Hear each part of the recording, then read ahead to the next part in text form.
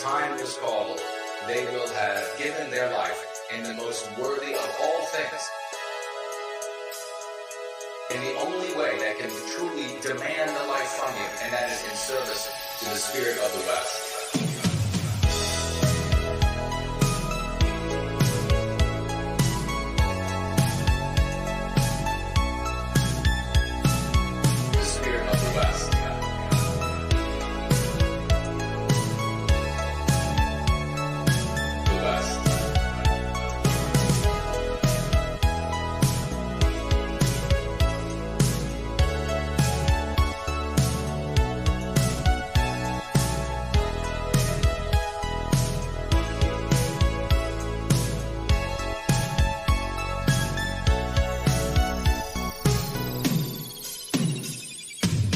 About the heroes of Western time.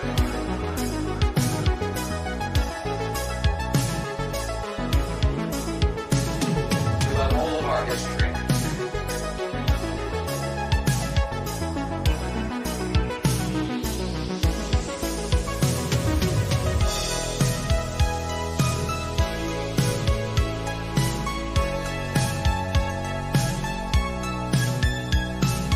Read about the heroes of Western all of our history. In the midst of combat, bullets flying by, they were able to maintain their composure, and they knew that if their time was called, they will have given their life in the most worthy of all things, in the only way that can truly demand the life from you, and that is in service to the spirit of the West.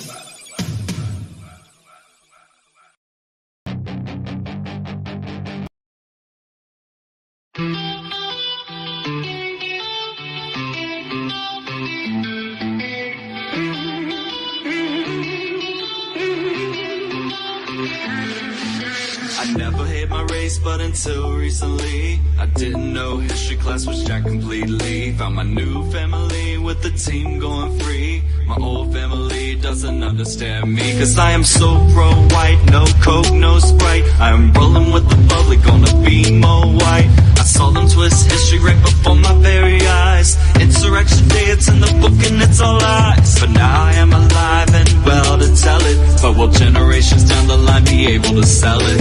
I've always been a thinker on the search for both sides, but they label me an outcast and they cannot tell me why. Guess I'm just a black sheep, white boy who doesn't hesitate to make a lot of fucking noise. I'm the black sheep, white boy, and I wouldn't change a thing if I ever had the choice. Cause the red's the color I bleed. Yes, we all do bleed red. I have to protect my family. Why does affirmative action make them not hire me? Even in the countries where I'm the minority. Is my race just that awesome and no other could compete? Is that what the anti-whites are trying to tell me? Why am I always seen as such a threat? To the point they wanna strip me down till there's nothing left. Old friends from high school, man, I haven't kept one, but I got a new crew and it's where I belong. Cause if you ain't going free, you ain't rolling with me. And there are even anti-whites in my own family. But I am the one who's comfortable with myself. I try to save them from the hate so wildly raising hell. Cause I'm the black sheep, white boy who doesn't hesitate to make a lot of fucking noise. I'm the black sheep, white boy, and I wouldn't change a thing if I ever had the choice. Cause the red's the color I bleed. Yes, we all do bleed red. I have to protect my family.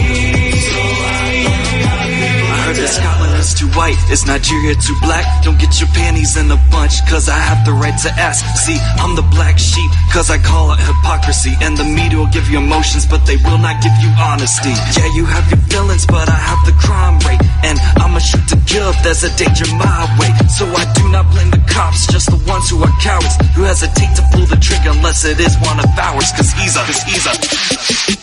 black sheep, white boy who doesn't hesitate to make a lot of fucking noise. I'm the black sheep, white boy, and I wouldn't change a thing if I ever had the choice. Cause the red's the color I bleed. Yes, we all do bleed red. I have to protect my family.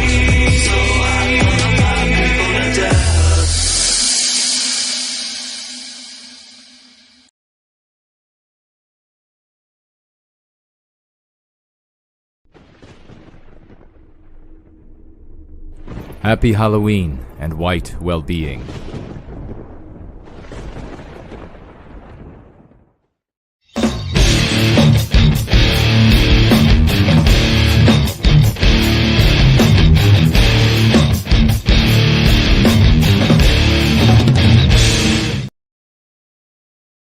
Man, it is always a good night when you get to hang out with No White Guilt on a roll-in going free tonight. A big hello to Ye, who I expect to be watching tonight. Great to see everybody who have already participated in the action item at the beginning of this time together. We have the great Franklin is up there right away. The great Ladybug has gotten in on the action over there on the action item. And I see who else is over there. How's the microphone? How's everybody doing? Great to see you all. There's Franklin there again. And Franklin again. Now remember, if you write No White Guilt, it will turn orange for me and I'll be able to see it. Much more likely to be able to see it. Otherwise, I probably won't see when you're referencing me and this show and the good work that we are doing. But this is a great opportunity for these love swarms of the, I don't know what we're going to call it. When you all are doing this, you're like the yeomen. But then you have females too. So they can't be like the yo women. That sounds like something from rap, which would be appropriate for Ye, the yo women. And who else have we already had? I know I saw Biospirit of the West. So he's in there. Big salute to everybody. There's the great Caleb as well. Big salute to everybody who's participating in this action item. And I reached out, per Sloth's great suggestion, to the outreach team to get their input and help on how best to carry out these love swarms. We also have, Oh Mary, Dear Mother of Sorrows, says the No White Guilt guy is back. I'm guessing she's not a fan, but who knows? Maybe we'll get her to come over and we'll get her to convert from uselessness, if that's what's going on for her and in her life. There's Biospirit of the West. We're going to be talking about some, I don't know how much of this Piers interview we're going to be able to look at.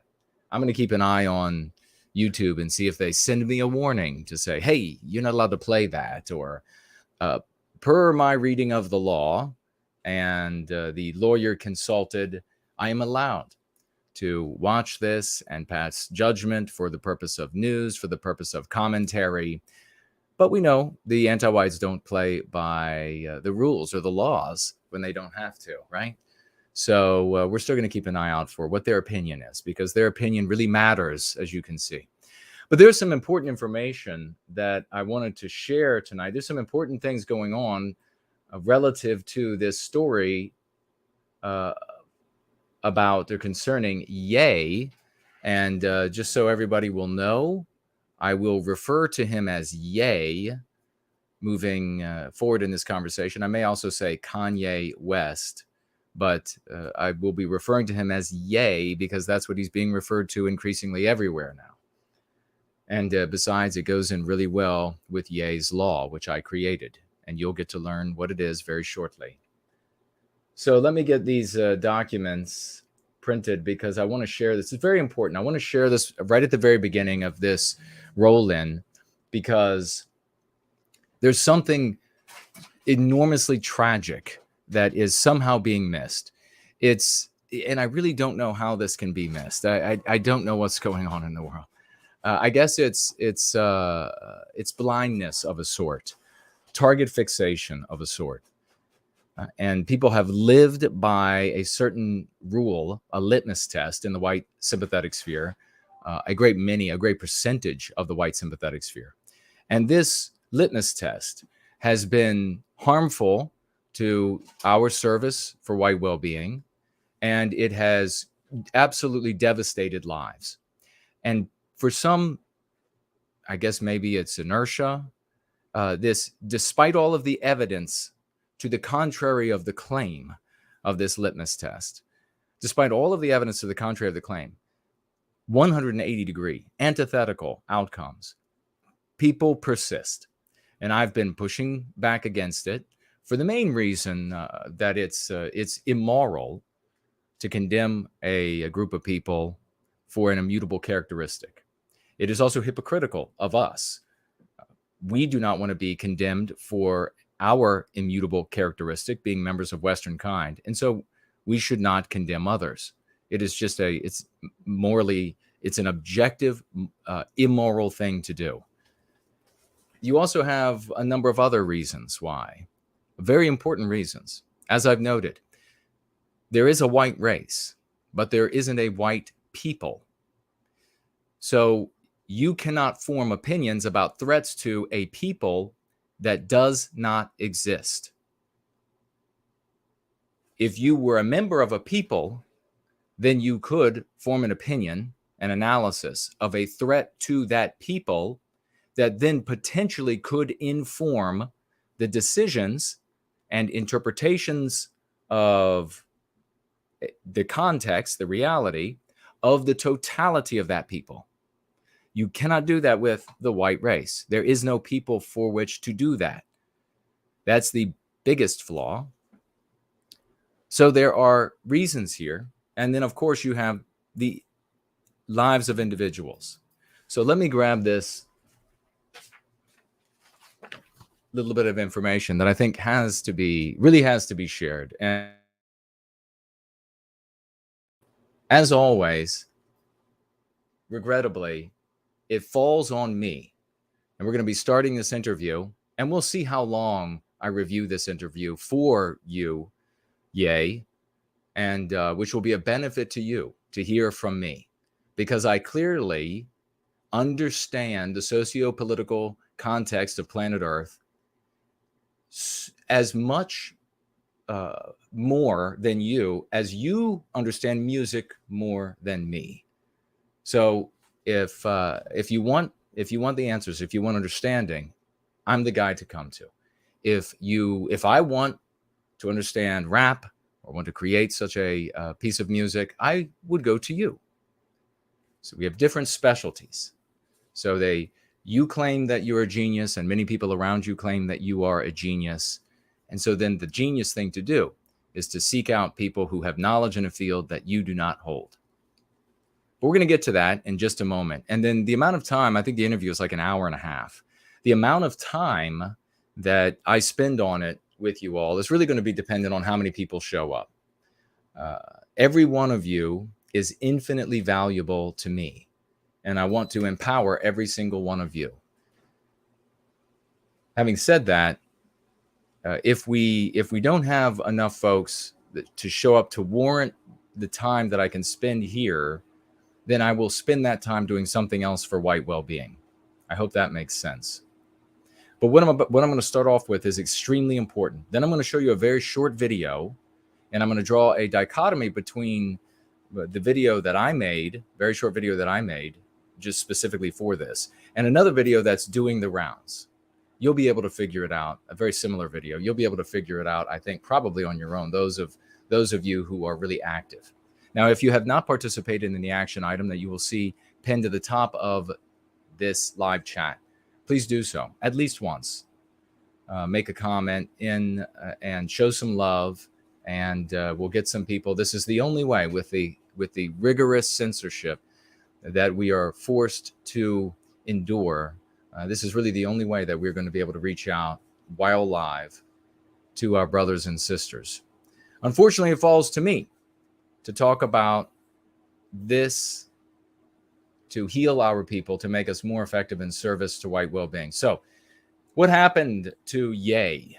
What has happened to Ye over the past 2 weeks? He made some comments on an interview with Tucker that were not hateful toward, in my opinion, in my estimation, as I watched that interview, heard him making those comments about, I think, Jewish people in the entertainment and athletic industry. I don't know that he was. I think he may have referred to Jewish people in banking as well, but I don't think he referred to all Jewish people at any point. I saw these comments as relatively tepid compared to some of the other things, really spiteful, hateful things that people can say. And then there was some outrage because he had mentioned their Jewishness. And so he then tweeted, of course, everybody now knows this. He's going to go DEFCON 3, which is the warning level on the Jewish, on Jews. Did he say Jews or did he say Jewish people? Whatever it was. As a consequence, he then came out and he's told folks some things that about Jewish power. He talked about some things in his opinion. I'm not saying these things. I'm telling you what Ye said, or my interpretation of what he said, or my interpretation of interpretations of what he said. He said, as I understand, that everybody knows, everybody in the entertainment industry, everybody in the athletics industry, professionals, they know about, I guess, maybe the most safe or intellectually honest way or fair way to assess what he said was that they all know about the willingness of Jewish people to support each other across within industries and across industries, that everybody knows that they have this loyalty, that everybody knows that they're willing to support each other. I wish Western kind would do that, but I do more than wish it. I've dedicated my life. And it's interesting because here you have in Ye, a black nationalist would he call himself that? His father was a member of the Black Panthers.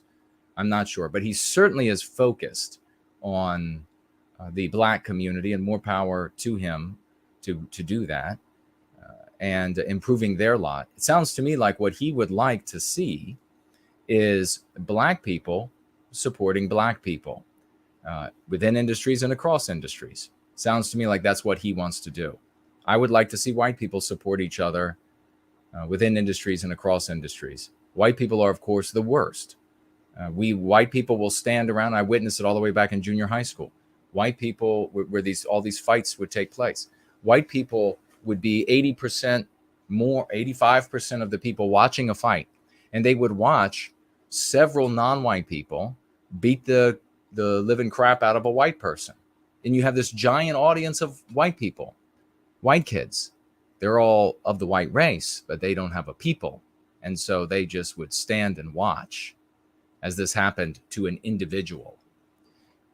So we know that the other groups support each other. And I think what Ye would like is for the black race to be even more fervid in that support of each other. Not just when they're beating the crap out of somebody and then jump in on that fight, but when in any scenario, he would like to see that. And so he talked about that. That's an important thing that he mentioned about the awareness of entertainment industry and athletics, all the professionals at the level of awareness. In other words, as he essentially was alluding, and potentially you go check it out for yourself, specifically said, everybody knows that Jewish people support each other. And he may have taken that a little further than the way I just articulated it, but I think that that's intellectually fair to articulate it that way to him. There are people providing a lot of connotation to the things that he said and coloring the things that he said in the white sympathetic sphere, who are explicit white sympathetics. They want to make it more. And also those who are angry with Ye for making these comments, and they want to make it more as well. So there's some strange bedfellows there. In 2 weeks, let's take a look at what happened. But what are you all hearing? Let me just ask this at the beginning of this lesson. This is definitely a lesson. What are you all hearing across the white sympathetic sphere? I am seeing and hearing people at some level of rhapsody. They are rhapsodic over this. And they think it's going to do a great bit of good. They think that nothing ill could come of it. In fact, I asked on PWR of JF if he thought that anything negative could come of these comments, and he said no. And though I respect JF and his education and his intelligence. I disagree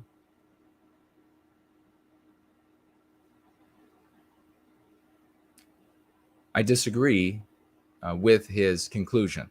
I also want to point out to you that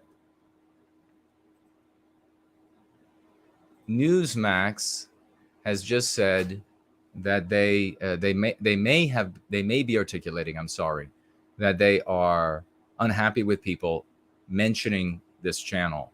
So we will leave them be, and don't show any more love to Newsmax at the moment. Let them go, and let them go back to doing whatever they're doing, where they keep people pinned in and these cuckold ideas that have gotten us to where we are today. We'll see. I mean, we have on my list here, let me see. Have they chimed in yet? No, maybe not. I'm sure they will chime in on Yay soon enough. So I firmly disagree with JF on this point about will there be any negative ramification from this? Let's talk quickly, very briefly here, what's happened in 2 weeks to Yay as a consequence of this litmus test that we shall refer to as name them. Name them.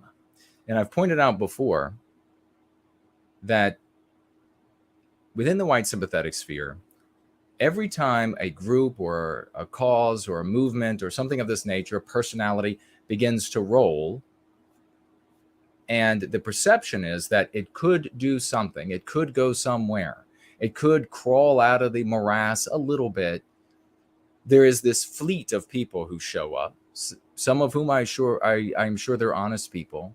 They think they're doing the right thing.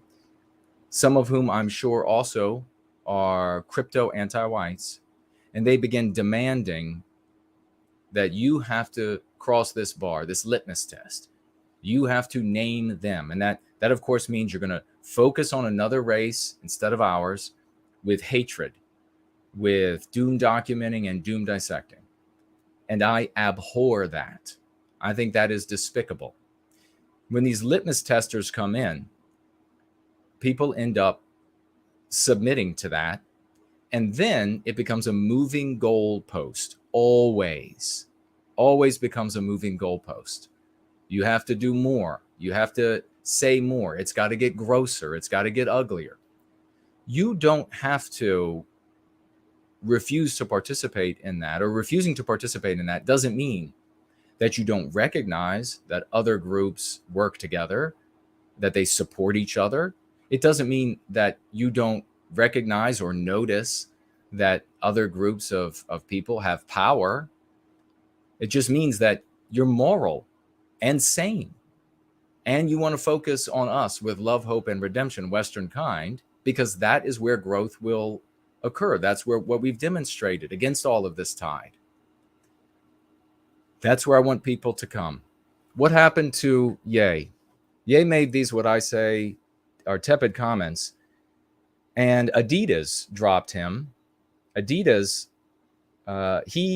Ye was 10% of Adidas brand income at $2 billion a year. $2 billion a year for that company. Now, Adidas is not like a $1 trillion company, right? 2 billion, 10% of their business. That is in a business sense. And in fact, many of these decisions, if looking at it specifically from a business sense, is an act of corporate suicide, corporate self-immolation. No business would do this. No business would put themselves at the mercy of their competitors this way, because that's what happens when you make a decision like this. It's worse than cutting off your nose to spite your face. It's cutting off your legs when you are in a run. And that's what Adidas just did to get away from Ye because of these comments. He named them, is what I'm using for the title of this ugly litmus test. $2 billion, 10% of their business. meaning that in the final 2 months of this year, they will lose $250 million in sales. 250 million. That is how much that they are willing to personally suffer in order to silence and victimize Ye. The people making these decisions, their jobs, their families, shareholders, I mean, all of this, they are willing to do that much damage to the company. And Adidas, by the way, if you don't know the history, they were on their way out, apparently, the company was, until Ye came along and they made their deal with him. $2 billion. Corporate suicide. Gap broke their tie with Ye as well. Ye was 60% of Gap's online sales. That's like corporate masochism taken to beheading. 60% of your online sales. That is how much harm that they were willing to inflict on themselves, on that company, in order to victimize Ye for naming them. Designer Balenciaga dropped him. Daily Wire, Fox News, and Vogue magazines have all banned him. And the Fox documentary that was being done on him was scrapped. A documentary by a company called MRC scrapped. His talent agency, CAA, dropped him. And the two other biggest talent agencies, UTA and WME, have both boycotted him. He had several concerts. This is just in 2 weeks. Several concerts have been canceled on him. Employees of his and for hire workers, such as lawyers, things like this, have been resigning and canceling their contracts. Foot Locker has said they will not sell any merchandise associated with Ye. He was, of course, suspended on Twitter and Instagram. All, according to Ye, all of his celebrity friends have abandoned him, all of them. His in-laws, that he was already having a lot of trouble with, the wife and the in-laws, and he's been fighting over with when it comes to his children, they've disavowed him.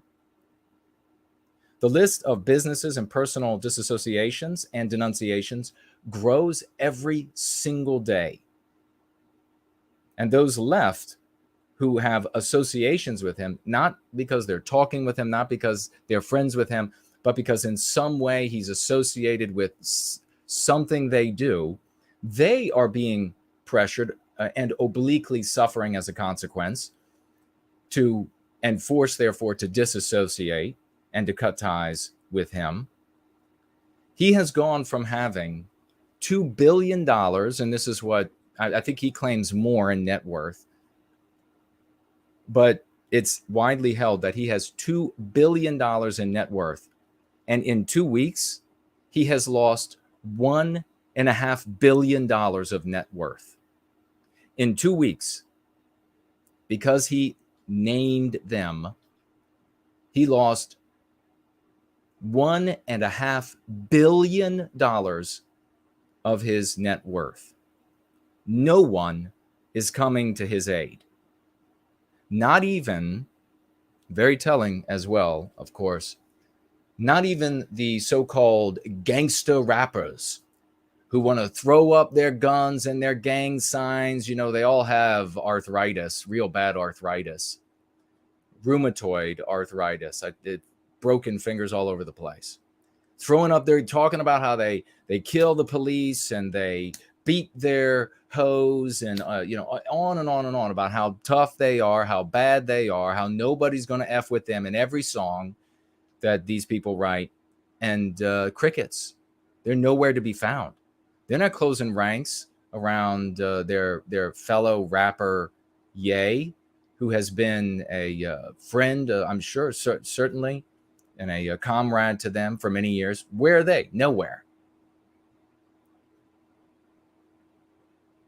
What is, and I'll throw in right now something really important, because I don't want these thoughts to be separated by too great a span. But if somebody with $2 billion, it's like nobody learned from a guy who has $1 billion in worth running for president and not being able to do anything, next to nothing, and then mysteriously runs a campaign that somehow does not succeed for him relative to his competitor, the corpse in the basement, and he loses that. Then he ends up having his home raided by the federal government, the billion, and people think, well, maybe 2 billion. Maybe 2 billion will protect you. And as you can see, 2 billion is not protecting you. So what about the average working class person making $25,000, $30,000, $50,000 a year? Are they going to be able to protect themselves after they name them? What's going to happen to their lives? If this happens to somebody with 2 billion in net worth, if that happens to somebody with 2 billion in net worth, what's going to happen to somebody who make $25,000, $30,000, $50,000 a year, $100,000 a year? What's going to happen to them?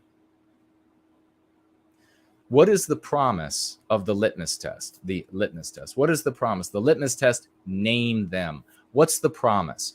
What's always been the promise? For decades and decades, it's the same promise. If you name them and you tell everybody about this them out there, then that group will be harmed. And incidentally, after they're harmed by some god of the gaps, nobody can explain exactly how, Western kind will benefit from that. So first of all, that's immensely immoral. To focus on another group of men, it doesn't matter how much a person or people have done that is reprehensible and evil and worthy of retribution or anything of that nature.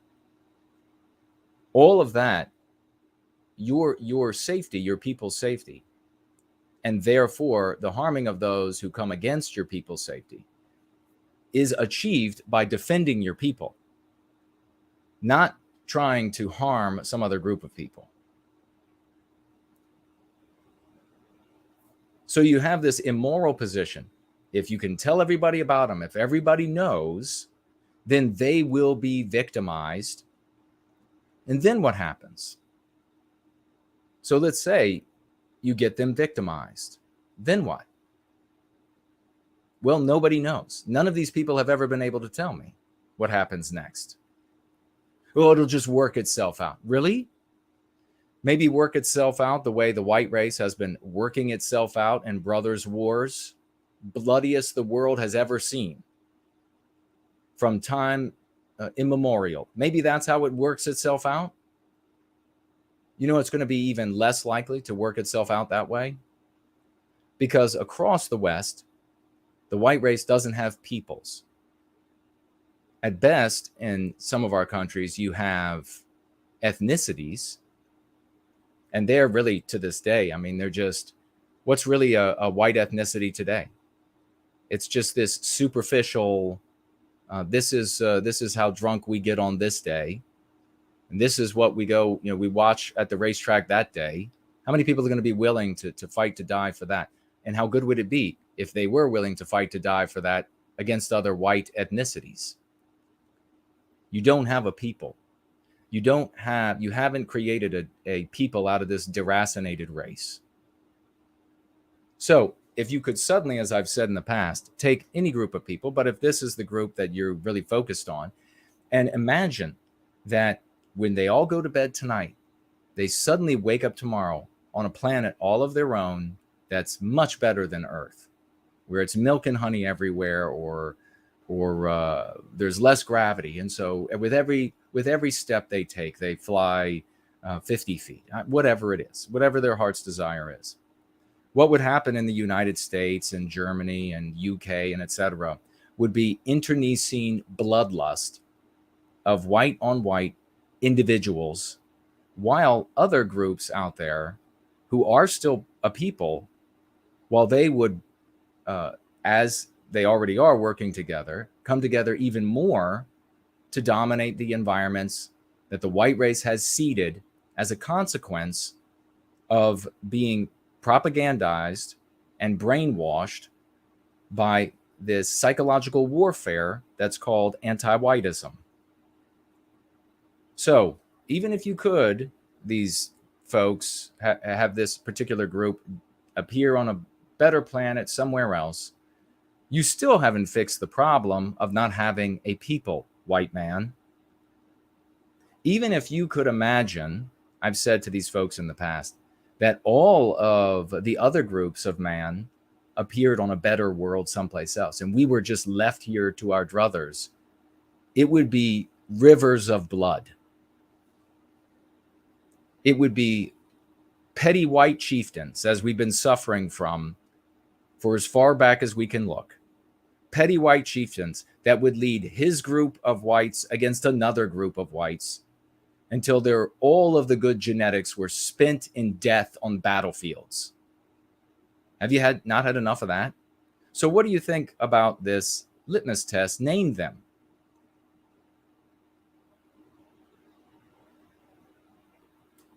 What happens when somebody abides by this requirement, this litmus test? What happens to the individual? Do they get closer to the harm and the harming of this group that they name, which is despicable? Do they get any closer to that? No. Kanye told you. Everybody knows. Everybody knows this group looks out for each other and supports each other within industries and across industries. What does happen is you're ruined. What does happen is you're ostracized from your family, like what's happening to Ye. You might get fired from your job, effectively what's happening to Ye. Your friends turn against you. What's happening to Ye? Everything is ruined. And if you thought in the least bit that you were going to do any good for white people as a whole, not only have you not done that, but you've done immense harm to yourself. Moreover, when you perpetuate this method of advocacy for our people, which is disastrous, poisonous, and I'm sure is perpetuated in part by these anti-whites who are undercover, effectively acting as us, and also financing groups in our midst so that they can have the attention of people across the white sympathetic sphere. Because it never works for us. There's no plan, it's immoral, and the outcome is disastrous. Why is this allowed to continue?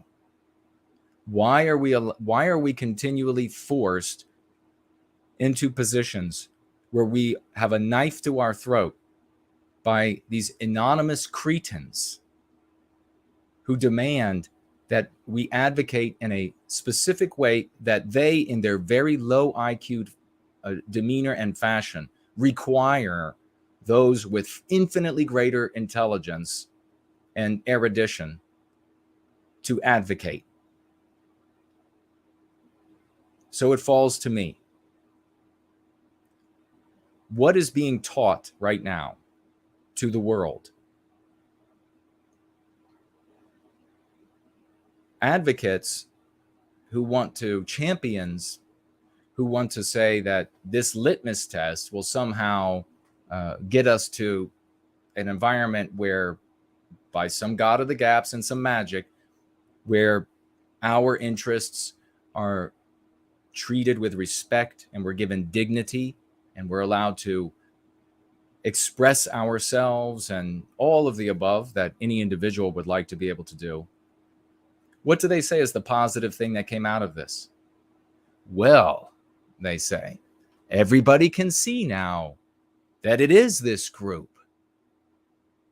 Everybody can see that this group has power. Everybody can see that this group is willing to support each other within industries and across industries. And I say to you, that is the exact answer for why it is utterly devastating to white well-being. Because what everybody is seeing right now, I'll read from my notes, what everybody is seeing right now.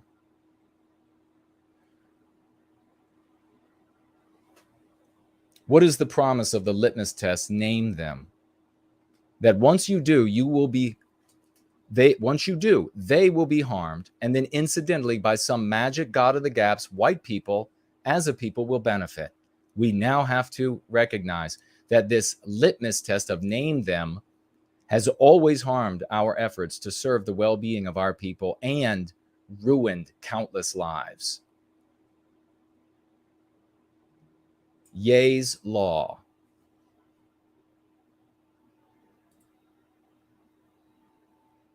So many in the white sympathetic sphere have celebrated Ye doing this because they subscribe to the litmus test name them, which again posits that once you name them, they will be harmed, and then incidentally, by some magic God of the gaps, whites as a people will benefit, when in reality, the lesson being taught is Ye's law. Naming them ruins you. What does this, what everyone is seeing happening to Ye right now, what does it do to white people observing him being utterly destroyed for naming them? What does that engender among a people composed of radical individuals, i.e. the white race? It engenders subservience and collaboration. No white people are going to look at what's happening to Ye and decide that they want to harm this omnipotent power that can destroy a billionaire in 2 weeks. No white person. Period. End of conversation. This question is settled once and for all. Ye's law now needs to go down for all time for everybody in the white sympathetic sphere. Anybody bring this garbage up again? And if you are in your subservience and your collaboration to the interests of another group, if you are serving that group's interests, you are not serving the interests and well-being of Western kind. That is the ultimate harm that is being done with this episode of Ye naming them, even the way that he did, because you have the way that he actually named them, which is he just identified, from what I could see, identifying their peoplehood of particular managers, and of talent, of athletes, of musicians, etc., naming their peoplehood. But in the white sympathetic sphere, those who really subscribe to the name them litmus test, they think he's going much further. In their interpretation, it's much further. And they cannot see the ultimate harm that's being done by hundreds of millions of white people witnessing what happens to a billionaire. None of those white people, I'll say it again, and we're going to get to this interview, none of those white people, none of those hundreds of millions are saying to themselves, you know what I need to do? I'm watching this billionaire get ruined overnight. You know what I need to do? I'm going to get in my 2001 pickup truck, and I'm going to head on down with my 60 grand a year that I've built up over the past 25 years in the construction trade or accounting or whatever it might be. And I'm going to get together with my buddies. We're going to all get together with our $40, $50, $60,000, and we have our mortgages we're still paying off. And that person has 3 kids, and the other one has 2 kids, and the other one has a sick parent that lives at home. And we're going to get together, and we're going to take on the people that just ruined a billionaire. Not a single one thinks that. And if you think so, you are a fool. No, these white individuals are saying, how can I be subservient? How can I collaborate to get to another day? How can I get out of the way of their ire? How can I participate in their group's interests? You wonder why all of these politicians are willing to come out, actors, musicians, etc., are willing to come out and speak about the well-being of a country other than the United States, speak about the security. Politicians coming out and saying in their speeches that they are with your vote, they will go to Washington, D.C., and they will ensure that this other country is strong and safe and protected and funded and etc. Why another group's interest? Because they have learned the lesson at the top, because they are closer to it. They have learned the lesson that's now being taught to every Dick and Jane white working class around the world. So for this, I want to thank you, Ye, because even though you didn't mean it, even though you didn't mean to do this here, to cause this for Western kind, Ye's law is now a very real thing. We're going to make it real.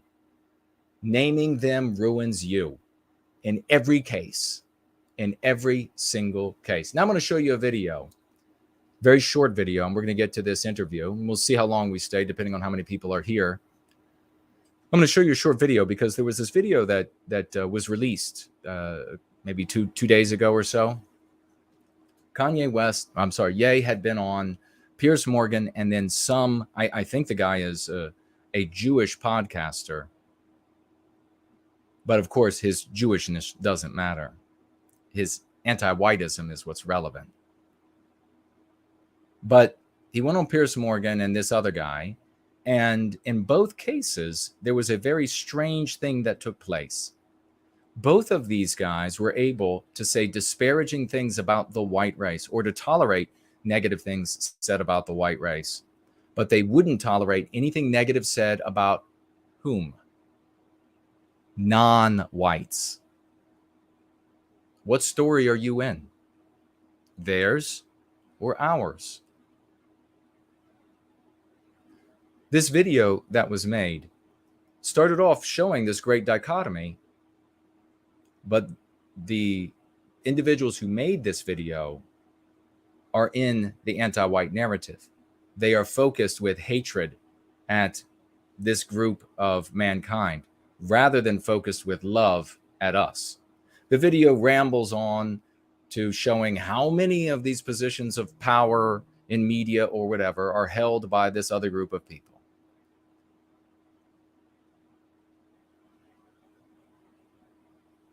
I then made a white positive version. And if you see the original, then you'll very clearly be able to identify the difference. Here it is. I think that was implemented to George Floyd was from a vile white racist police officer.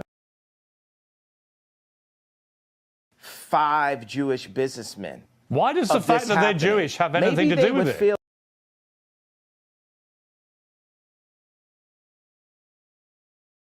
like that. But why would you say it just so happens they are? Well, okay, but why categorize them? It was a white pastor that talked the majority of the funeral. Half the funeral was pissed, right? There was a Jewish trainer, a Jewish doctor that diagnosed me. Why do you keep saying Jewish?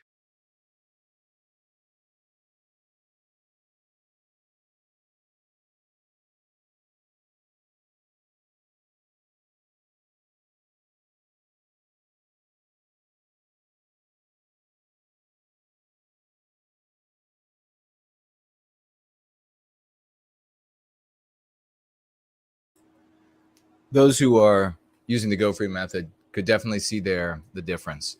That's the moral that of the anti-white morality, the lesson to be derived from these interviews that Ye is participating in, is by way of a focus on us, a lens on us, that you are allowed the anti-white narrative. It is moral in the anti-white narrative, and this is what we have to combat, to demonize and vilify white people.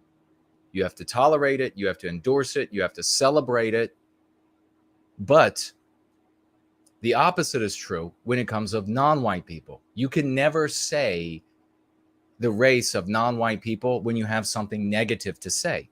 You must say the race of white people when you have something negative to say. That is the morality that we have to deal with. You're just screwing around with the surface when you're talking about the laws, the codes, the norms, when you are griping about how this other group out there in society works together within industries and across industries to help each other out. That's totally feckless. That's absolutely feckless. You need to be focused on us.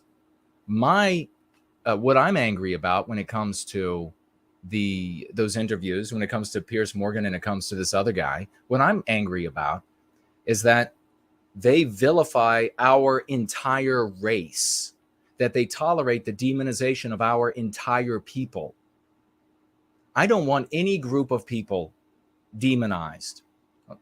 Groups of people are in the context that we're talking about here, are immutable characteristics. No one should be demonized on the basis of an immutable characteristic. No group should be demonized on the group of an immutable characteristic.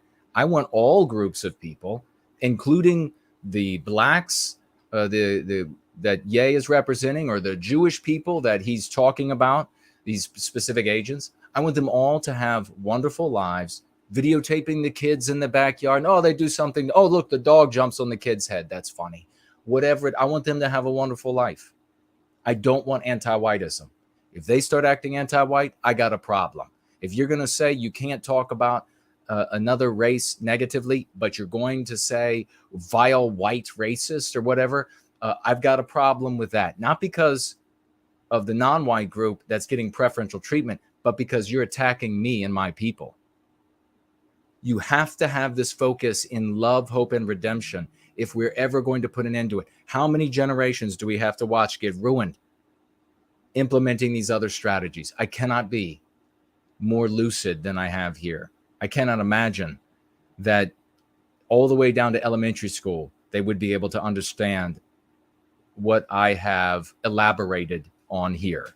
You don't need, if there is any opposition, if there is any contention that continues without an argument being raised, a legitimate, honest argument, taking my points in the most intellectually fair way that you can, you are demonstrating that you are a cur, that no one should listen to you, that you are either malevolent or ignorant or low IQ'd, whatever it might be. This is the lesson that should put this litmus test that I despise to death forever. Always raise it. Ye's law. Naming them ruins you. Let's get on to this interview, and we'll see how long. We'll see if I'm able, even though it's legal for me to do so. Let me change this, though. No, not like that. Let's do this. That might make it better. Y'all, please let me know the audio if it's acceptable. And I'll just take a quick look at what we do have over here on Entropy, the Great Slots. If you would like to financially gift over the course of this show, this roll-in, I would very much appreciate it. This is very time consuming, and especially when it comes to this particular issue, I'm going up against a tsunami of epic proportions. This absolute tidal wave of slurry and shit and awful has been staining and ruining and ending lives for those who care about the white race for long before any of us were alive. Long before it. Again, saying that this litmus test of name them is garbage and it ruins us and doesn't do anything good for us, and it's immoral to do that to any group. Wanting to harm another group of people is immoral. And then the magic God of the gaps thinking of somehow it will benefit us, the idiocy of that. That doesn't mean that you can't see the collaboration of groups, that you can't see people helping each other out within industries and across industries and see the particular people in power. It doesn't mean that you don't see any of that. It does mean everything I just articulated over the past 45 minutes. So I'm putting myself on, not only do I have headhunters who are anti-whites after me, but I also have quite a few from the white sympathetic sphere who, in their benightedness or downright wickedness, who just want to harm others because their lives are mean and petty, will turn their ire on me for making arguments and demonstrating that this name them litmus test has and should have run its course. The great Sloths financially gifting $3. God bless you. Kanye became a foil for anti-whites to perpetuate an anti-white narrative, unjustly taking focus from us. And the economic lynching caused a chilling effect on focusing on it. Yeah, precisely. That's a great point. Sloths is a great thinker in the community. It's a magnificent point. Now all of this attention is, and there will be now justified all of this rounds upon rounds upon rounds of how we have to give obeisance. And there will be fleets of obeisance to anti-whiteism, not to a group of humanity. There'll be fleets of white people who will get right back down on their knees, right back, throw their asses up in the air because of how much harm is done and to non-white groups. And you just watch, they'll be saying soon enough that the reason why Ye talked like this was because of white racism. $100 to anyone who wants to go up against that. If it wasn't for white racism in society, he wouldn't be thinking these things and he wouldn't be saying it. He got the ideas from white people. All right. Make sure your friends know that we're live. We're going to talk about this now. And I'm going to thank everybody who is with us. Let's get into this conversation because I know, Ye, I know you want to know what you should have said with Piers Morgan. I've seen a couple of these clips that were going around, these short clips that were going around of your interaction with him.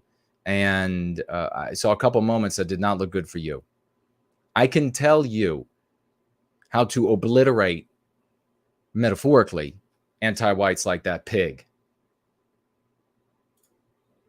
And everybody here knows it. And the anti-whites know it. That's why they're censoring me to prevent the information from getting out that I share with folks. Here we go. Yeah, thank you very much indeed for joining Piers Morgan Uncensored. My first question for you, I guess, is an obvious one. What do you hope to achieve from our conversation? That right there, being uncensored. In American media, it's very censored. It feels like an episode of Black Mirror a lot of times. So I've put myself across the line, the point of no return, saying, hey, I know they're going to say whatever they want about me. And when I bring up the truth, they're going to say, you didn't get enough sleep. It's because of your health. They're going to call me names for my truth. But these experiences that I'm telling you about are factually things that I've went through and things that I refuse to keep going through and things that I'm. All right. So I got to jump in, of course, every now and again. This is Ye's being interviewed by Piers Morgan, as you can see here. Piers Morgan is a vicious anti-white. So I expect a lot. And we saw the vile white racist. No problem identifying that race. Pig, you anti-white pig. And so I expect that there'll be some hellish browbeating going on and attempt to guilt Ye for naming Jewish people in his comments. I'm not going to let my children go through, and things that I'm not going to let my peers go through. Because this is, I really like what he's saying here, what Ye is saying. So good on you, Ye. I mean, he's talking about his people, and I don't see him. By the way, I am not one of these. You have this like racial armies or something. I'm an individual. I'm a human being. I love my people. He loves his people. That's fantastic. I don't imagine that there's some kind of a weird militaristic alliance by agreeing with him. He's a person. He loves his people. And he doesn't have to. I'm like talk about the mirror image in so many ways. White, black, filthy rich, the black guy, doesn't have a pot to piss in, the white guy. I've dedicated my whole life to our people. He's come to, I guess, probably been fed it by his father for many years, and has probably always, to various degrees, been a advocate for blacks. And people who know him better and his music better can tell me if that's the case. But this is what he's saying. He says, my experiences, and from the other interview that he was in, where he said it was the contracts. He wants to like put all the contracts out on the tables or something, and find out how they're being, how the black community is being screwed over, in his opinion, by the Jewish community. No pun intended. Well, look, we are most certainly uncensored on this show, and I want to give you the time and the platform to really explain yourself, because I think that sometimes he's got to be lying horse shit. This is every reporter. Don't talk to reporters. Those of you who are going free, never talk to them. I will very rarely, with all of these years of training and going free, very rarely, and when I do, I succeed. But don't talk to them. They will always be friendly, and that gets you to lower your guard. And you have to actually go in there mentally with your fists up at all the time, and you cannot allow, when they're being friendly like this, you got to put your fists up even higher. Sound bites about people, perhaps taken out of context sometimes, can create a very distorted view of what a person really thinks. So he's what do you think, like looking defending back over him. the last few weeks in particular, what do you think have been the biggest misconceptions about you? Well, I think there's a left agenda to silence anyone that... It's an anti-white agenda. How do we know it's an anti-white, not a left-right scenario? Has it only been left-wing organizations and outlets that have censored him, banned him, canceled him, scrapped their deals with him? No, it's been the entire spectrum. It's an anti-white system, and the victimization that he is suffering is a consequence of a multiracial environment. CA, you better have your people call me. Goes against the agenda. Let's go back to Trump running for office back in 2015. Everyone that was around me in my industry, in the entertainment industry, told me that my life would be over. I would be on the wrong side of history. I've even had threats to my life for wearing the Trump hat. And it even ended up in... That's anti-whiteism. And, destroying my family, and also making it where I have to raise my children differently, because I actually am... did you just hear what he just said? He came out as a celebrity, so he's got a giant audience. He came out in a way that undermined anti-whiteism and the ability of anti-whites to inflict injury on Western kind and Western civilization. And it ruined his family. It ruined his life. It's taken his children away from him. a person that's classified as Black. You know, I classify myself as Jew, but a person that's classified that had been given that title in America as Black, in America, that I'm supposed to stay in a block of a vote. You never heard the term white vote. So why is there a term Black vote? How is that okay? It sounds just as racist as a Black drinking fountain. And my dad, you know, called me and said, you know, the thing that the left fear about Ye or makes me the most dangerous is I'm rich. And that's the point. Tupac told me back in the days, you know, you had to get your money right and then you go to war. So I'm going to war. I gotta tell you right now, Ye, you need to play up get rid of this hard rapper image. You're going to have to get rid of it, at least for now, at least if you follow my advice. Play up your innocence, your naivete, that you are like the child speaking what the child sees. And so the victimizer is a victimizer of the child in you that expresses itself through you. Have your people reach out to me, Ye. You know, I don't have endless resources. I only have like maybe, you know, honestly, only maybe $120 million in my account. But what I'm not going to let happen is I'm not going to let my kids take over Yeezy someday and have a boardroom telling them what to do and talking behind their back. I'm not going to let that happen to my children. So I have to fight right now. And the other powerful icons in Black music, Honorable thing to do.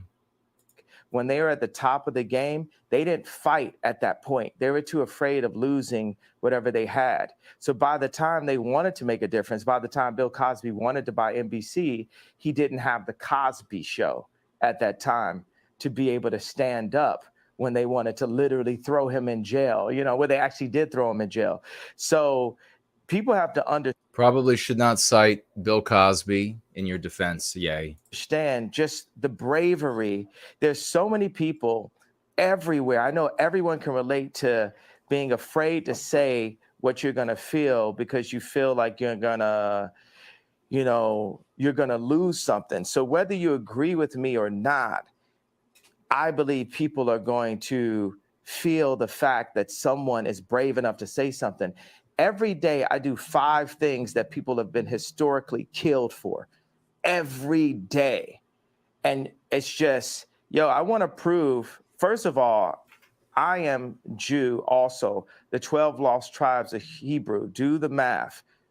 Do your research on it. We have got our culture ripped from us and then told we were just simply void of color, which is another definition for Black.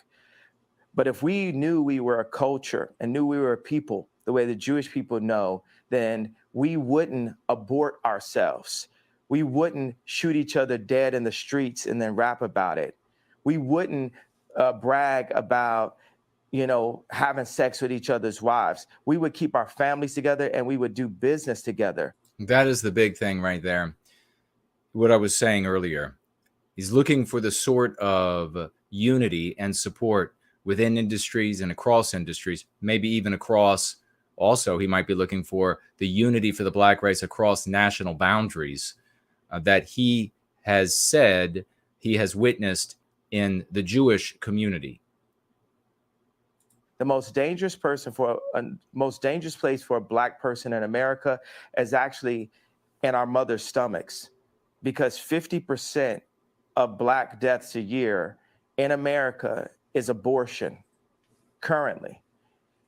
I mean, I can keep going, but I want to make it, hey, boom, ask me questions.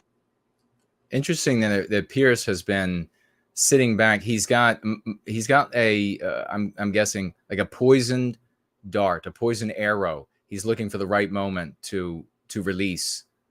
And it's going to be some sort of a guilt trip. I don't want to jump in too much because here's what I honestly think. I think you have an extraordinary mind. You have a number of extraordinary talents. You're a folks. Do you see what's going on?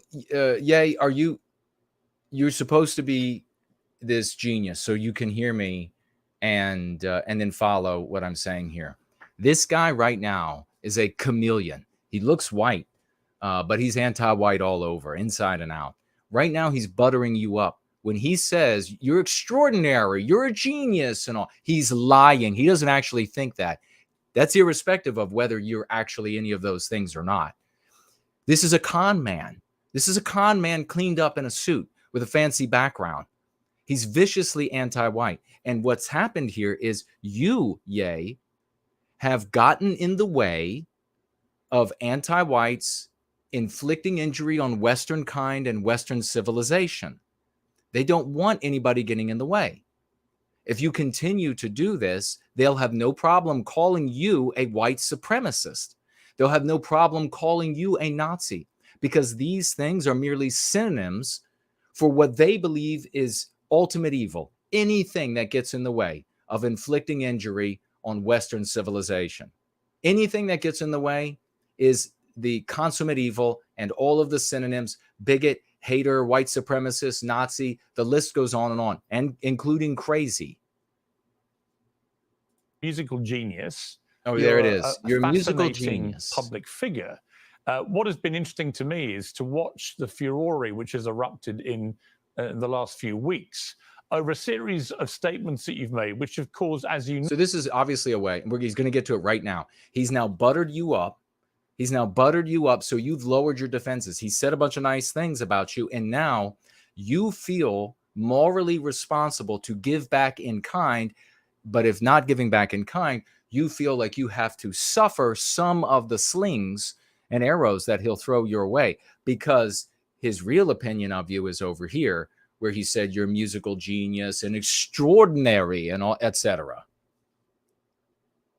No, a lot of offense. And I guess before I get into them, I'm just curious as to whether you think there is a line for free speech. I completely agree with you that there is a war against free speech, that people are treading on eggshells all the time, terrified of expressing honestly held opinions in case they get cancelled. I think we're living in a really insidious era where liberals are behaving like fascists. So on that, you have absolutely my agreement. But my question for you is, do you believe there are limits to free speech? And if they are, what are they? That's always a disgusting question to ask. When you ask an anti-white, are there limits to free speech? They say, no, there are no limits with the exception of hate. Hate is a meme pathogen that means anything that they want it to mean. And in effect, where the rubber meets the road, it's anything that gets in the way of inflicting injury on Western kind, Western civilization.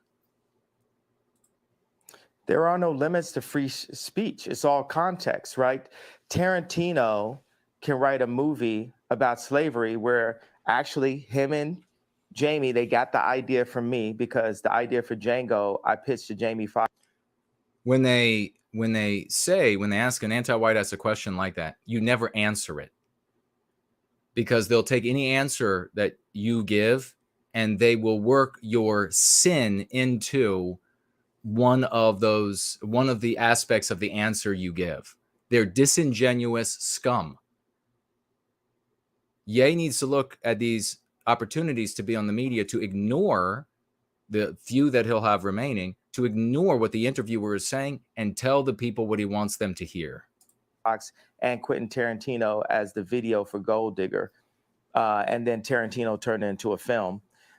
But in that film, he puts a context, he creates a context where Leonardo DiCaprio is allowed to use the word multiple times within that context.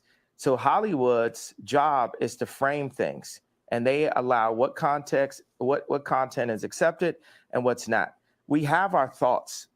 You know, everyone has thoughts and ideas, and then people try to manipulate your thoughts and ideas. In order for humanity to move forward, we have to be free to think and then to actualize. I like the word actualize better than execute. If you think about execute's a negative word, actualize to be more positive, except for the fact that it has the word act in it. And everyone's an actor, especially in Hollywood. Yeah, listen to me. You are You are ingenuous to those who look upon you. You need to play this up. You need to play up that you are the honest and faultless child of observation.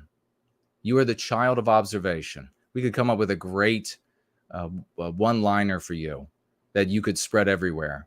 And you are merely observing and speaking what you see. Your demeanor and your weight right now, the weight that's in your face, it would work perfectly. And it seems like it's genuinely the case.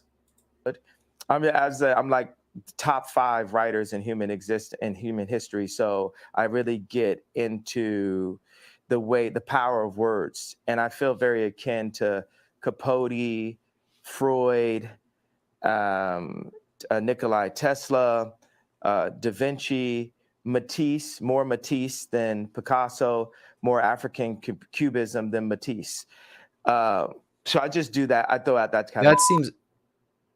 Wait, what is he actually saying here? For the liberals. Oh my God, I was just going to say, that sounds like that's how he talks to a bunch of anti-whites at a pinky in the air party. That's it. Well, you just got to throw out the names of a bunch of. Have you ever seen one of these or been at them? I have. And you have to throw out the names of writers and painters and the people that they're reading, and the people that everybody's being told are, this is the person to read now. You're a real sophisticate if you're doing. You throw that out, and then they look at you like, okay, you're one of us. Listen, yay. None of the millions and millions and millions of folks that you need to, I guess, care about you or side with you or in your defense, none of them care about Capote or any of this other garbage. Just speak to the people. And that's the funny thing. It's like liberals. Let me hold you up on that. On Matisse, when you say you're more Matisse than Picasso, as somebody who's a fan of Matisse and Picasso, actually, I spent a lot of time in Saint-Tropez where they all used to paint together.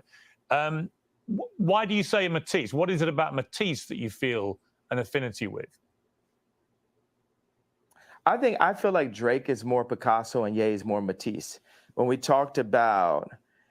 When me and Drake went to do the show last year for prison reform and to bring awareness to the incarceration of Larry Hoover, I sent him articles about the relationship of Matisse and Picasso and the need for these people. You need to have that. I need to go into the bar and go to Starbucks. That's a form of a modern day bar, right? And just hear Drake's song playing back to back. And Drake needs to go into that same Starbucks just in a different city and see people wearing Yeezys. And it puts us both back into the studio. And, God sets up these almost similar characters, these doppelgangers.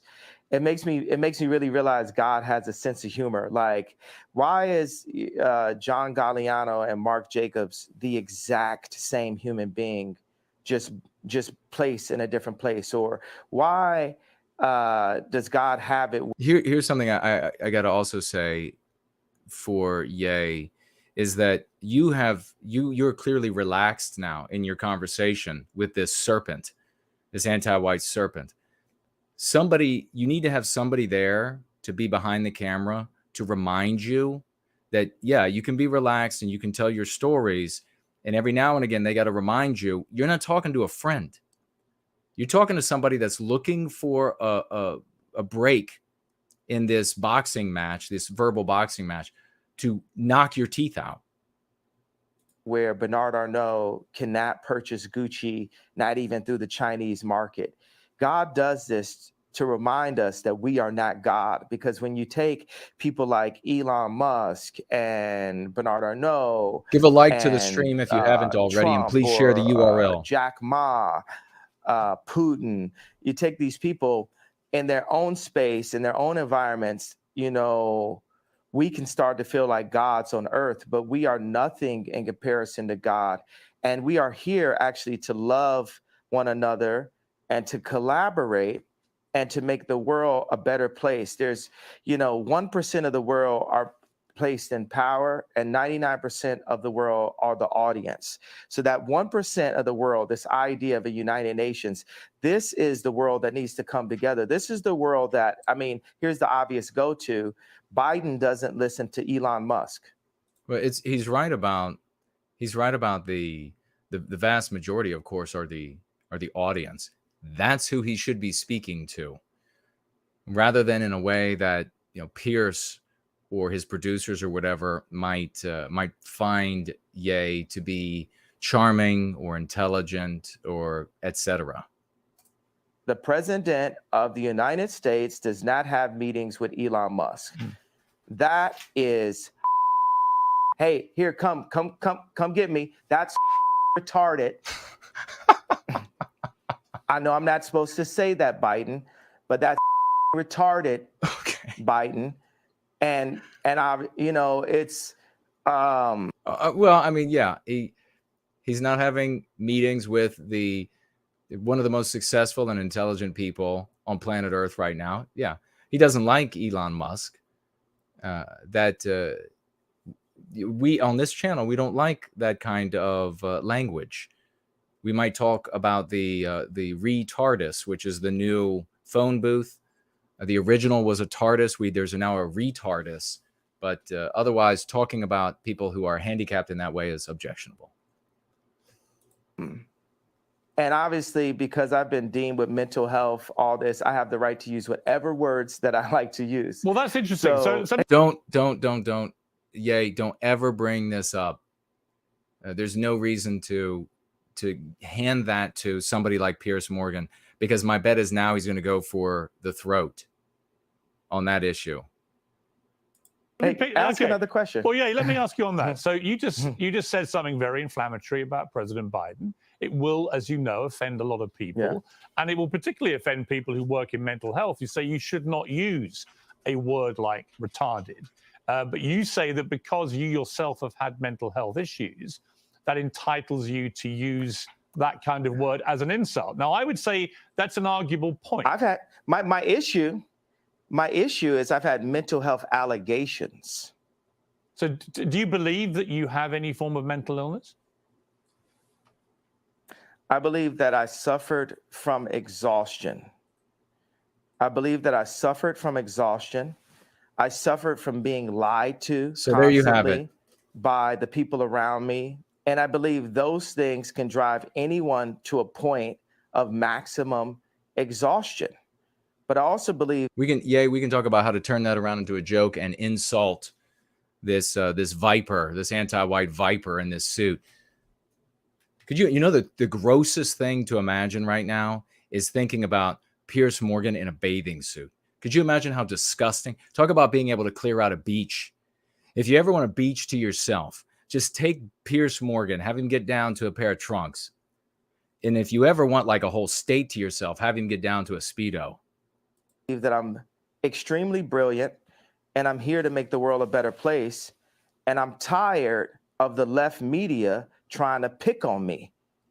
And y'all picked on me enough. Okay, you can see right there. This is actual emotion right now. He's actually, this is when he's by himself or when he's with whoever's close left to him. And mark my words, there'll be folks coming out that have been close to him that will be betraying him soon enough for the mighty dollar and the anti-white praise. But this is genuine. He's tired of being with. And so let's see exactly what he reveals. And y'all finally touched the person that's not going to take it anymore. And that's part of the reason why I'm on Uncensored, because what they'd like is for me to be quiet. Interesting thing about racism and cancel culture, it's kind of similar, right? I'm going to guess, somebody can tell me who followed him more closely, but when he started supporting Trump, it was after that he had the most significant family issues. I'm going to guess a great ton of his anger is coming about by the problems he's having with accessing and loving his children. And the anti-whites are getting in the way of that. Why? Because he got in the way of anti-whiteism. Racism works on itself. I can go into the Gucci store at age 18 and I just assume that people think that I'm about to steal, so I buy more things. With cancel culture, when I brought Marilyn Manson on stage with me when he was dealing with allegations, my stepbrother Marilyn was canceling himself. So many people comment on my White Lives Matter t-shirt. There's people who are saying right there in Fashion Week, when are you going home? I'm so afraid. People thought I was going to cancel myself. I'm not going to cancel myself. When are you going home? I'm guessing that is colloquial for heaven. So I guess they thought he was going to be killing himself. Does that speak to you or not about the power of anti-whiteism and the control by anti-whites? For somebody who is a celebrity, for somebody who has this size of an audience, to say anything that would interrupt the infliction of harm on Western kind, a statement as lame in the social context as White Lives Matter, they ask you, are you going to commit suicide? Is this like your pre-suicide thing that you're doing? I mean, just that's like mind-blowing. It is absolutely mind-blowing. And I'll say it again for those who are watching now. He didn't wear White Lives Matter because he cares about white people. He reached out to the guy who is working with him on the shirts and told this guy that he wants all of the sales to go to the black community in a substantive way, of the shirts, of White Lives Matter shirts. White people are going to be buying those. To the black community in a substantive way. I don't begrudge him that, fine. Now, of course, this guy said, no, I'm not going to do it anymore. I want you to go to the Holocaust Museum. And then Ye said back to him, well, then go to a Planned Parenthood. That's our Holocaust. So he's not doing this because of a concern for white people. When he says, of course, white people's lives matter, that's like a parent feeding their children. You don't thank a parent for feeding their children, just saying something that's obvious. That's how he's seeing it. And that's how objectively it is the case. He is, as I'm saying, like this ingenuous child who is just seeing the world as it is and then letting that come out of his mouth. That's what you go with, Ye. I'm going to keep on delivering what I feel, because guess what?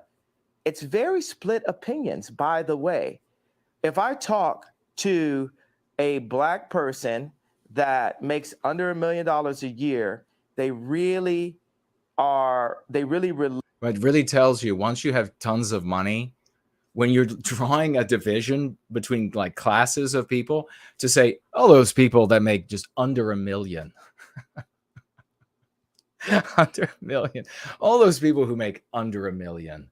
So crazy that we live in a world where this anti-white narrative tells you the white guys are on top. They dominate everything for the benefit of white guys. And here's this white guy without a pot to piss in, watching this black guy in the same country, who is a billionaire, although now he's been reduced to $500 million as a consequence of naming them litmus test. But still, it's funny. All those people who are below $1 million. Late to the George Floyd comments and feel hurt that I would even bring it up and question the approach. They have multiple documentaries on the death of JFK, but we're just supposed to believe this one media outlet version that preyed on our trauma and our pain. And then if I talk to rich black people or white people, Jew or Catholic or atheist, they're really into the Jewish media comment because it affects their business. And all right, jump in right there. This is a misunderstanding he's having about, and I see exactly what he just did. He's saying that the black people, everybody, have to be hemmed in financial, and the wealthy do this for the purpose of finance. And of course, that's not the only reason. The most important thing is obeisance to anti-whiteism. But he's saying they lock in the black community. And on this one interpretation of the event, whereas on the JFK assassination, there can be many interpretations, many speculations about what actually took place. Why is that the case? Because the JFK assassination is not going to trouble and get in the way of, undermine the ability of anti-whites to destroy Western civilization. With the multiplicity of interpretations is the way by which they have achieved an environment, a scenario relative to that topic where they can continue inflicting injury on Western kind, Western civilization. They are not going to allow the George Floyd interpretation or any other speculation, because what they have now works perfectly for the anti-white narrative, enabling anti-whites to inflict injury on Western kind and Western civilization. Interest. Okay, well, look, and it was really interesting. Let me just pick you up on the two things you've mentioned. The first one is what you said about George Floyd. And the reality of that, it's not a media interpretation of how he died, because the Hennepin County Chief Medical Examiner concluded that Floyd died from cardiopulmonary arrest. His heart stopped, complicated by the way the police restrained him and compressed his neck. Now, he also said there were other contributing conditions. Wait. Well, hang on, let me finish. There were other contributing conditions, narrowed arteries, high blood pressure, and fentanyl intoxication. This, of course, is the belief in the toxicology report and the coroner's report that could, if it were the JFK assassination, be called into question. And that's the point that Ye is making. But although these were significant conditions, he said, I think Piers is intentionally ignoring that. Or no, he could be too dumb. He could just actually be too dumb. But he could be understanding and yet ignoring. And things that played a role in the death, they didn't directly cause the death. The cause of death was what that policeman did with his knee to George Floyd. Person? Well, why would a coroner lie? What makes you believe that?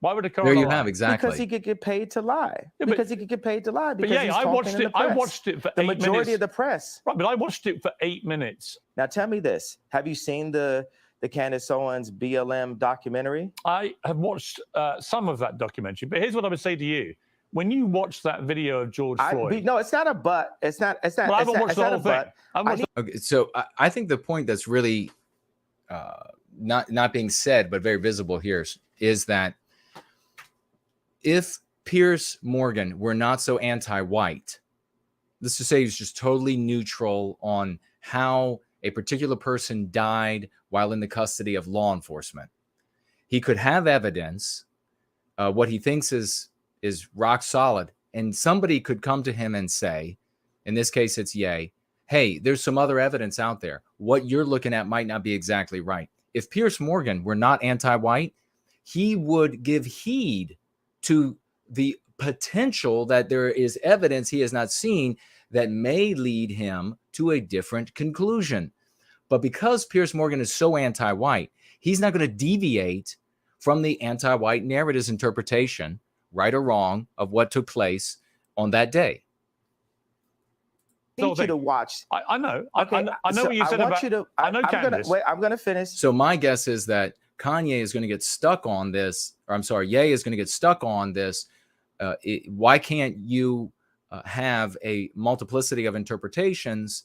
Why are you closed-minded here? Well, Ye, I just told you why he's closed-minded there. Now, with that better understanding of these people who are coming to victimize you, who are just ringing you while all of your gangster buddies with all their big money have disappeared, you got this white guy without a pot to piss in, just told you some vital information on how to handle these monsters, these ghouls this Halloween, as the circle gets tighter and tighter. You're welcome. La la. It's all right. La. You don't have to do that. I know what it means. La la la means be quiet and let me finish. Oh, but you did interrupt my question. So with the BLM, no, I wasn't finished. What is he doing? Is he agenda? You haven't seen the whole thing. I don't have an agenda. I just read you what the coroner said. So we can have 20 different perspectives on how JFK died. Is that how he talks to kids? Black people, not only can we only vote one way, we're not allowed to have any other perspectives, and that the area. Oh, okay. So now you really see, I was totally right. Ye believes that the Black community is being controlled, that they are not allowed to have opinions of their own, that they're not allowed to have other interpretations of their own. But here's the thing, Ye, you are allowed to have every single opinion that won't trouble anti-whiteism. Does that make sense?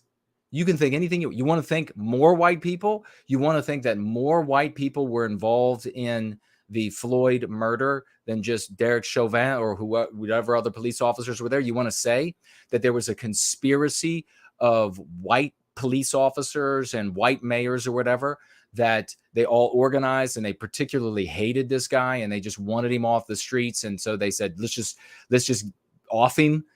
If you said that, Piers Morgan would be willing to listen to you. I promise. You need to know this in order to handle these people so that you're not handled by them. For George Floyd, where he passed, the murder rate is up 50%, and nothing. This is so-called movement, but it didn't move blacks anywhere. Right. Now, listen. So as a black person, I will say there are legitimate questions about the Black Lives Matter movement. No question. But on the specific point about how George Floyd died, I don't think it's in question about what actually killed him. It was that police officer with his knee on his neck. Well, it isn't question. It isn't question. I'm questioning it. Well, you can as question a black it, but person what you're questioning is a coroner report. Do you have friends that were killed by police officers? Do you have friends that were locked up? Do you have people aborting half your race? No. So I am the black person with the black experience. So it's really important to mention that Ye is being attacked like this, not because, and this is how you have to look at it if you want to serve white well-being, not because of this other group of humanity out there that he is insulting or angering, because it is a black attack on them, if you will, but because his resistance here, his identification of issues specifically for this with the George Floyd death, contradicts anti-white narrative, which is gospel in the United States, in the UK, in Germany, in Italy, in Australia. You are not allowed to do that no matter what race you are. Why? Not because of this other group of humanity out there, but because it inhibits the infliction of harm on Western kind. It is infinitely obvious. I could make thousands of examples for you to demonstrate that, and you will see that those are indeed the case, especially if he is the musical genius and etc. that he claims and others claim him to be. That's worth $11 billion and is the most influential person on the planet, and I am questioning it. Okay, I have a right to question it. Absolutely. You can't tell me with your accent that me as an American Jew, black look at his person, lips. Look at he's eating. Piers Morgan is eating his lips off his face when Ye just said that with your accent. He said that deaf and question the means he had. That was put on camera. I'm not saying you can't question. You know what else? There was another orifice on his body that's doing the exact same thing. I'm not finished. La la la la means let me finish. Okay. I'm not finished talking. So I cannot see, because you distract my thoughts and then you try to make me look like a crazy person and you feel you have the right to cut me off. And I've proven you guys don't want it with me. This is like Terminator 20. You've never seen this before. So I want no one to play with me. Mm-hmm. I have the right to question because that videotape was used to traumatize my people and force us into the Democratic vote. Hey, George Soros, you're a real competitor. I respect you. I'm worth more money than you, and I have more influence than you, and have, Piers Morgan from a different country saying, well, I have more money than you. I'm not going to do an English accent because that would be racist. I'm funny, by the way. That's fine. I know you can do that. As I said to you, the show is uncensored, Ye. You can say what the hell you like, right? But that doesn't mean I can't pick you up on a few things, right? You accept that. I accept that, but you try to say it is unquestionable because this one Dr. Fauci said this. I know it wasn't. It would be great, Ye, if I could be in an earpiece in your ear and I could tell you, hey, now would be the time to say, there's another theory that the white people in government wanted Floyd dead. And so it was this big conspiracy of the white people there to kill this specific guy. And then you would see Piers give credence. You just have to make it vilify more white people, and an anti-white will salivate. He'll stop chewing his lips off his face. He'll start salivating and totally agree with you. You get in the way of the anti-white narrative, and you're going to have this browbeating. Wasn't Dr. Fauci, but I'm just giving an example where we hear from even Google. Like, people feel like, you know, if you Google it, it's factual. There's so much non-factual information about me on Google, but then I still believe Google, and people pay to get certain information to the top of Google. But this is good. Keep going. Where else you want to go with it? Here's where I want to go. The civil rights lawyer Lee Merritt responded to what you said about George Floyd's death and said, while one cannot defame the dead, the family of George Floyd is considering suit, which they're now doing. As you know, they're suing you for $250 million for Ye's false statements about the manner of his death, claiming Floyd died from fentanyl, not the brutality established criminally and civilly, undermines and diminishes the Floyd family's fight. So what is your response to that? What's their fight? What's their fight? Well, anybody who loses a loved one, my heart goes out to them. Any race, my heart goes out to the pain of that.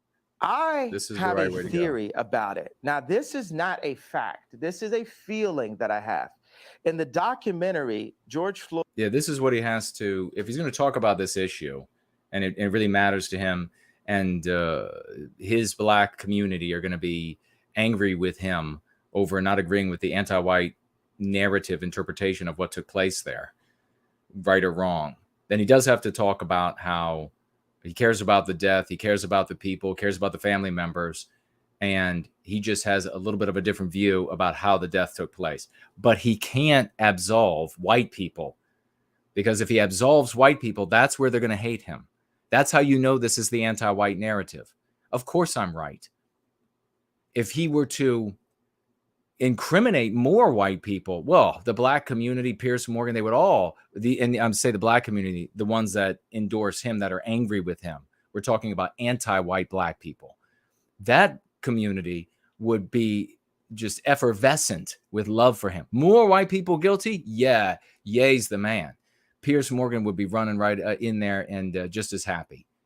But when you begin questioning the anti-white narrative interpretation of how he died, that makes people wonder, the anti-whites wonder, is he going to conclude that X, Y, or Z and therefore absolving white people somehow? And that infuriates them. Of course I'm right. Floyd's two roommates said that George kept saying, they want a tall guy like me. They want a tall guy like me. So for me, I'm a creative, Great right? point. Biospirit of the West saying, saying make a dinosaur Floyd family out must of a want more femur, money. Right? So maybe that's true. If I'm making a dinosaur out of a femur, and I'm looking at a documentary that says George Floyd was telling his two roommates, they want a tall guy like me. And on the day of his death, he prayed for 8 minutes. They said he prayed longer than he ever prayed. What do you think, me as a creative mind, the beautiful mind, right? The sensitive mind, what do you think I feel could have happened in that situation? All right. Well, honestly, if I'm being honest with you, I would say that because of your brilliant, beautiful, creative mind, as you put it, and I don't dispute that at all, you've got an extraordinary mind. And I can see that in the way that you conduct interviews. You go off on Lunder, I'll check very long my tangents, Twitter. but they're sort of fascinating. I find it fascinating to listen to you. I'm not saying you don't have a right to Sort question. of, quite. These are like Capote No, we're level not. No, we're not. fascinating tangents. No, they're not. They're not. I'm just saying it's the way you conduct yourself, and I think that's very interesting. What do you mean? It's or not? Why? Why is it? Oh, it's not Capote level. Actually, I think you Capote level. If you sort of. If you would like me to compare you to Truman Capote, I am happy to do that. Yay! If you want to be known as the new Capote, I'm with you. Okay. I'm not going to question your talent. Your talent to me is completely unquestionable. Right? Ye is telling these stories that are clearly the kind of thing that you would explore with friends. He's not with a friend. He's with a viper. He's with a piranha, and so they kind of seem discursive given the environment. And when he's like, I'm an artist, and what do I see? What do I do with a femur bone? This kind of thing. This Piers Morgan is going to continue just again and again after the jugular.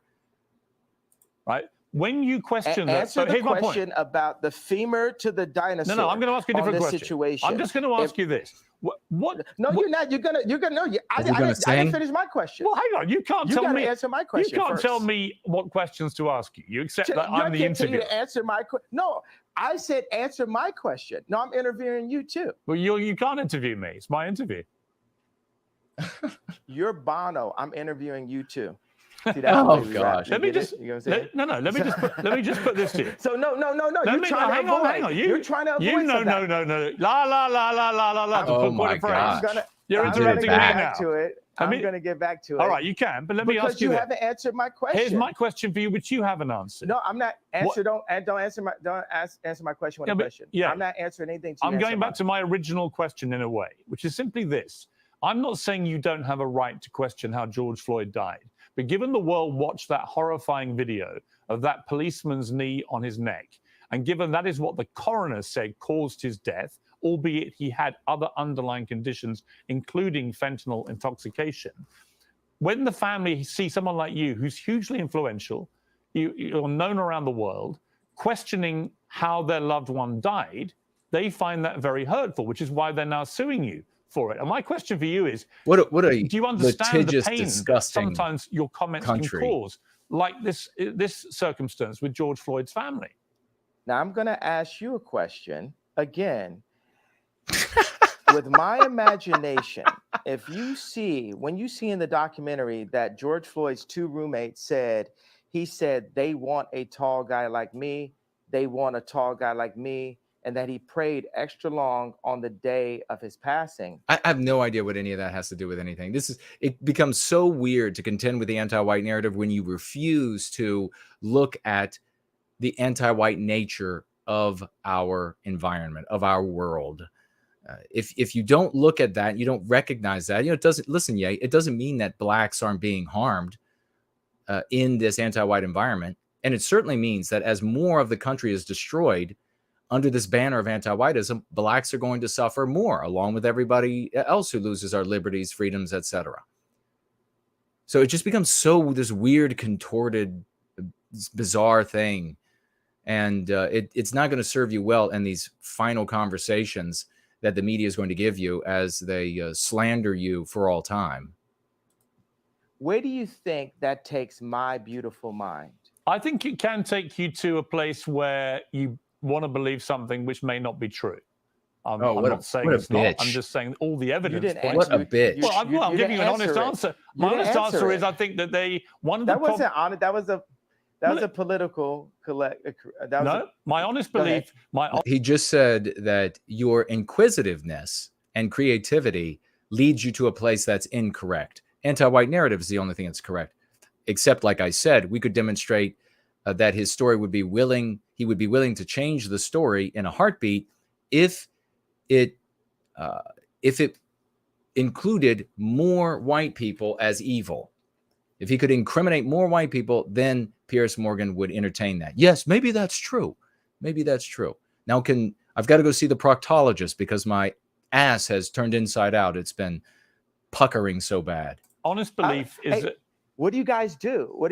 People in the newsroom, what are they doing? They're like cringing right now. They're like, whoa. No. We never experienced this before. No. We never experienced I'm not cringing. a black entertainer that won't be threatened by the media to back down from his opinion. Yeah, I think you mistake me. Like you mistake me for somebody who's going to be like the Yeah. others. I have a show called Uncensored for a He reason. is I'm giving you a platform for a like reason. the others. But you're perfectly- pressing an agenda. No, I'm not. You're perfectly entitled to your pressing your opinions. agenda. But do you accept You're you lying now. Do you accept you may not always be right? I just called you a liar. How does that make you That's feel? fine if you think I'm a liar. That's fine. How totally disingenuous of Piers Morgan to have someone assert a different set of data, we'll say, and then to say in return to them, do you accept that you might not always be right? That's taking it to the extreme, and anti-whites do this all the time in conversation. They'll take a position to the extreme and put it on you and make you argue that if you allow them to. And so you should never allow them to do that. No, you're a liar. You're pressing the agenda Good. of the pain and trauma economy that is pressed on my people by the left. Actually, the trauma I think that was implemented to George Floyd was from a vile white racist police officer who kneed him to his death. And I agree with... There you have it right there by that piece of garbage, that piece of shit. Anti-white piece of shit. No problem demonizing an entire race when it's white people. Nobody else, though. Why do you got to categorize other groups of people? With the coroner's findings, because I don't see any reason why the coroner would invent that. So that's my belief. If you want to challenge that and you don't believe it... How much do you want to bet that Piers Morgan, I mean, somebody could probably go back and find other stories that he's covered where he questioned the claims of a coroner or a police chief or a police officer or whatever, when that would benefit the anti-white narrative. We know it's true. That's entirely your right. I have a question.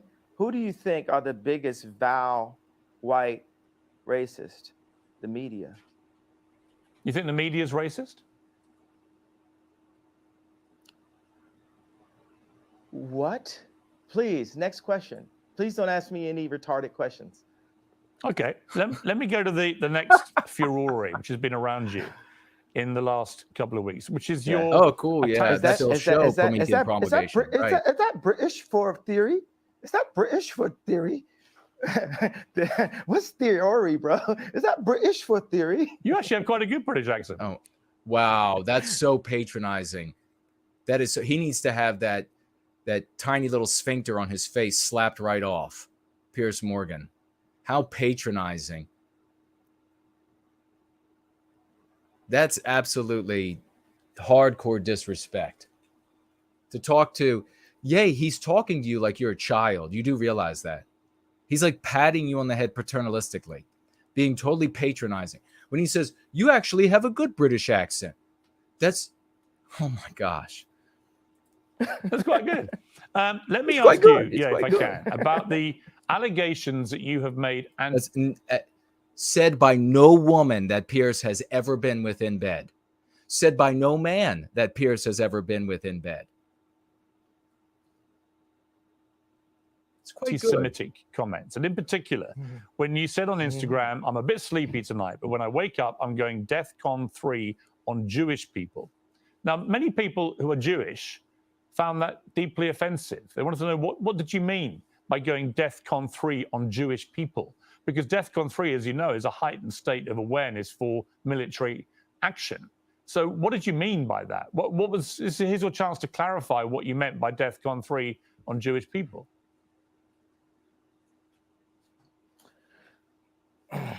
Well, thank you for allowing me to say what I meant due to the fact that I was blocked by Jewish people after I said that. So I wasn't actually allowed to say what I was about to say. But what I was going to say is I was going to talk about all of the contracts, all of the misdealings that I dealt with as an entertainer. Being that I'm an entertainer, I've been wronged so many times by Jewish businessmen. And the reason why I say people. Okay, this is this is where you're really getting into the nitty gritty, is that you have black entertainers, and you go back, you know, Michael Jackson, when this first came out, I talked about Michael Jackson doing this and then how tides turned for him. But they are surrounded by folks who they claim, and I'm not in that environment, so I can't say one way or the other, but they claim are Jewish, and that are, and they work together in a way within industries and across industries that benefit individuals. And as the talent, these black performers and athletes, because he's also mentioned athletes, as the talent, they feel like they're having to some degree power and wealth and prestige siphoned from them. Of course, the other side is going to say, we are enabling this. We're your talent agents. We're the people who are finding you the places to throw your concert. We are the people. So that's the argument on the other side. But this is where you really get into, I mean, I imagine even when you're that wealthy, if you're looking at numbers on paper and you're going to be making, you know, X number of dollars, and then, you know, 5%, 10%, 30% of that, I don't know how these contracts work out, ends up being a whopping sum of money. And then they start to put together, well, it's me and it's everybody else. Then I could see people building ire as a consequence. If a black man is caught in the car with drugs or a gun, and there's 3 other black guys in the car with him, guess what? They're all going to jail. So the reason why I say people is, I want those businessmen's wives and fathers, mothers, grandmothers, and kids to ask them, why is Ye so mad at us? Because they're taking money out of my children's mouths and putting it into their children's mouths. I'll give you this parallel and this analogy. If you take, you know, I just talked to Irina Shayk, right? And if you look at a picture of her at age 14, this person is beautiful, like one of the most beautiful people that God has ever created, right? And if any man did her wrong at a young age, she would get to the point where maybe she would actually hate men. You've heard that terminology, right? So I'm at a point where... All right, so he's saying he's been wronged by a lot of people who were Jewish. And then his argument is, by saying Jewish people, that will cause these families, these unrelated, I mean, biologically related, to these agents, to pressure them and say, why are you doing Kanye, why are you doing Ye wrong? And if it's not fair, then you should make it fair. I think that is an unwise strategy. I don't see that working. I don't see the wife who's getting the diamond necklaces and the trips to Bermuda, wherever they like to go. I don't see the son that's getting, you know, the Ferrari or the Corvette or whatever it is at age 16, and the daughter who gets, you know, whatever, a pony, whatever they give out, rich people. I don't see them really complaining much. So I think that's an unwise strategy. If that's what he's thinking, that it's going to motivate the community to object, the family members, I think that's an unsound strategy. I'm frustrated. I have the right to my anger, and I'm saying that people need to fix it. I'm not going to fix what I feel until what I'm feeling is fixed. Okay, can I respond? You're not just going to shut me up. And that's a little bit of circular reasoning there, but hey, you know, I mean, you take liberties. Say no, I'm not going to shut you up. Can I respond to what you just said? My problem with what you've said, I'll be straight with you, is that if I, as a white man, posted tomorrow on my Instagram, I'm a bit sleepy tonight, but when I wake up, I'm going DEFCON 3 on black people, what would you think? Jew. No, if I said black people, what would you think? If that was what I posted? Well, Ye was saying that he is a Jew. Did you accept that black people? You accepted that black people are Jew, or I'll come to that in a moment. On the specific though, if I simply said, in other words, all black people was the implication of what I said, I would get. And this is again taking his statement, Ye's statement, to an illogical extreme in order to build a straw man, and then Ye will have to defend the straw man if he falls for it. He shouldn't fall for it. So it's this illogical extreme again, fallacy. Rightly cancelled. I Sophistry. would get rightly vilified and Sophistry. abused. You, I suspect, would be outraged by a white person saying such a thing, because you wouldn't make any distinction about whether I was talking about certain black business people I'd fallen out with or whatever. You would think I was judging an entire populace by the color of their skin. You are, by saying Jewish people. See, what he should have said, and it's your Monday morning quarterbacking, but of course if he had reached out to me in the midst of it, but the very next day he could come back and say, qualify what he's saying, not with an apology, continue with the force of his observation as just this ingenuous person with this child inside that calls it like he sees it. And that's like an American, all American as American Pie sort of a thing, calls it like he sees it right from the ballpark, and qualify and say he's referring to these agents that are Jewish rather than the Jewish grocer or the Jewish whatever, down to the guy who is in charge of your maybe cuts your lawn. I don't know, whatever it is. He doesn't have to say that, but then by qualifying, this is exactly what he means, and then being insulted by anybody that would claim other than what he means. Like, well, who the hell are you to say, this is what I'm saying? Don't try to steer my words somewhere. That shows that you are malevolent and that you have some sort of bad will that you're bringing to this conversation, and bad will that you're and intent that you're bringing to the general discussion or societal discussion about black performers. Man, how are you a billionaire and you don't have somebody like me to bounce this off of? On Jewish people, you're not saying Jewish businessmen, accountants, whatever, that you've had a problem with. You're basically saying in that statement, all Jewish people, which is why it caused such offense. And I'm curious whether you, even as you wrote those words, understood what Jewish people actually would feel when you said that, and didn't make any specific reference. No. That's it. That's the whole. How far are we in? 29 minutes, 44 seconds. Gosh, there's a ton of it. We're not going to be able to watch the whole thing. I don't know. Definitely not. We might jump ahead some. If you all know where any really good parts are, maybe you tell me where the really good parts are. But this is what he's been waiting for the entire time. Did you just hear that? Did you just hear that? That's where this whole thing. Piers Morgan didn't sit down and say, oh, we're going to have an interview with Ye. Let me just write a few notes here 5 minutes before we get started. He had a team of people. They sat down around a table, all being paid good money. And they thought, how are we going to craft this to hammer this guy into the ground, make us look good so we can get back on prime time or whatever it is, right? That's what happened. So the whole thing has been angled to this moment at 29 minutes, 44 seconds in this interview, which is, you hurt their feelings. Now you have this totally emotive environment and you can't speak logic to it. All that can come out of this, if he allows himself to go down that path, is going to be either, I don't care how much their feelings are hurt, which is going to look bad no matter how you put it. If you say in so many words, I don't care about their feelings being hurt, it's going to look bad no matter how you put that. Or I'm sorry for hurting their feelings, in which case you lose as well. So you lose either way. At this point, you really got to go after him on their feelings topic that he's bringing up. I guarantee you a female on his staff brought this up. This is to any individuals.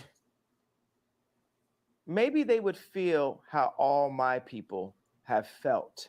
Maybe they would feel the pain of when it's pretty a good. black artist looks up pretty good. And they've completely been raped by 5 Jewish businessmen.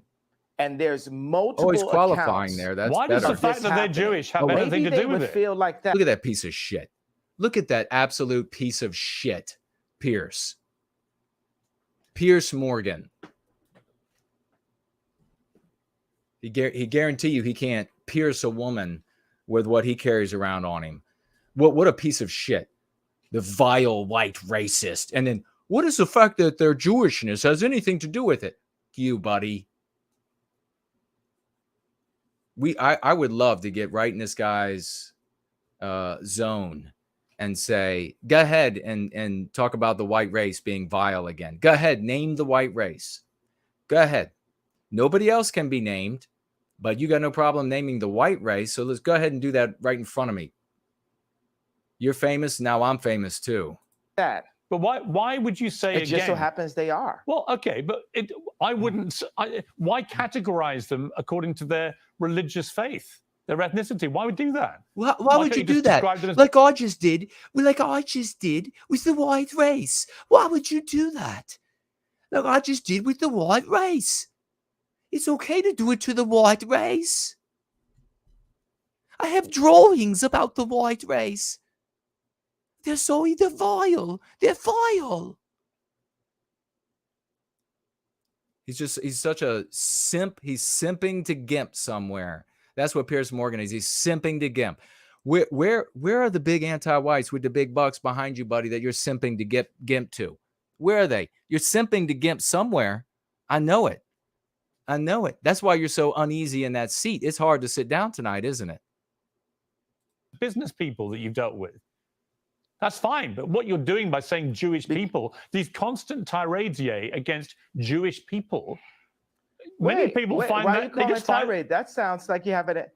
I think it's a tirade. Where's the tirade? That was a tweet. It was a tweet. No, it's another gross exaggeration by Piers. It's not just a tweet. And you asked me to explain it. And that, have you felt my pain yet? You haven't. Good. Yes. Yes. Yay. Go after him on that. Felt my pain. You don't want to feel my pain. Well, no, you don't hold You don't hold accountability to my pain. You're being a Karen. I'm talking about. Don't do that. I'm not a Karen. An anti-white slur. I'm not going to cancel you, and I'm not going to uncensor you. I'm simply going to challenge you on what you're saying. You can't. I think you don't understand the pain that you've been causing. See, this is the thing. This is the thing. You're in the anti-white narrative, and so as a consequence, you're trying to find a place to go with a slander for this guy, but you're calling him an anti-white slur. Don't do that. That's not going to empower you. Call him anti-white and watch him buckle. Watch him start getting all nervous, especially you as a black person.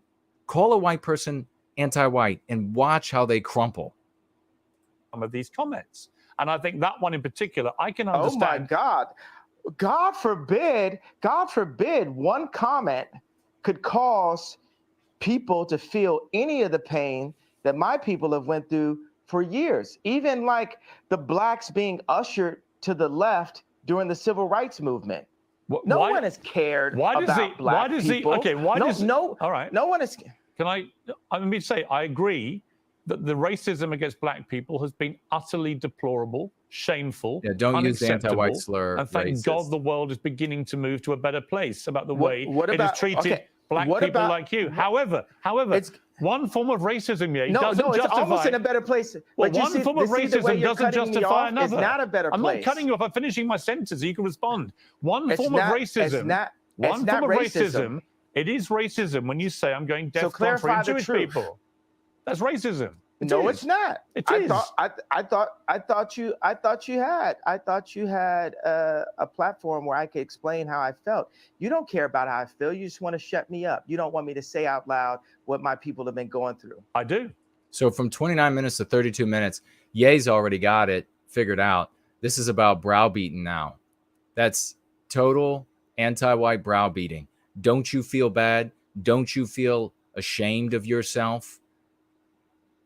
Does it really go that long? He keeps browbeating him. Jesus. Why does Ye stay around for that?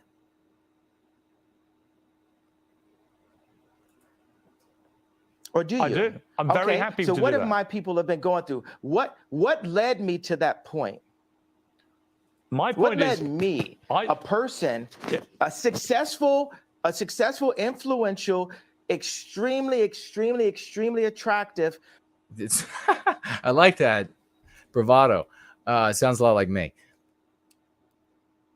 Yes, continue to harp on what has put me in this place where I spoke out about these managers who are of this peoplehood, if you will.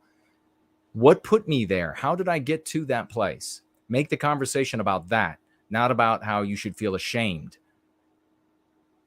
Person to get to that point. I am not doubting for a moment that you will feel genuine pain about the racism against you and other black people in America. Not for 1 second would I deny that. Racism by who? Well, by anybody. I think any form of racism is wrong. Any form of racism is wrong. I didn't say. This is Piers sees what Ye's trying to set up here.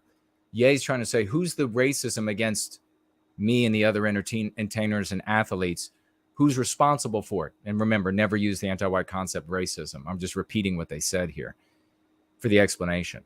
The setup here is that Piers has to say it's this particular group that Ye has identified in his tweets and comments. What Piers, I'm kind of surprised he dropped the ball here. I'm surprised that he just saw what was coming, the Mack truck that was coming, and then decided to just say, well, anybody could be. That clearly was him not being able to think quickly enough on his feet. I won't tell him what the right answer would have been. How do I not have a pot to piss in? I can think circles around so many of these anti-whites. DEFCON on anybody, though.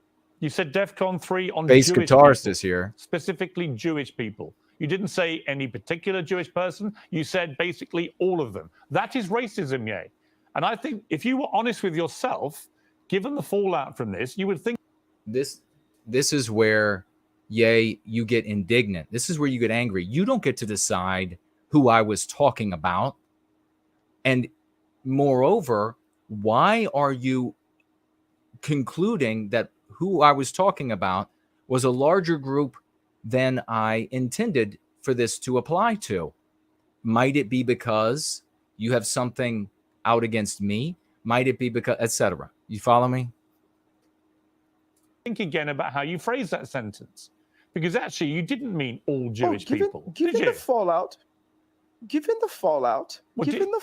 care about the hurt you caused Jewish people? What fallout? Well, you were removed from fallout? Okay, who does the Piers Morgan accent better, me or Ye? And if the chat, it's 1 for me and 2 for Ye. Who does the Piers Morgan accent better? And if I win, then Ye has to, let's see, he has to, I don't know, fly me around on his private jet. I get to fly around in the private jet. And if he wins, then I'll push him around on a wheelbarrow. How about that? You were removed from social media. Wait a second. You're not allowing me to talk, Chris. You're not allowing me to talk, Chris. Oh, I thought it was the same person. Who's Chris? Who's Chris? American. I'm British. Did he just call him? Did he just call him a different person's name? So the thing is, I want to bring joy to the world. I'm a composer, right? And this is a symphony. Our life is a symphony. We have so many beautiful. I'm saying right now, Ye, rebrand yourself. We can go over it as this ingenuous child that's inside of you that speaks truth about what that child sees in the world. I'm telling you, go ahead and make some music off of that. How you have this child in you that sees the world and just speaks the truth to the world, speaks what the child sees, and the child's always learning and growing. Come on. You know I'm right. Ideas, but I feel the anti-Semite has been a wall, a cloak that allows Jewish businessmen, boom, I'll only be the police officer that says, hey, this guy with the gun is the only person going to jail. I'll be the first person that does that in history, right? No. So look, no one else in this car riding with the guy with the gun and the drugs is going to jail. Are you happy? I'll play by rules that are not played by from my people. No, don't do that. Yay. Damn. First of all, terrible juxtaposition. Don't talk about everybody in the car goes to prison if one black guy has a gun, but you can't blame the whole Jewish race for the Jewish talent agents that have screwed you and other black talent over. That won't work with many people. Trust me. Don't do that. And don't right now, don't say that you are giving Piers what he wants. This might be a bad sign, folks. You tell Piers that he got it wrong, not that you're giving him what he wants. All right, Ye? He got it wrong. And why is he malevolently trying to brand you and saddle you with more than you actually meant, more than you're actually saying? This might be a bad sign, because this might be surrender. This might be a sign of surrender. Just for the sake of this I don't want you playing by any. So I don't want you playing by any. That makes you happy, right? I don't want you to say things just to make me happy. That's what colonizers do, is give us rules. I'm not trying to That's what colonizers do, is give us rules. I'm not trying to colonize you. I'm not trying to censor you. All I'm saying to you is, when you use no, man, anti-white, call him anti-white. Colonizer? No, it's not going to work. I see this Nikia saying, Ye and Jason 2024. Let's make it happen. Let's make it happen. That would be the most like incongruous ticket ever. Just might work. Just might. It's a phrase, Ye. Like, could you see like every campaign rally? It would just be like anti-whites would be showing us brah, brah. Going DEFCON 3 on Jewish people. Did you hear what I just said, though? Yes, I did. We're past that. We're past that in a conversation. We're not past it. Did you hear what I just said? We're not past it unless you're prepared. Are you happy that I said I'll focus? Let me explain what Are you happy that I said? I know. I heard what you just... brother, why are you talking over me? Let me respond. Chris. I'm Chris. Let's respond. Let me respond, right? I'm simply saying what. Who is Chris? What you've just said is not what you said on your Instagram post, and you know it, right? If you have a problem with particular businessmen who happen to be Jewish, that is a concern for you. And you know it. So you talk about all Jewish people. But brother, what is the point?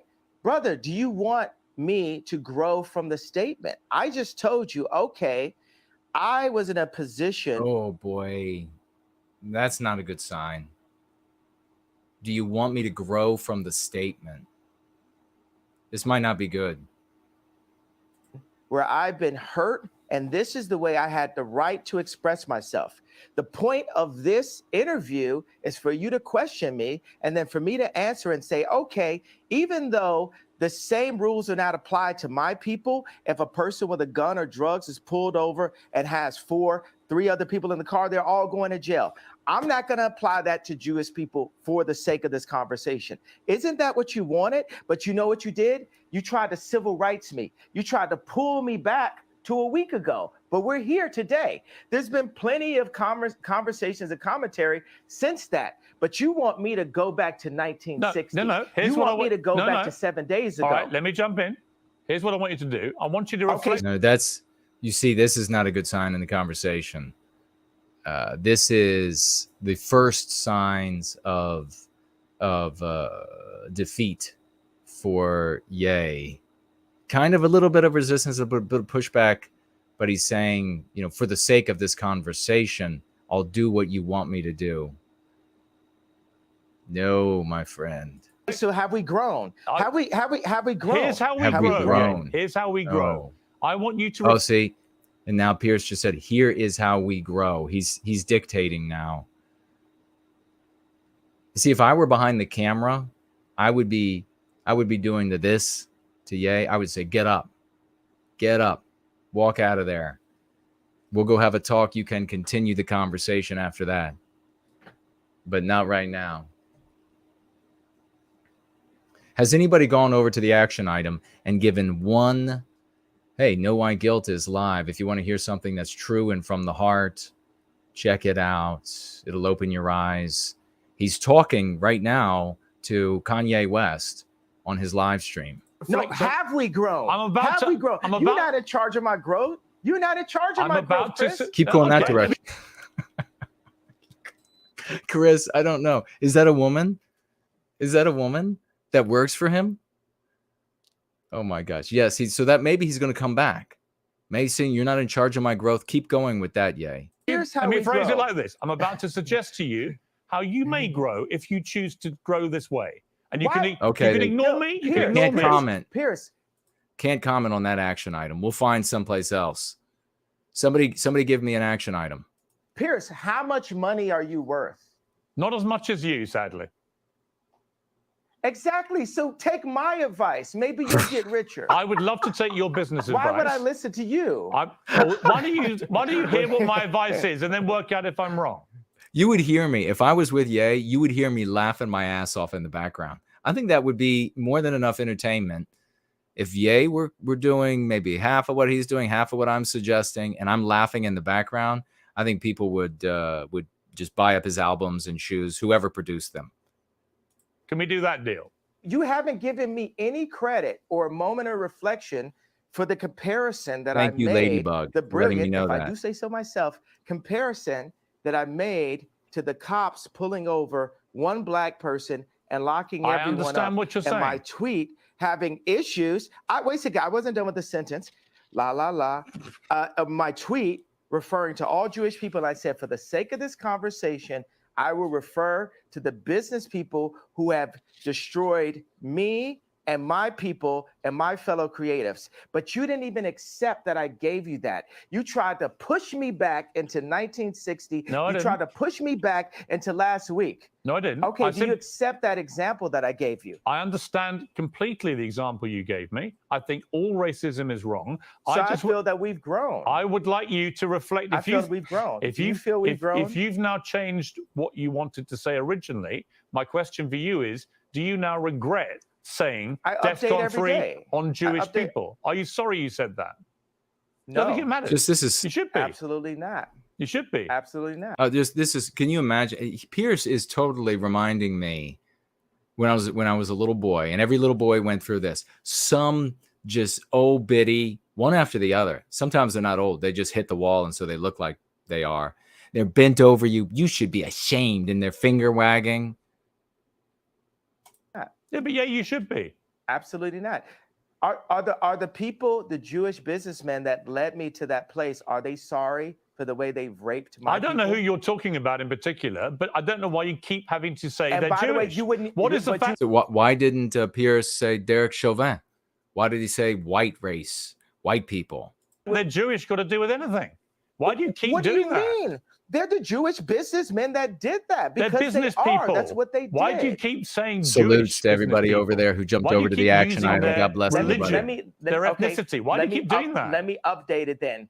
Okay. So I'll say this.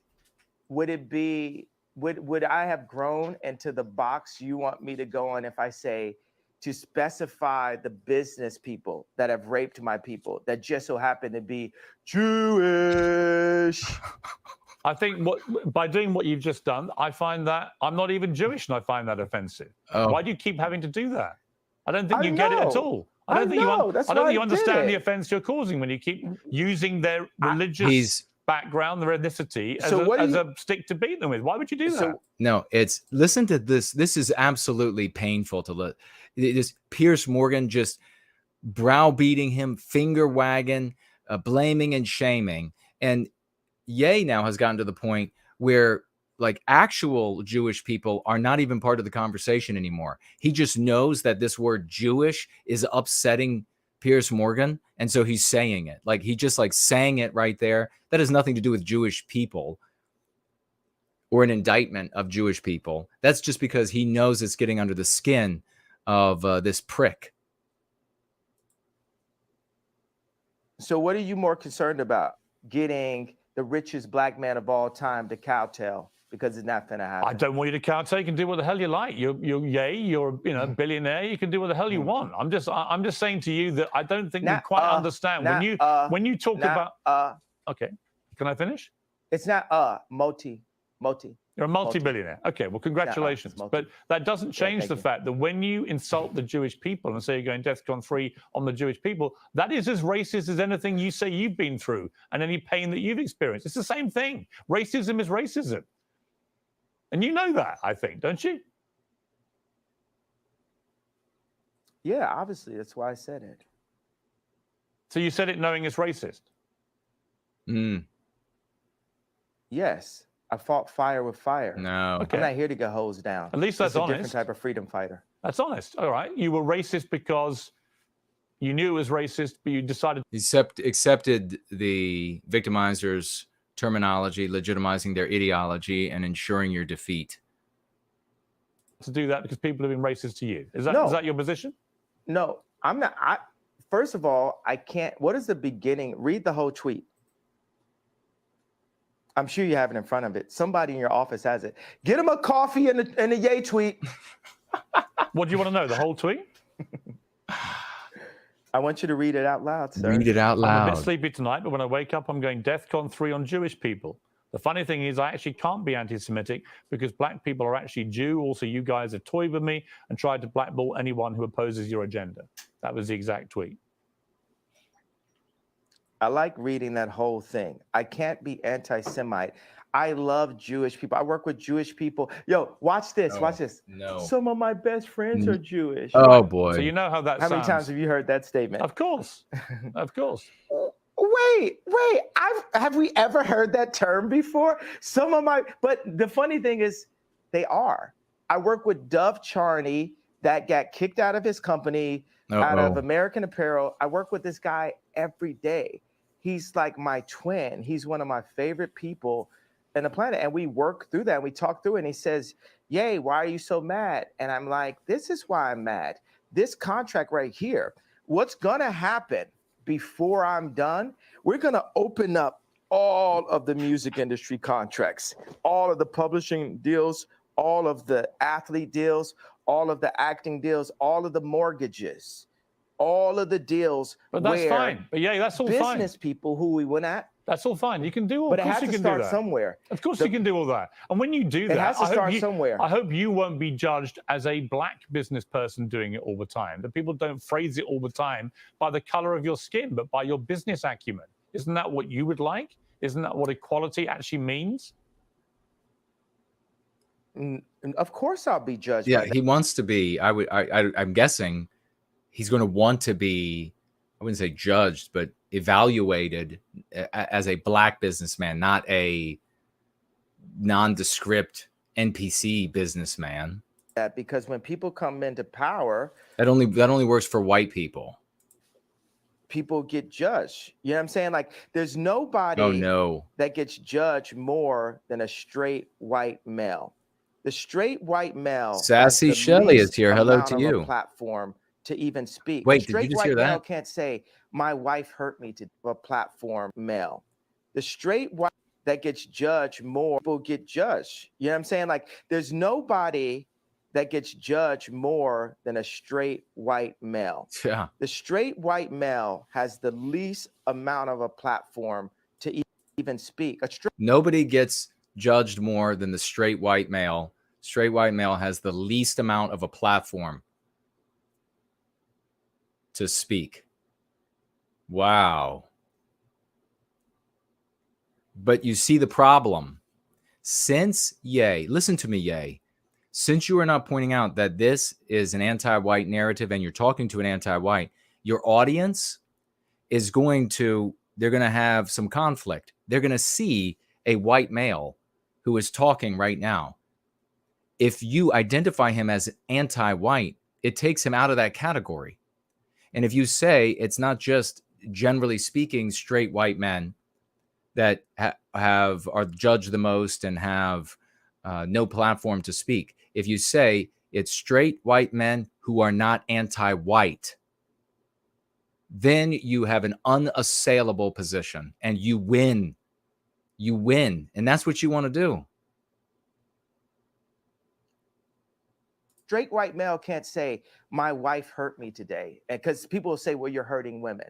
A straight white male can't say, "Hey, a black employee didn't come in to work on time," because then people will say you're racist. A straight white male can't speak on a homosexual person because they'll say you're homophobic. But see, here's the thing. This is it, You have to say it's straight white men who are not anti-white, because if you're a white guy who is straight, or maybe you're straight and I don't know, how does that work then? Bent?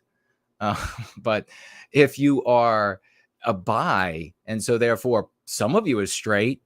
There are all of these things that get in the way of the understanding of the point you're trying to communicate. If you just communicated it the way I'm telling you, I won't tell anybody that you and I are having conversations. Your people could find my phone number in 2 seconds. Your people could reach out to me in 2 seconds, and I'll empower you with what you need. And this is the way all things work, my friend. What you need for your selfish self-interest and what I need for my selfish self-interest.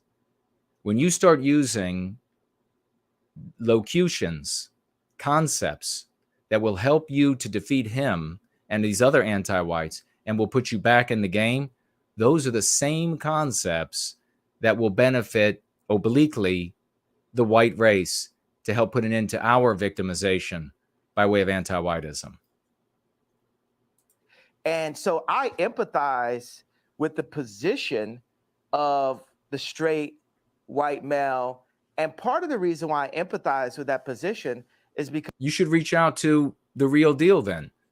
Somebody who's been fighting it for anti-whiteism for decades. Because I know that I'm headed to that position. And what position that is?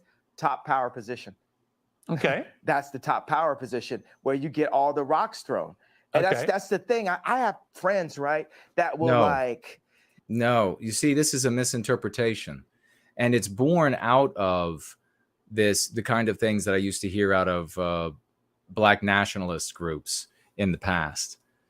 So it's an understandable misinterpretation.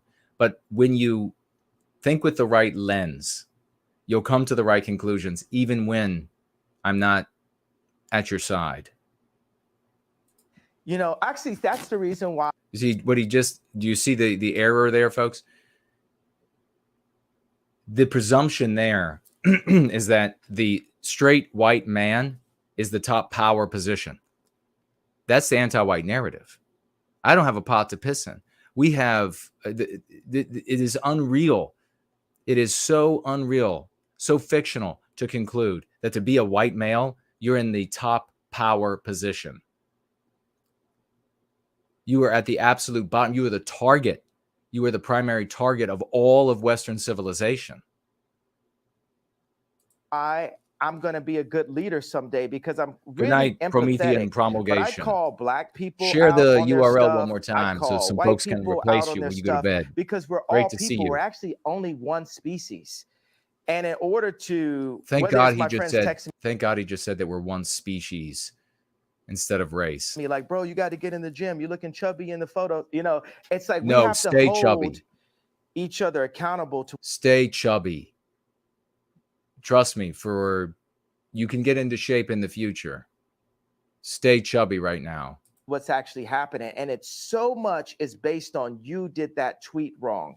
So what I will say is, I feel that my words demand more sensitivity for the frequency that I'm operating at and and the amount of people that I'm communicating to. And I take that responsibility right now.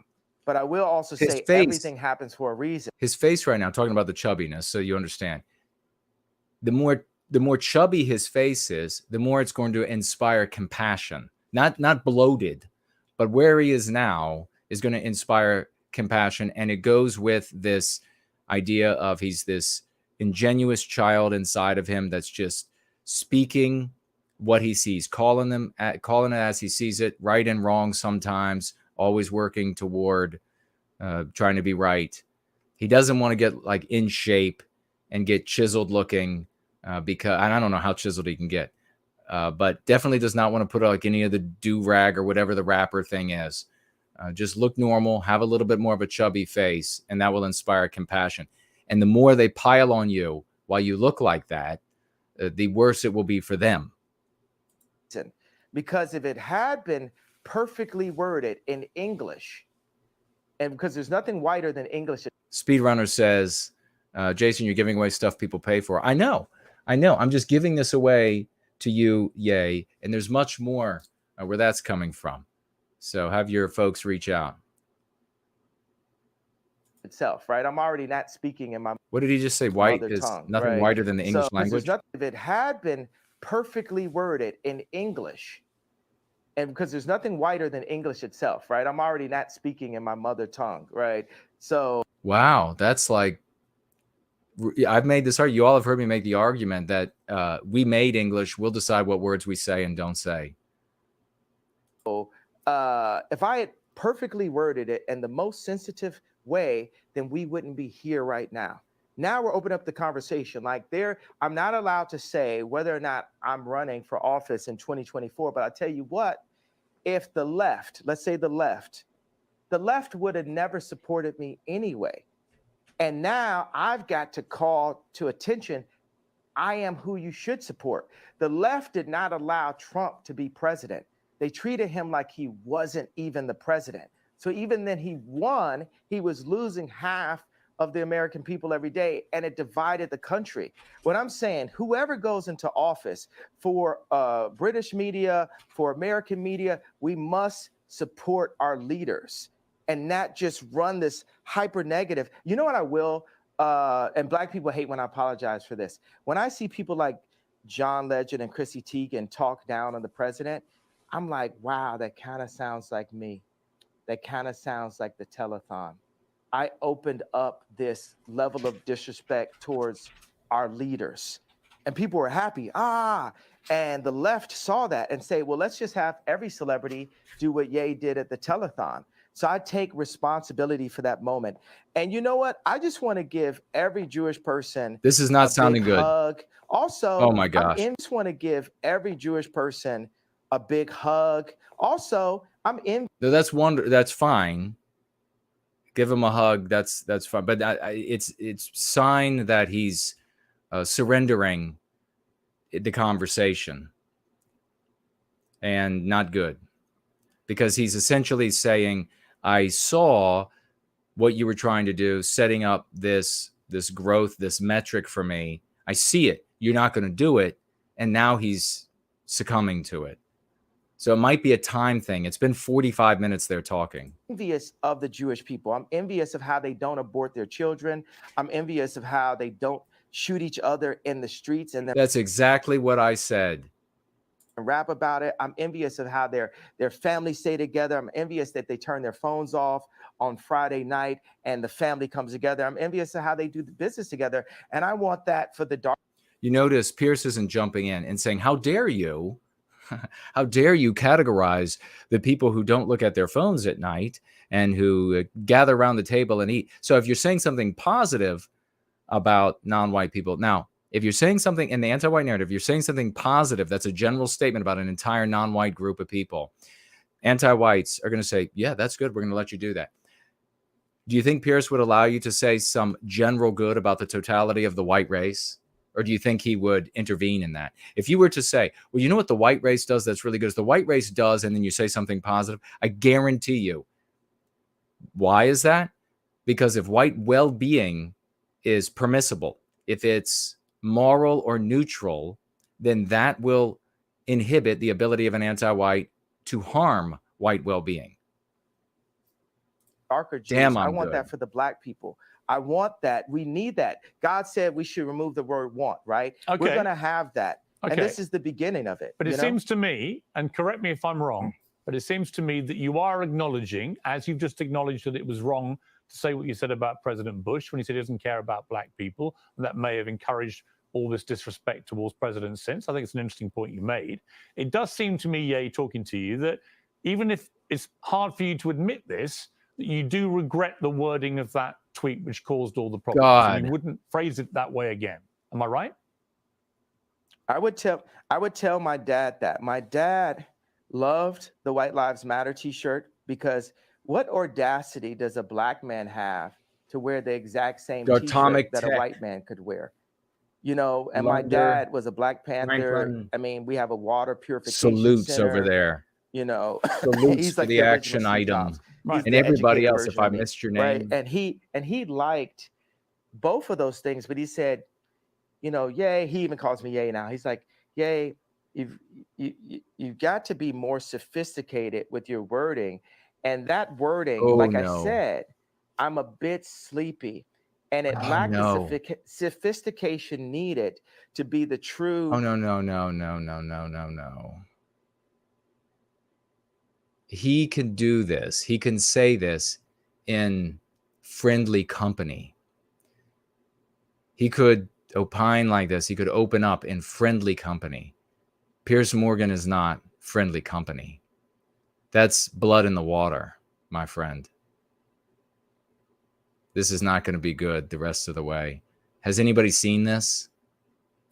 Conductor that I am, because it's the conductor's job to bring people together, and that was divisive, Right. which is not who I want to be. Right. So you know, so I'll tell you that I'm not looking. And also, let me put out right now. So it sounds like you're Promethean promulgation. I want to talk. Okay, let me say that I'm just thinking right now. What's on my heart is the idea for people who do actually have severe mental health issues. You know, the word retarded for. My gosh. There's parents that have children who actually are mentally ill. So he's going to come back and apologize for using that word disparagingly earlier. So you can see now he's actually moved into this guilty, apologetic mindset that has been engendered by this viper, anti-white Piers. What? That's terrible. And that word is really offensive. 07's raucous emojis for anybody's name, I'd say.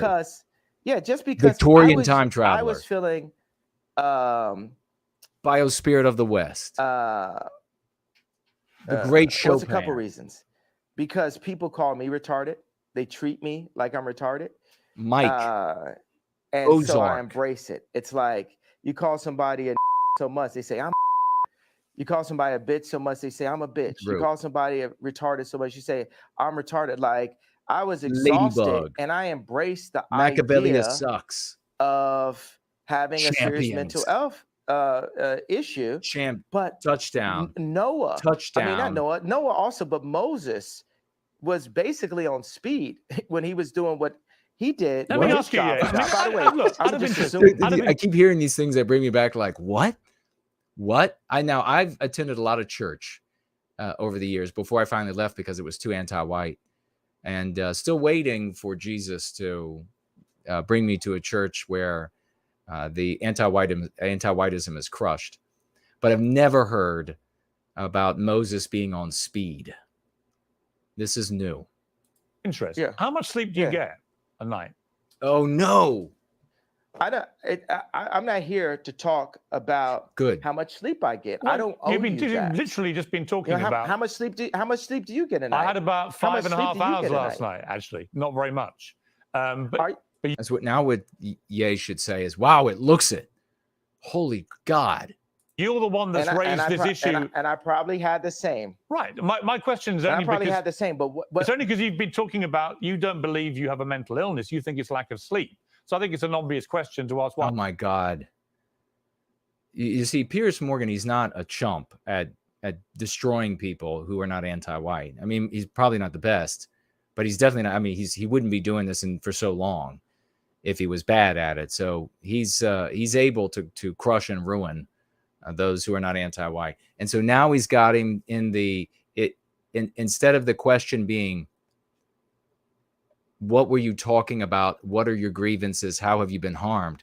The question is now, are you crazy or did you not get enough sleep? And how bad do you feel about what you said? How much sleep do you get? Are you constantly sleep deprived? Is that one of the reasons perhaps sometimes, as you say, you feel sleepy and you shoot from the hip verbally and you say stuff that maybe when you're rested, you wouldn't say it the same way. Would that be fair? Tell me what's okay. No, it's not fair, because what's more important, the pain and the truth of what I'm talking about and what led me to that tweet, or the tweet itself? I think both can be true.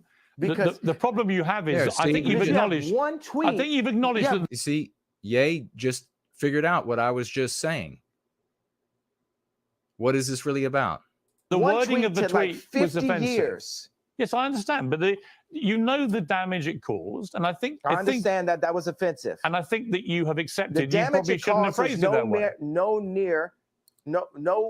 You as a white person are so stuck on the idea that what I said was offensive, which is a very caring approach. No, you're not it's sticking anti-white. on the fact. You have not unpacked what happened with those contracts. I've said that, but you didn't ask me another question about it. That means there's an agenda. Look, he's directly, it's so blatant, and Ye figured that out, that this whole conversation has been shifted away, even as he did this surrender. So let's see, will he fight his way back up out of this hole? Will he be, what might he do? I mean, if you realize, wait a second, you find yourself in a place where somebody has verbally pigeonholed you, cornered you, and you're looking bad, and you have acted like opening yourself up. Maybe I'll give a little bit there, like you're dealing with a fair interlocutor, and then you discover, oh my gosh, they're not being fair, they're just vicious. What happens then? He's going to either kind of fight back, kind of come back kind of angrily, or the surrender will get worse. It seems like he's going to fight back. Absolutely not. Inside of your I platform. have repeatedly said to you that I'm sure I do not disbelieve that you've had contract business no issues idea. with It's, various managers, accountants, is and it so Rye? on. My argument is that that when you do Just it, me when or other me? Rye. I'm sure We'll call many, you I'm sure many Rye. other artists in the music business. Yeah, of Y-R. course. You know why Doll. you're sure? Because you don't care to do the research because it doesn't 07 affect Drogas you. emojis. No, Thank it's because you said Have you done any research? No, yeah. Let me explain to you. I'm not doubting what You you're don't saying. care. I do care. You don't care about me. You don't care about my people. Stay there. I care about me. I care about my people. Stay there, Ye. You don't care about me. He wants to browbeat you about feelings. You make it about feelings on him. So it's for me to stand up. And God forbid I step on someone's toes while I'm at it. It's not someone's toes. You stepped on the entire Jewish people's toes with a very deeply inflammatory tweet, which I think you've now accepted. You shouldn't have phrased that way. It's taken a bit of time to get there, but I think don't allow that, right? Piers to see what he's doing right there, Ye. He's setting this up as you satisfying his metric. You make him dance to your tune. For God's sakes, you make rap music. You make him, well, he probably can't dance for shit. But you make him dance to your tune. Have you accepted that you've put no effort into understanding how I got there? I don't think, honestly, 10 years from now, honestly, I don't think there is any. You're going to apologize to me about this interview. I'm not. You're going to apologize to me about this interview within the next 10 years. No, I'm not, because here's the thing. Mark my words. I don't doubt you've had. It's very one-sided. No, it's not. It's very white-sided. Oh, come on, it's very one-sided. It's very like. It's not white-sided. I'm not doubting you've had business issues. I'm saying the. So, Ye just said the whole white race, that the interview is white-sided. He's talking about the white race there. Do you notice that Piers Morgan didn't come unglued about how dare you include and categorize the whole white race in this negative description of this conversation? Not a word. Not a word. Why? Because Piers Morgan is anti-white trash. Way to respond to that is not to go public to millions of people and say you're going DEFCON 3 on Jewish people. Millions of people. Right. Millions of people have had DEFCON 3 on their contracts. Right. You didn't say that. You didn't say that. And said millions of people. Well, I opened it up. Now I didn't, but now I'm saying it now. Okay. So now what I think you should say, I think you should say to the Jewish. Look at his face. Ye's face. That's genuine anger. Just like earlier when he started talking about his people and what's happened. People, I'm sorry for the offensive language I used in that tweet. I wouldn't do that again. Look, he's telling him what to say. Meant. I think people would. This is just totally makes me. It's in my mind. I'm just being forcibly thrust back to like elementary school or junior high school, and this is some anti-white loser bent over lecturing some misbehaving child. Do not allow him to talk to you that way, Ye. Respect you if you said that. I don't know why you can't just say that. Let me, you know when I'll say it. Do you know when I will do what you want me to do? It's not good. When I sit down with the people who write out the contracts for the NBA and for the NFL and for professional music and for acting contracts.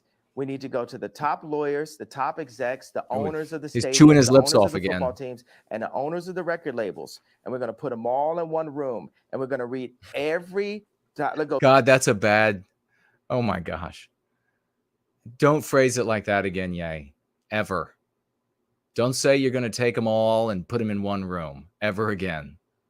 Top 10 in each one of these categories, right? Let's read Michael B. Jordan's Okay, but why would any of that? Let's Okay, read but Aaron why would Donald's any of that? Why would any of that? Bro, I ain't finished. I ain't finished my sentence. Nothing you're saying has anything to do with regret. Hey, Whoa, boy. he's getting really pissed. He just called him boy. Holy shit. Oh, I did not hear that something really crazy happened during this interview. So, wow. Hey, boy. Don't call me boy. Don't finish. I told you.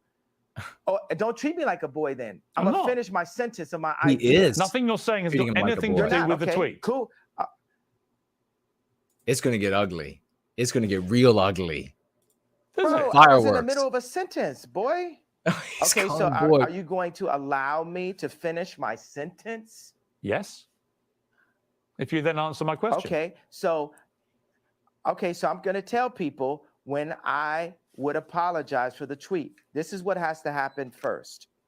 I need all of the top executives in Hollywood. I need the top executives at the NBA and at the NFL. We'll do those two sports specifically. And I want the top executives in music, dealing with publishing, dealing with like Spotify and Apple Music and Universal Music and all the top exec. Let's do like 5 top execs there. And I want to look at the top 10 earners in each one of those fields' contracts openly. We want to compare and contrast the contracts. And then once we open that conversation, and we need to do it on a platform is live in the action item with lawyers asking questions, and we'll have the top lawyers like a Johnny Cochran, Robert Kardashian level legal team, looking at all of these contracts together. After that moment happens, then I will say, I'm sorry. Okay, if that's your position. Wait. Why would you say you're sorry? That would be now commensurate. That's what you're looking for. Anyhow, that smile doesn't look real to me. Interview adjourned. Oh shit. No way. It's 55. It goes for an hour and 40. It's at 55 minutes. Okay. That's the end of the interview. I mean, I just get the feeling from you that you're obviously a complex character, brilliant. Is this a replay?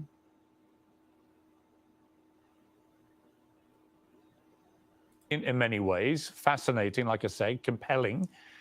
You have a huge appeal to millions of people around the world. It just seems to me that occasionally your mouth gets you into trouble, and that perhaps his what? On reflection, occasionally your mouth gets you into trouble, on that perhaps he definitely did not say your mouth gets you into trouble in the beginning, right? He definitely, I would have remembered if he said your mouth. Reflection, sometimes you look back and wish you hadn't said things. Is that did he come back? Nah, not really. Oh no, look, that's because the things I said. He came back. He's fiddling with that little transmitter box.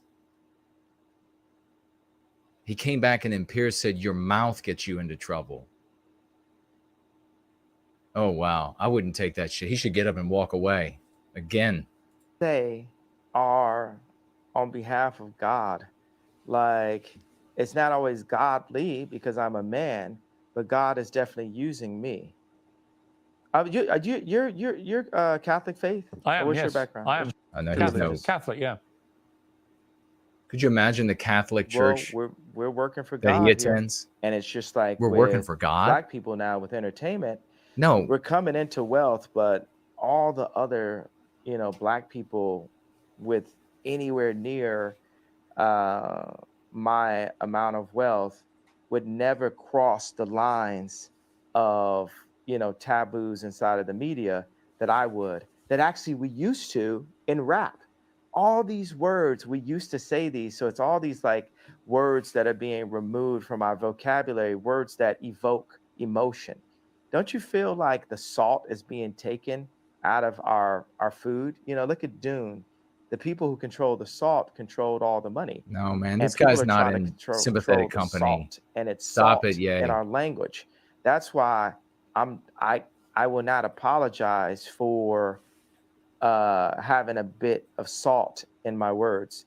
I will say, hey, this can be improved on, but it's like, hey, look, I'm gonna update. You're looking at the God's iPhone 100. We are God's iPhone, right? If you think about it, we're his favorite creation. We were made in his image, and we need updates.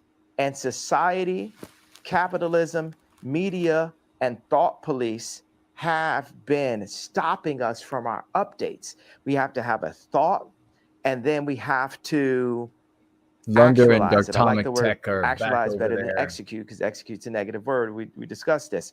We have to actualize. There's so many. Think about, for a homosexual kid, age 12 at school, not wanting to say out loud how he felt, or feeling like if he said how he felt, he would get bullied. Or what if he said how he felt, and then somebody said, you said the way you felt and what your experience was in the wrong way. Now you need to apologize. We're fine that you felt that way, but you need to apologize for the way you said it. But just having the courage to do it in the first place would be, that's the thing that needs to be given credit. Like, yeah, you know what? We'll say in these past 2 weeks, I made a big splash, because the first time you dive in the deep end, you're not going to look like an Olympic swimmer, but we're going to have to learn how to swim. And I've That's dived another in the deep admission end. Okay. that he I said think I that he understand did what you're something saying. Let me ask you about your wrong, family. Yeah, lots of speculation. by the of course, metric that Piers is constantly. giving him. If you understand what I'm saying, could you translate what I'm saying? Yes. I want you to translate what I said. I know what. And then let's move on to the next question. Okay. Let me attempt to What translate. did I mean by that? I think what she meant was that you are not afraid to ruffle feathers. You're not afraid to cause trouble where you feel it's justified. You're not afraid to call people out who you think deserve to be called out. But then occasionally, you've expressed yourself in a way that perhaps hasn't quite hit the right mark, and that you are work in progress, as indeed we all are. St. Thomas says, and that God you could bless phrase Noah things Guild in the better, which chat. would Great cause to see less you, brother. offense to a wider number of people, when in fact the target of your anger may be much more specific. That would be my interpretation of what you've just said. Do you think that we can move forward as a civilization without there being any offense? Because one person's truth can be the other person's lie. Oh, don't do that. I think it entirely depends. It's like, I think it entirely depends. Honestly, part of me wants to say yes to that, but I do think there is a line, and we should all be mindful of the line. And the line the to line me that he wants is you I to don't think walk is any the form of anti-white racism line. or perceived racism should ever be tolerated. I don't think that is free speech. And who It's just decides hate what that speech. is? And I think one of the problems with The what you said about anti-whites. the Jewish people That was works the out more for them. generic way that you phrased that sentence. People didn't understand you were talking about specific business people you'd had a problem with. They thought you genuinely meant you were going DEFCON 3 on all Jewish people. And they took that to be a blatant form of anti-Semitism. I think you've explained in this interview that was not your intention at all, which is good. But I think if you're asking me to interpret what you've just said yourself, that would be my interpretation. That, you're work in progress, and sometimes you say stuff which doesn't quite get over what you're really meaning. But what I really mean is, I don't want it to be settled. I don't want try to not do the threats in the live chat, because that gets the interests of the artificial intelligence. I don't want to be forgiven. The ear is at by the Jewish door. people The ear is at the door. Until we get to what the problem really is.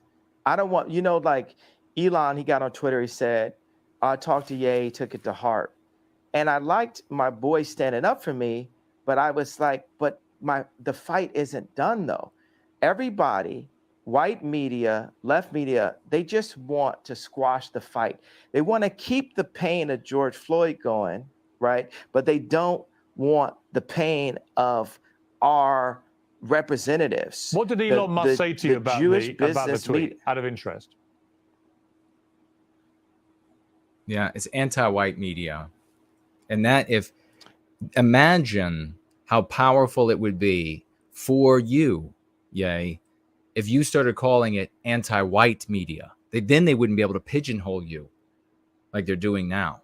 Then they wouldn't be able to justify these sorts of things. Then they wouldn't be able to get people to look the other way while you were being unjustly, unfairly persecuted, as you're articulating. Anti-white media.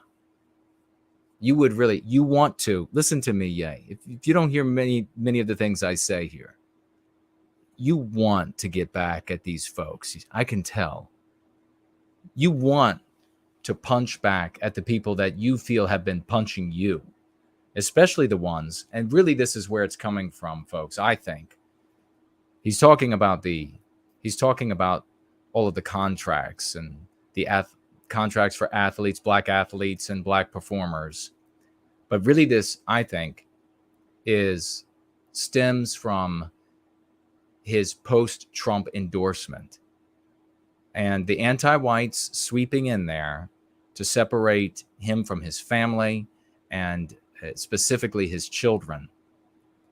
And you want to be able to punch back at these folks who are responsible for that. You call it anti-white media. You take some of the tips that I'm giving you over the course of this stream, and you will be punching back like you would not believe. There's something out there. We can talk about it if you reach out to me. There's something out there that with the right words, kind of like a magic spell, with the right words, and you will do these people who have done you wrong, you will do them more trouble than you could ever do with all the billions you could ever make. I promise. It's vague to me right now. I don't want to misquote him. What was the general? It's vague to me. What was the general point of what he was saying?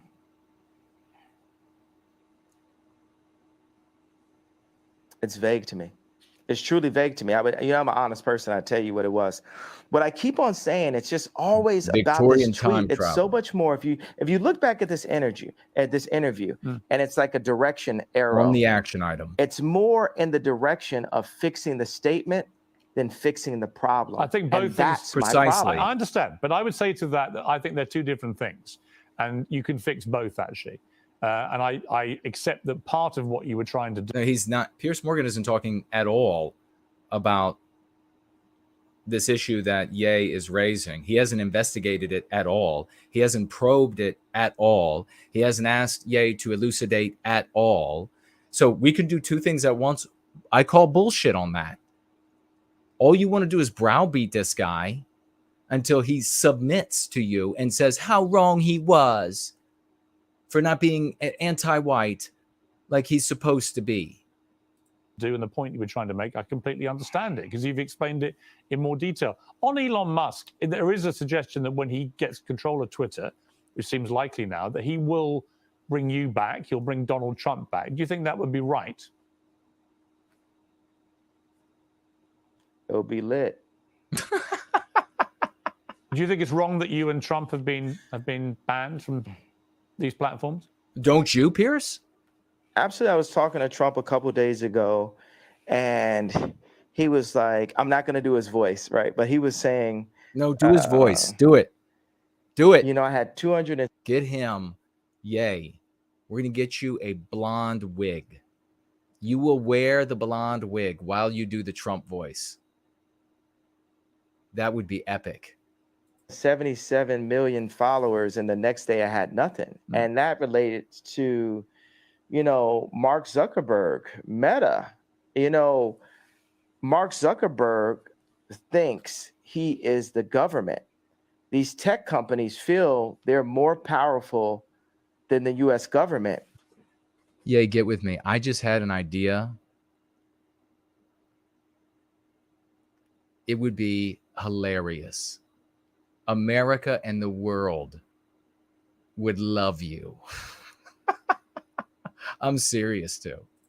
To the point of actually kicking the actual president of the United States off of an American social media platform. This is the world we live in. And I would say, I agree with you, and I'll tell you why.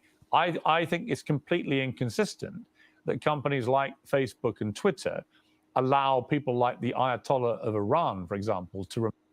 What a surprise that Piers objects to the Iranians. Whose interest is he serving when he's vicious toward Iranians? Remain on the platform, or Taliban people to be on the platform, but they don't allow an American president. That seems to me completely ludicrous. Yes, and this is part of... He said that for his convenience. Listen, Ye, anti-whites will do this in conversation. They'll give you a bone when it's convenient for them to do so, but they don't actually mean what they're saying. It just serves to prop up, to sort of bolster the lie that they have created, which they keep referring to in order to beat you over the head with it. Of the 100-year plan that they have books on about, China's takeover of America after losing the Industrial Revolution. Now, let's talk about business people. We won't refer to their race. And by the way, I'll tell you, as a Jew person, a person that has a lot of Jewish friends, it's not a race, it's a people. Right. And he's right. Although they can identify with genetic markers. That's how they do it with these different genetic companies. But that's my opinion. Look into it for yourself. I probably am wrong. Every Jewish homeboy I know is going to be like, yo, yeah, that's right. So, but it's hard to attract, it's hard to influence patriotism on capitalists. And it's a responsibility for us as Americans to retake our power in media, to retake our power in our schools, to retake our power in our farms, to retake our power in our medicine, in our hospitals, to revitalize the country, because America invented rock and roll at the end of the day. We have the inventions. America created Apple. You understand? Like, we created the platforms that the world runs on now, and we've allowed the business people in these companies to sell us, and whatever the term is, sell them in a handbag, whatever it is, for cheap. And Americans are God-fearing, for the most part, God-fearing Christian people, and we're not cheap, and we can't be sold for cheap. And we're here to stand up and say, you got to honor who we are, our families. We got to honor our God, Jesus Christ. So, interesting. Next subject. Can I ask you something? Let me ask you something else. Yeah, I want to ask you about your family, because you mentioned families there. A lot of stuff has been written about you and your family. A lot of it fueled by you, by Kim, by others. Where are things now with your family? Last. I'll check it, brother. What is your relationship like with Kim? We won't run out of time tonight. Helios Abbott on the action Kim item has Zionist media handlers surrounding her, all in and out her Hulu TV show. Okay, see, this is they want to be called, Zionists want to be called that. If you want to state a fact, and I don't think that's what he's just doing. I think he wants to imply that it's objectionable. Probably because of, although it doesn't really maybe it's not. I was thinking maybe because, well, if they're atheists, then rather than religious Jews, maybe that's what he's saying. But don't give them the name of their taking, yay. Give them the name that we give them, anti-white. You can say she's surrounded by these anti-whites. They want her to do these despicable things.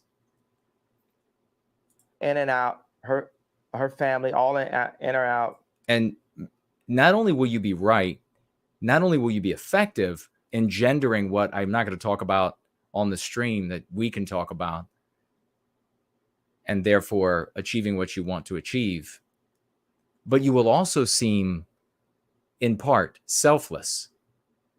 Because it's not just this selfish thing. You're talking about these people are all anti-white. They're destroying this country, which is because they hate white people, and it's destroying the black world as well. It's destroying the black family as well.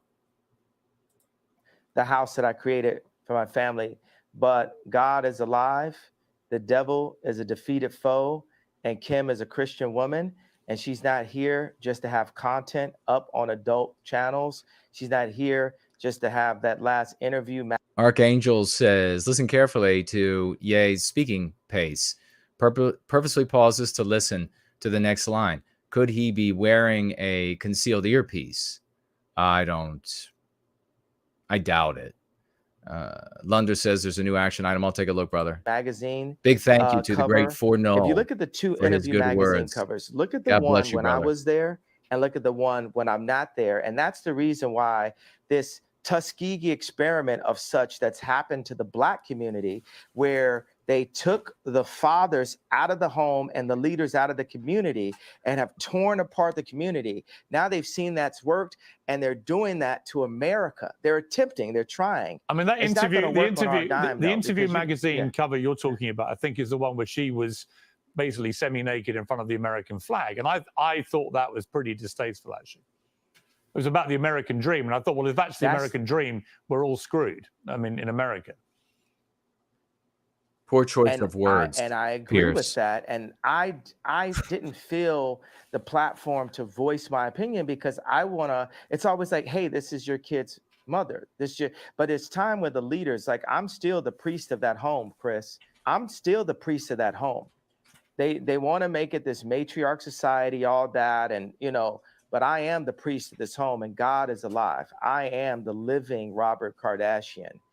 And I'm going to stand up for what God would want as a Christian. And then people say as a Christian, oh, you're not supposed to curse. You're not supposed to have righteous indignation. But I do. You know, Christians had swords also. Christians got guns. I tell you that. You know, so. But do you talk to Kim? I mean, there have been reports that you and Kim don't really talk at the moment. She's distancing herself from you because of the stuff you've been saying must get in controversy. Is that true? I mean, John Legend is distancing himself from me and buying more Christmas sweaters in the middle of spring also. So I'm not saying that, you know, they're making the right decisions. She's being influenced, you know, but I guarantee you what's not finna happen, we're not finna see her in one of them John Legend Christmas sweaters no time soon. But do you talk to her? I don't follow what that means. Don't you think it's like funny to like make a joke out of stuff sometimes? Don't you think like God has a sense of humor? Of course. But watch this. God definitely has a sense of humor. Look at Piers Morgan. When I got married, I bought this house. I you know what I'm saying? I did this tour and spent all the money I had on this house to like surprise Kim and give her this house that she wanted, that Lisa Marie Presley used to own. And then I got the house, and then I put Piers Morgan's mouth almost just disappeared. He's like some sort of like shape-shifting alien. Not seriously. I know the AI is listening, but give me a break. All this money into renovation, and then how does he fit a spoon in that thing? And there goes the neighborhood. Drake moves down the street 5 blocks, and that's when I knew God was funny. But watch, this is where God is even funnier. Here goes like, is that the name of Drake's real estate agent? God. Louis C.K. Part 2 level, because Louis C.K. is the funniest man alive. Uncancel him now, right? So and he was funnier before he's canceled, because all he would do is type of jokes that you get canceled on, right? So I got an office in, outside of Crenshaw, like in an opportunity zone. Franklin says And there it's is a the rapper office, named God. 57,000 square foot office. It's the one that Tucker Carlson came to visit me at. And I look out the window, Big and old office. whose office is being built, a brand new one? The Skims office. It's like, who's writing this stuff? You know what I'm saying? Like, God is funny. So is that the company that's he the has thing. 5% We always gotta in? be like, we gotta be funny. We gotta have a sense of humor. Like, But yeah, let me ask the you. white Let me ask company, you. right? There's a lot. Yeah. But are you sad that you're getting divorced? Are you sad the relationship Elaine came to an Sabatino. end? Are you sad that you're getting divorced?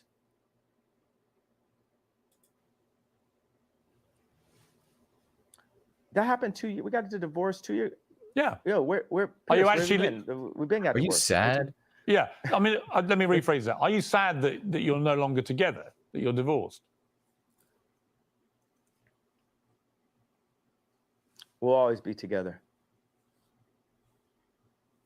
Well, probably best She answer he dresses gave exactly like- the entire interview.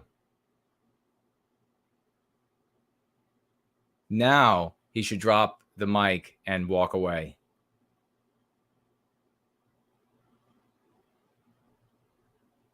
Like me. What do you mean? Like, my kids are me. There's no person that she'll ever get with that will influence her more than God and then her priest on earth, which is me.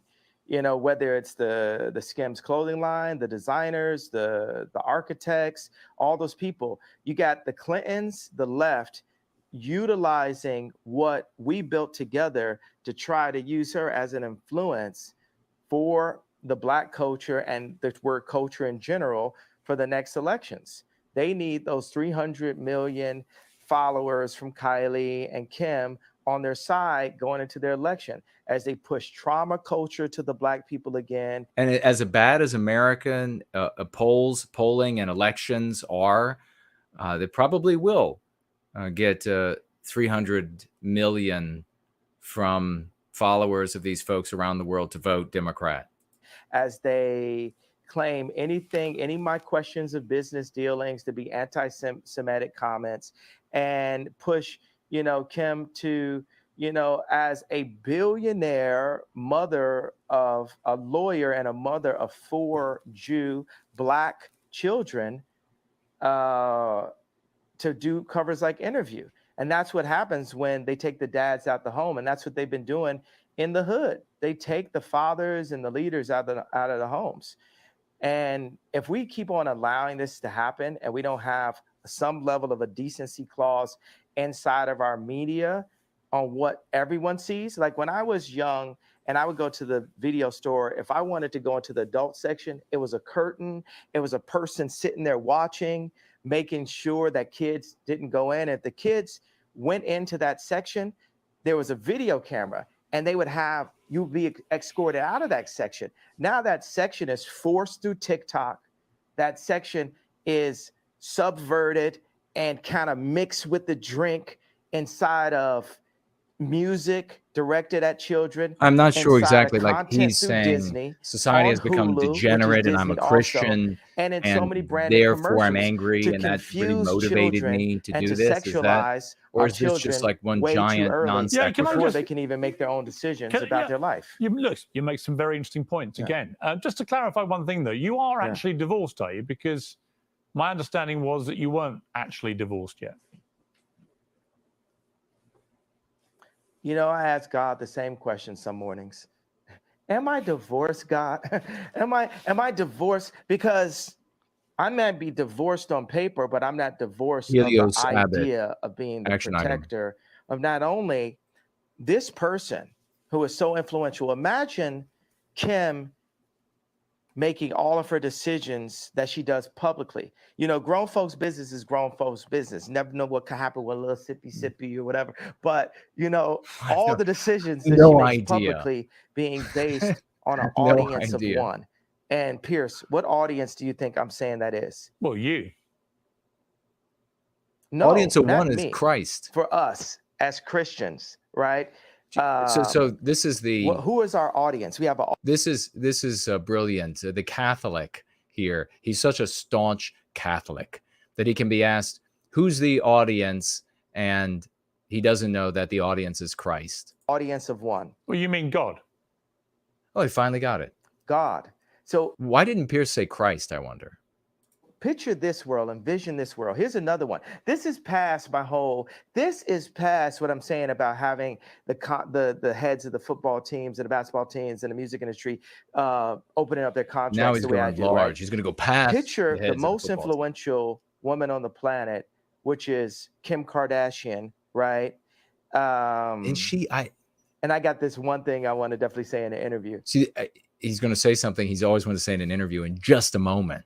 I'm going to insert really quickly that, what would be very amusing for Ye, I'm sure you go find it very amusing, is that I know nothing about you and this Kim Kardashian, and I don't follow any. I'm not like some obsequious follower of yours. So all the lavishing that they do, all the simping that they do, you wouldn't find that in me. So you might find it interesting. You'll have to tell me like what you do for a living. Picture the most influential person on the planet, the most influential woman on the planet, performing in public only for that audience of one, for God. Imagine the overwhelmingly positive effect that will have on the planet.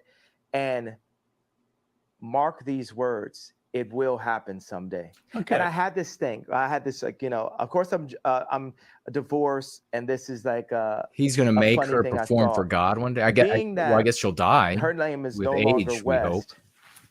and my name is no longer Ye. If there was ever, being that her name is no longer West, and my name is now only Ye, if we were ever to be together again, what would our name be? Kim Ye. Would you like that? Do you see his face?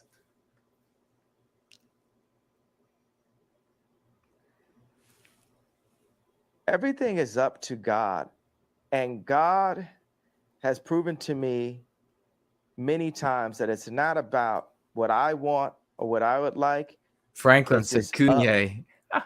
To him on what he sees fit. But David had to. But let me ask you. But do you still love to the Kim? sheep? Sorry, not with an S. Do you still love Kim?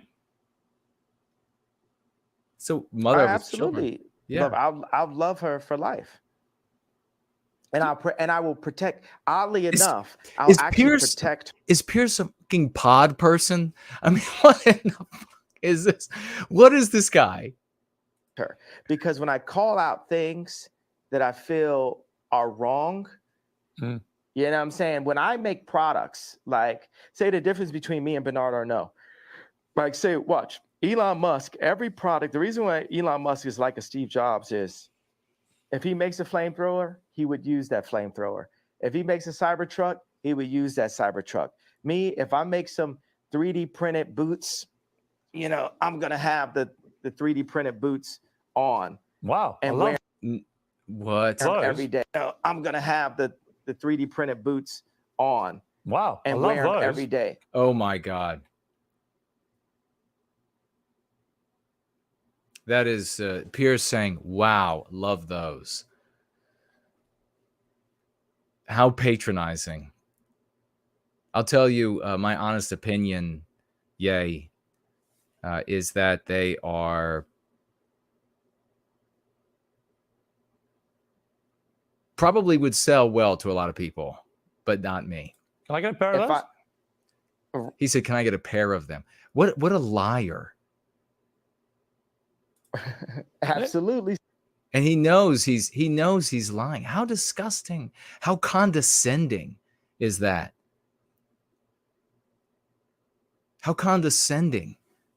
It's actually kind of pissing me off now that Piers is being condescending and patronizing and paternalistic like this. And he's doing that because he knows that in like these little anti-white circles where everybody's pinky is up in the air, that they're getting a bunch of big chuckles. They're laughing up their sleeves right now that he's making a fool of Ye with such comments, and Ye is not taking the insults because he's being too ingenuous.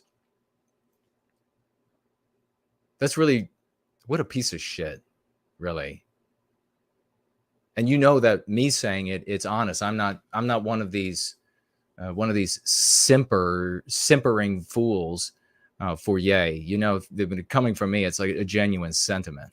Sir, They would Tucker really liked sue them me. also. These boots are a hit. Love those. Yes. They're fantastic. Look at his look. I paused it at the perfect moment where you could see him revealing exactly what I'm saying about what he's thinking.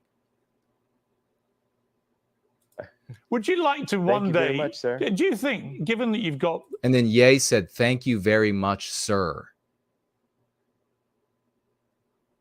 Oh man, I would. Oh, Piers is too like wobbly and gross, and you know, like I feel like almost he doesn't have guts. He's just like inflated with methane, and that's how he's sitting there. You wouldn't be able to punch him or anything, but I don't know. Maybe you just pop him.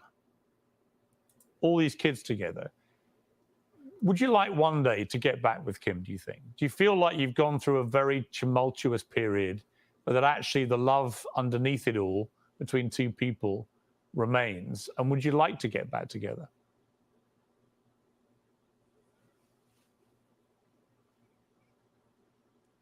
Those thirst traps still be fire. Is that Do a you yes? understand what I said? Do you understand that language I right think so. there? I think That so. language? You better explain it to me. What do you think those thirst traps still be fire means? Can you explain that to me? Well, with my Pierce? rather Explain creative British what mind, those thirst traps still be fire. I would imagine it With your means that you. creative, brilliant Helios British man. habits. I would imagine it means you still fancy your ex-wife. Is that right? You know, I would prefer to not be put on this. Oh my I would God. never. I would prefer to not be put So true, on the Lunder. spot on these kind of questions. What I could say is, Yeah, I mean, it's totally inappropriate. But of course, the entire first part of the interview was totally inappropriate about finger wagging and browbeating him into apologizing. God is alive, and He places people. He placed David in to tend to God had David tend to the sheep, knowing that one day He would prepare him to fight Goliath. Mm-hmm. So I believe that day of me fighting Goliath has been this past 2 weeks. The media is Goliath, and there would be no chance Anti-white of having media. a civilization or a civil democracy in America without me challenging the media 2 years out from the election. Because this thing that I'm challenging, Anybody else going to maybe participate in setting the action myself item? up to one day be able to be president, or it's maybe for the other president. But regardless, we have to have some decency in America as the thought leaders in the content that we put out. But you And that's how but on God that point, is on that using point, me yeah, now. Amen on that to point, that. you keep talking about the media as if somehow it's the media that's created all this furore in the last 2 weeks. But you have said other things which, in my opinion, the media couldn't ignore. You know, you suggested in your interview with Tucker Carlson that Gap, for example, They could have reported on it neutrally, but there's no such thing in the universe. So they're anti-white, and so they attacked because he got in the way of the victimization of Western kind and destruction of Western civilization. the clothing wear company, had prior knowledge of the Uvalde shooting, which is obviously completely insane. Why would you say that? And then why would you be He just called him insane after saying, do you love your ex-wife enough that you'd want to be back together with her? What he should have done is, seriously, he should have ended the interview the first time Piers asked that question, and then he said in response, "We'll always be together." He just stood up and walked away. It would have been a mic drop moment. Yeah, if that the would media if the media then react to it. Elaine is going. See you, sister. What I'm saying is that was worded. First That might have last been worded is in over a there. way that the Atomic media could Tech. taken the wrong way. Giving some But I love on thought the it action was item. really interesting the amount of people at Gap we had a release that was happening, and the amount of people at Gap that were rallying around this as a media moment, if they didn't know about that, where there's theories, you can't say that the theories about 9/11 are completely insane. Actually, You know, that's just the person I am. He wants I'm to that have kind of theories person. Well, on look, you're perfectly other things entitled as to have well. theories. I think most of them are completely insane. There's- But on this specific one, okay, yeah, on Uvalde, but- you even suggested that Matthew you can't McConaughey. go You ahead. even suggested that Matthew McConaughey may have. It was all a bit weird that he was speaking so early about it, when in fact he came from Uvalde and spoke very passionately after this atrocity. So I think people read these comments and like, what are you talking about? No, okay, so I'm not. What I'm saying is, I definitely feel there was a major media push around that to create trauma and fear culture, because the amount of people, and this is not to be in any way, I care about people who have passed away and have lost loved ones. 20 kids were shot dead in a classroom. Okay. 20 children were shot dead at school. So let me explain. No one in the media is putting any sort of trauma into that. That is the trauma. Okay, Piers, how often does that happen in my hometown?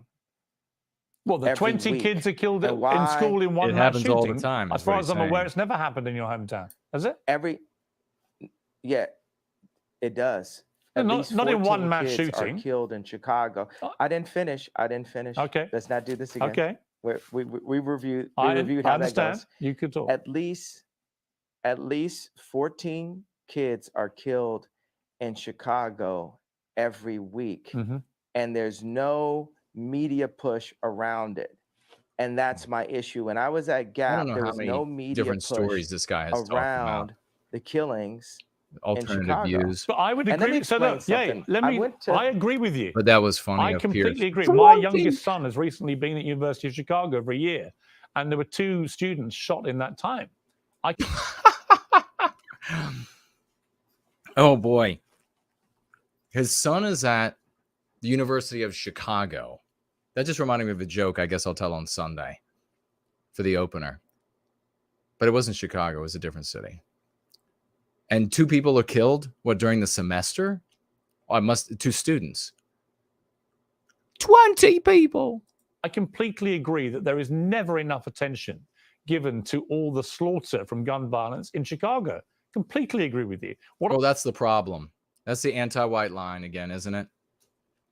It's the gun's fault until he can say it's the white race's fault, the vile white race's fault. What I can't agree with is any suggestion by you that anyone at Gap or Matthew McConaughey or anybody else had any prior knowledge of what happened at Uvalde. Of course they didn't. What I'm saying is, I'm not saying Victorian time traveler, but with the amount of attention that went, understand, I was jealous. Once again, you feel me?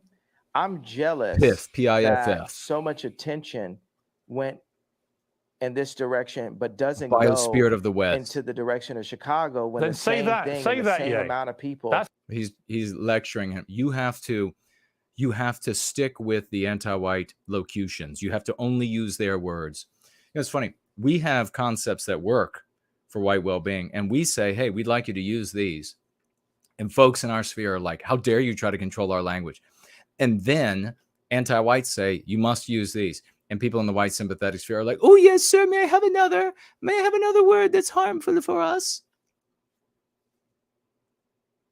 That's what you should say. I'm not finished. Yeah, but it comes down to the way you phrase these things. Bro, hey, I just said it. Yes. Like I just said, you're not always going to say the things the right way, but at least I have the bravery to open the conversation. Your first sentence isn't your last sentence. My first rap that I told wasn't my last rap that I told. And now that's the whole point. It's said. Once it's said, accept that it was said. I am the iPhone 20, right? I'm growing. I'm a hybrid. I thought it was iPhone 10. I'm updating. Or 100. Okay. I'm constantly updating, and that's what we're supposed to do. You can't drag me back, because you enjoy that, right? When you bring it up, I'm saying, hey, this is what I'm saying. I felt You know, think about this. Have you ever heard the term premeditated murder? Yes. I feel like the George Floyd was a premeditated murder. That's my feeling based off Oh, that's of, exactly and what we I never was got to saying. that in the beginning, but that's my feeling. That's exactly what I was saying he should say earlier in the story, earlier in this interview, that if he was going to say that something different happened, he can't leave it up to doubt about whether or not he's going to keep white people as the villain in that story. He's got to say it's other aspects, other participants, and it's still the white race. Then all of these people would be elated with him. They would always get kind of a different view. Maybe he's right. Still the evil white race. They're only angry because when he says it didn't happen the way, or he doesn't think it happened the way that is claimed to happen, that he might be saying that it wasn't the white race. That's why they get angry. Based off of the information I saw in the documentary. I think it was a premeditated murder in the sense that I agree, but not for the reason you think. I think it was premeditated. Okay, just exactly. What did I say earlier in this interview? That Piers would agree with him if his speculation incriminated white people, more white people. And that's just what he did. He entertained his speculation when there was the possibility that it was going to incriminate more white people. Whereas before, he was intransigent. He would not touch it if it wasn't the exact story in this very interview. How many times can a guy be right? Why can't I get dollars for being right? In the sense that policeman didn't give a damn about George Floyd's life, stuck his knee on his neck for 8 minutes and killed him. So I know we don't agree about that. I don't want to go back over that. I want to ask you, about something different. I think the policeman was involved with it too, but not in the way that you think about it. Right. I think he was involved in a different way. I think we'll have to. I think he was also part of the setup. Okay. Look, we're not going to agree about that, but he's been moved. He's been moved, and That's where Piers starts to get nervous. Part of a setup. Are you implying that the white race was not responsible for this? Suddenly there's nervousness. God, this world and all conversation, everything becomes so clear when you use the go free method to understand it. Why isn't everybody doing it? We have financial gifts coming up on Cash App and on Entropy, maybe on Odyssey. We'll be getting to those shortly. I need you to watch the documentary, and we could talk offline and then talk online again. Okay. Because what's not fair is for a white martyr like JFK to be analyzed 100 different ways, but then for a black martyr. You see what's happening? Exactly what I said earlier in the interview as well. I perceived that Ye was seeing this as they get to have, because it's white people, they get to have all of this speculation about all the different ways. Maybe that it's a different way, but the black race is being restrained on this one narrative because we're black, when in reality, it's being restrained to that one particular story because that story is anti-white and works for the anti-whites. Maybe it exactly happened that way. I don't know. I wasn't there. Ears against the door. We know that. But that's why it's happening. This is what I'm telling you. Yeah, you got to reach out to me. You don't have to agree with everything I say. But the things that I will give to you will be for the purpose of empowering you, because they will, by empowering you, benefit me as well. That's the only way that the world really works. Reach out. Like George Floyd, for us to only accept the one way. That's like us only accepting the one way for the black vote. Like I said, we have the opportunity to look at it different ways. Like I said to you, you are completely entitled to challenge anything, frankly. And I'm equally entitled to come back to you and say what I think. That's what a democracy is about. Let me ask you I want to ask you one thing about your. But look, no, I got. Okay. I don't want to keep going back to that same issue. The disparagement right there. Yeah. But look at the disparagement, because I still had an idea. I don't like the word point. I had an idea that you didn't embrace right there. The martyr JFK, we analyzed. Let's do this, Ye. I will help you out. We could talk about payment. I will help you out mostly just to benefit me, so you know it's real. right? Because it's going to benefit me. I will empower you. So you know it's real. You know I want to do that. I'm not showing up for money and feeding you something that won't work because it's just money and it's going to then benefit me down the road because I'm an anti-white or something, and then you end up getting screwed up. I need you to crush these people with the concepts that work, the concepts that actually represent reality.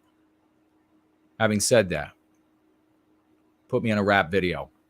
I can dance. His death 100 different ways, right? But with George Floyd, he died that way. And then it's white people telling super brilliant, successful black people, you have the right. It's literally like on some. And also, I'll add to that. We'll talk about cash. And I actually don't need a lot because I don't have a pot to piss in. But put me in a rap video. And I can dance. You got to put me somewhere cool in the video. And also, you've got to rent us a couple of Ferraris so we can go around the racetrack somewhere.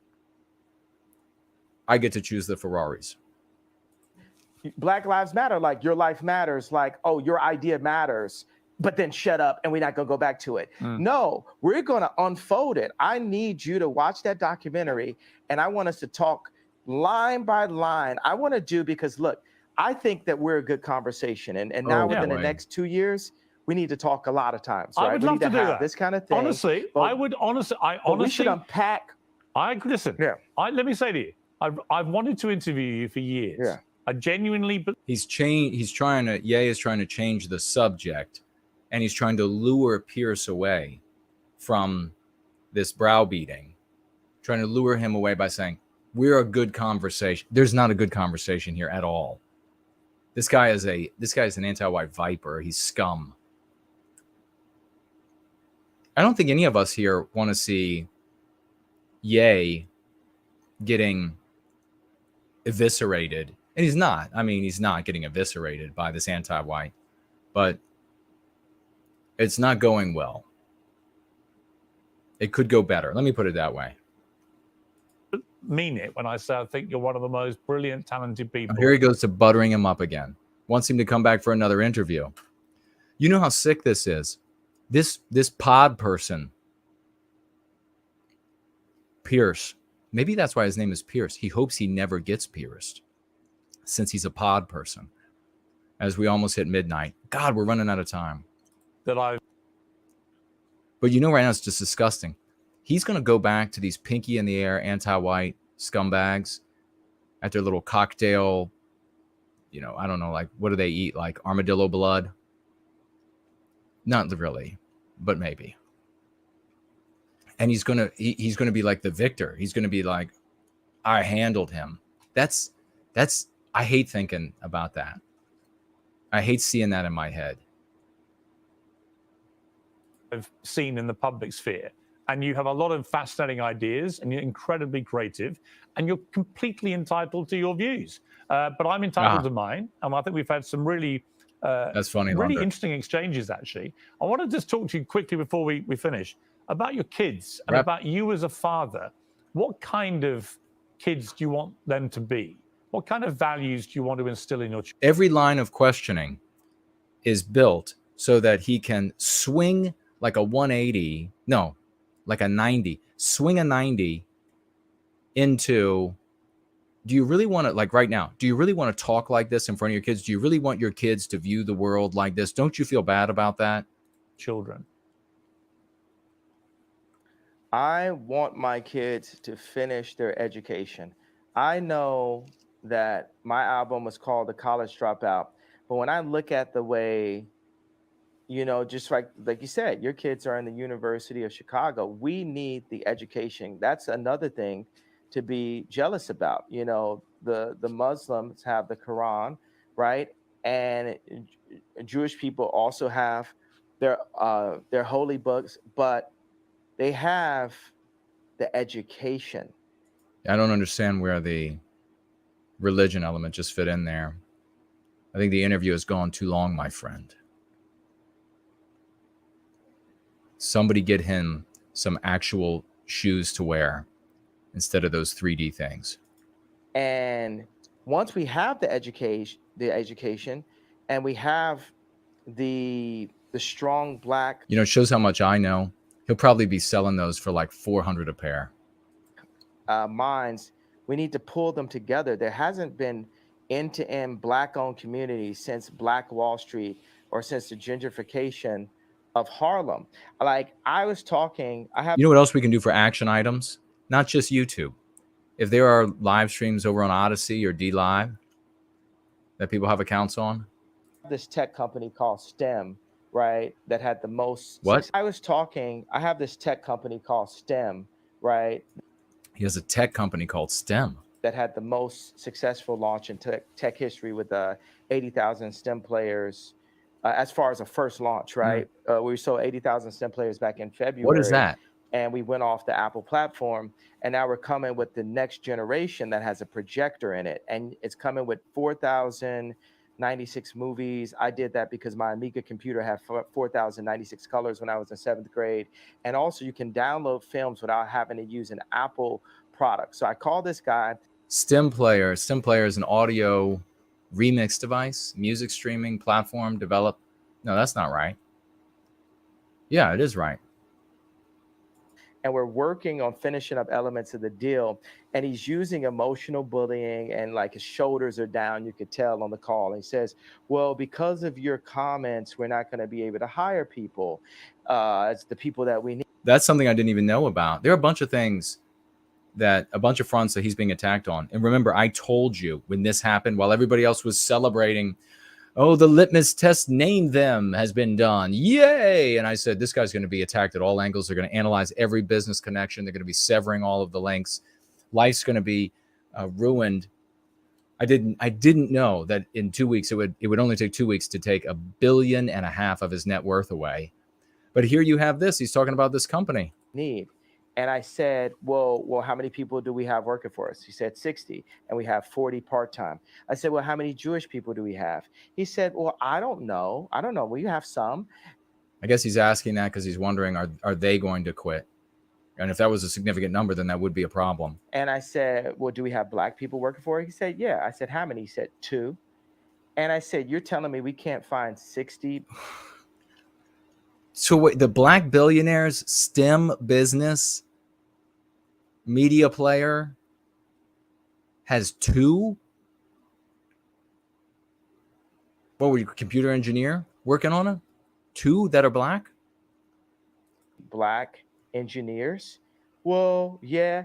And see, that's where that comment that got me into so much trouble forced me to look at my... Kinda. I mean, Bobby can get a hell of a tan, but kind of just like really 2. Myself as the richest black man since Mansa Musa, right, with multiple tech companies, and where am I kicking the tires inside of my own company to ensure that I'm hiring my people? Because Chinese people hire Chinese people, and Jewish people hire Jewish people, and Catholics hire Catholics, right? But with blacks, we'll give our company. It's not true. There certainly was a time when it comes to Catholics. There certainly was a time, especially when they were pitting the different. And this is the problem. You go to these people now who would say there's no white, but there is Catholic, there is Irish, there is, and what they don't realize is they apparently they don't have the processing power, even if they're very well read, got a lot of things memorized, and they want to share with you. All of these different ethnicities were very easily pitted against each other. That's why we have to recognize that we are a single people. We don't get rid of our ethnicities. We have to recognize that we are a single people. We are joined by the biospirit of the West. And then you won't be able to pit us against each other. There was a time when all of these different groups, and I'd say pitted against each other, implying that there was only some outsider. No, the ethnicities were fighting against each other. And so when other groups came into the picture, it was easy then to say, hey, you and me, the Catholics, we'll get together and we'll take out this other group over here. That's our competitor. And they did. But that doesn't happen. You can't call up and say, if you're white, and say, hey, I'm a Catholic. You're looking for a hire? And they're like, Catholic? Sure. No. To Bernard Arnault. We'll give our company to Mark Zuckerberg. We'll give our company away. And it would almost come off as anti-Semitic if I hadn't crossed that gun line so far to say, hey, I have to go and ensure that I'm hiring the brightest black minds. Now, you see, he's still in this position where he's trying to explain away as an apology his statements, which he absolutely should not be doing.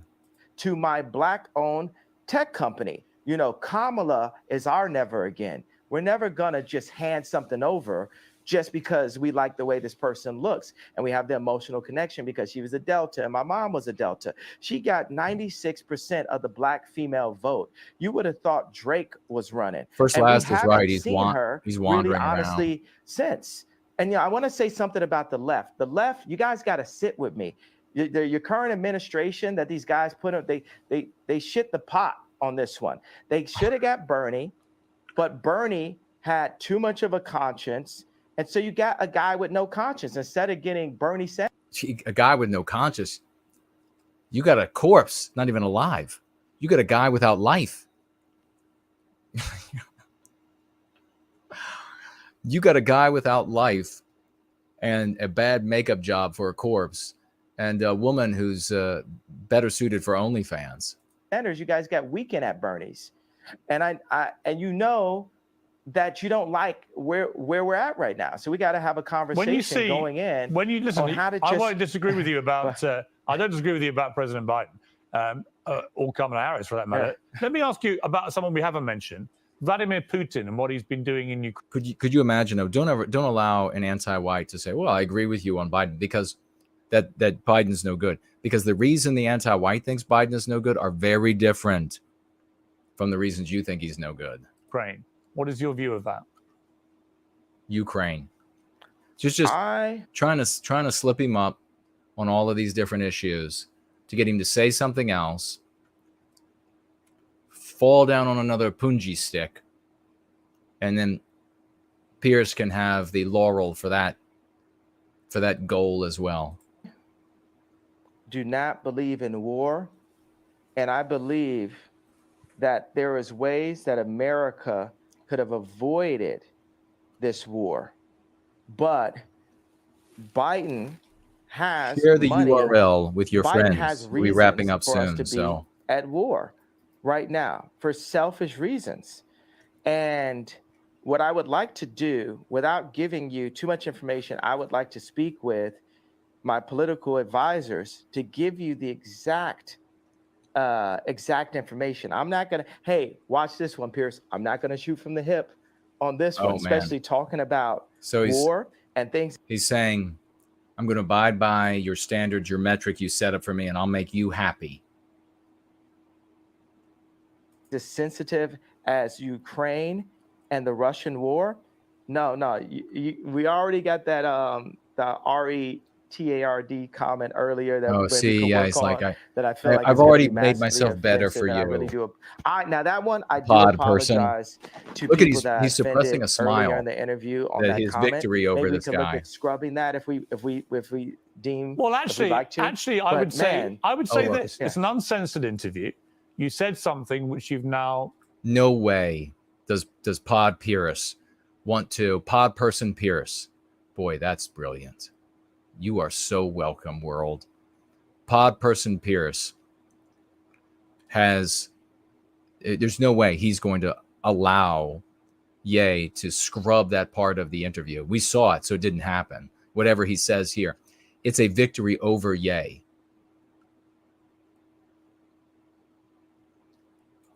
Wished you hadn't said, and you've apologized. I actually think that says a lot about you. Right, that shows you've got that ability to be self-aware. You've shown the world that you're my bitch. I think someone like you, with all your energy and creativity, your passion, you're going to say courageous stuff. The way that you talk constantly and in such an extraordinary manner, you're going to trip up. You're going to say things the wrong way. I don't think there's anything wrong in when you do that, doing what you just did, and saying, "Look, I'm sorry, I crossed the line. I apologize." It's actually quite empowering. Oh, it's so empowering when you do exactly what I want you to do. You SOB, you anti-white SOB. Yay, I want you to go back on this guy's show, but I'm going to be with you and I'm going to get you ready. And you are going to slaughter him like the anti-white pig that he is, metaphorically. Metaphorically. You're going to slaughter him like the anti-white pig that he is. And then we will have some clips we'll be able to take out, and it'll be beautiful. You will be the one who will be turning up, I don't know, water. You're not going to turn up alcohol. You're going to be turning up some like crystal clear water in celebration.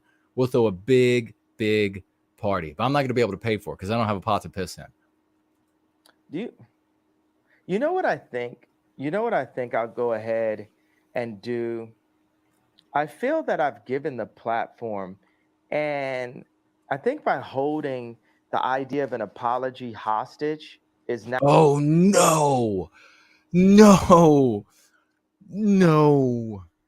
Don't do this. Don't do this. Yay. I'm begging you. Yay. I'm not your father. But don't do this. I will get out the not sexual lightsaber.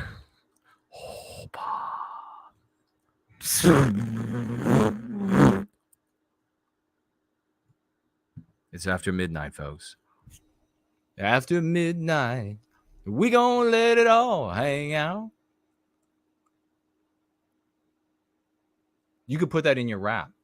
Would you be allowed? Not godlike. Correct. I feel like we have to free. Yeah, you know, and I think No. He's not gonna hold an apology hostage. Isn't that what he said? No, not good, friends. How far do we have? Oh no, we've got enough time for him to actually. I think that's the point that you've been making. And because we sat down and had this conversation, you know.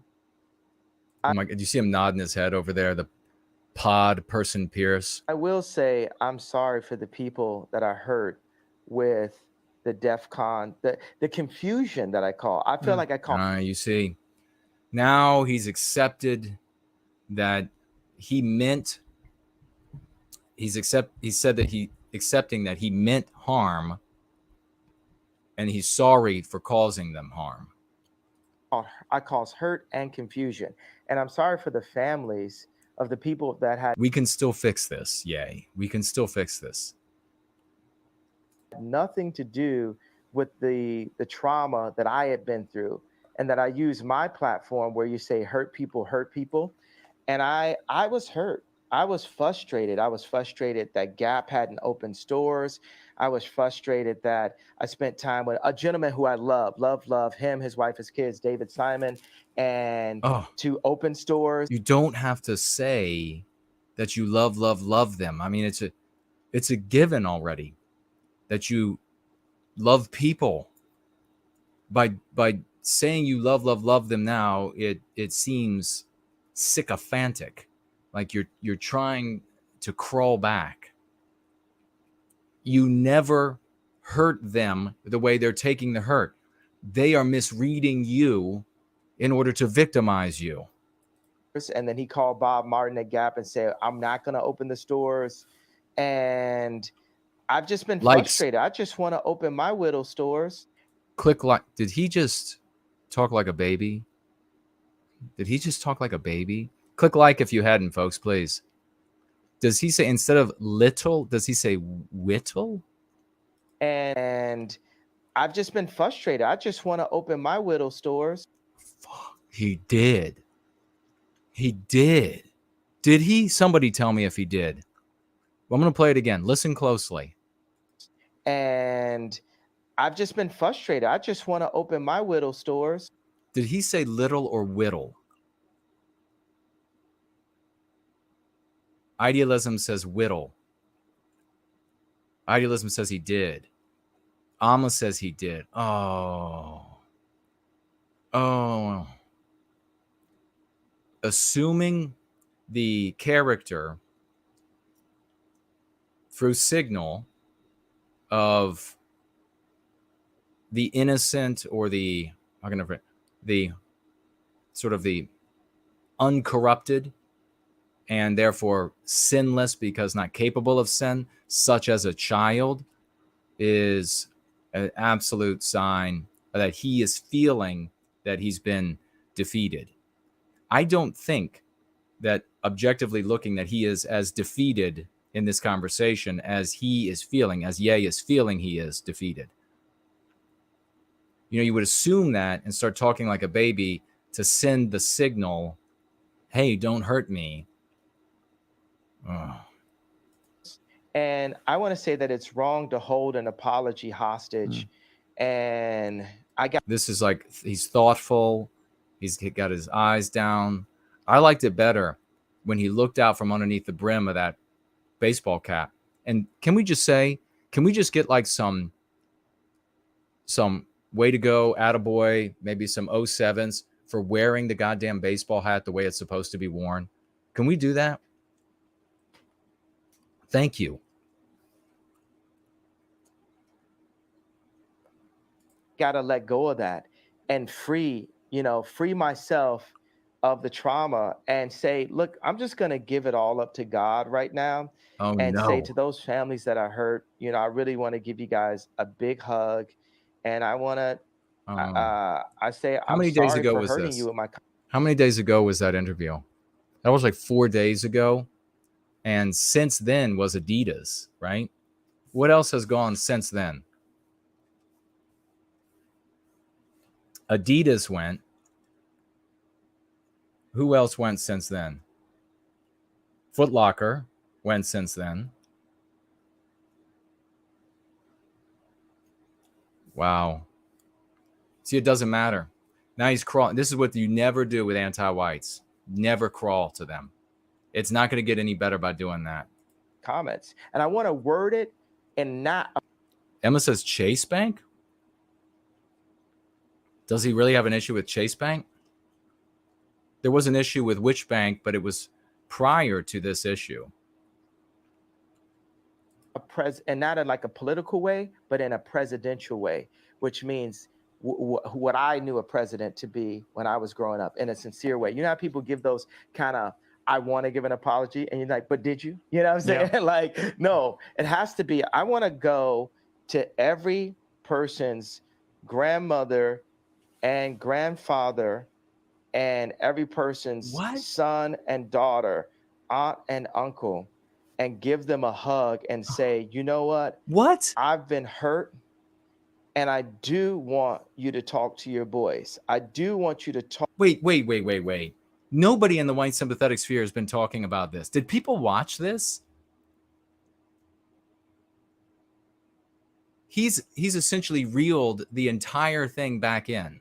He wants to go to every mother and aunt and uncle and son and daughter of all Jewish people and give them all hugs and talk about how he's been hurt and not hold his apology hostage. He wants to apologize for how much he's hurt them. Did anybody else know this? Talk to the people that are in power, the people who do own the Black voice, the people. Okay, listen. I can still fix this, yay. Don't make this much worse. I can still fix this. Who do own the Black vote, which a lot of Jewish business people do. And I want to be able to sit at the table with the contracts. I want my people to sit at the table with the contracts. I do want all of this, but I'm not going to hold my apology hostage till I get that. I'm going to. That's what he said earlier, that he was going to wait until, which we never will say again, yay, that you put them all in a room. And then he said that twice, right? Like fervently, right? Now he says he's not going to do that. Boy, this is not. Piers, listen, yay. Piers he's like a wart on the devil's ass. And he's trained to do this to people. You are not. I have overcome these people. I've defeated them. So get the help you need, right? Doesn't matter how smart you are at music. You wouldn't work on your mother's heart. Start by taking accountability for my actions and the lack of sophistication in my wording. Like I said, I was sleepy, and it was taken in a way that I didn't mean to be taken. It definitely caused some attention, but I don't want the conversation to go away just because I came to you guys and said, you know, I understand. Piers, I was sleepy when I was talking to Piers Morgan, and I hadn't slept for 3 days and 4 days, and I said a bunch of things. It was like I was on serious drugs. Here's what I actually think about him.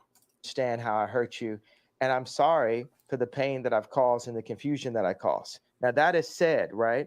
But I don't want the conversation to go away that we are still in a place where these contracts are still up.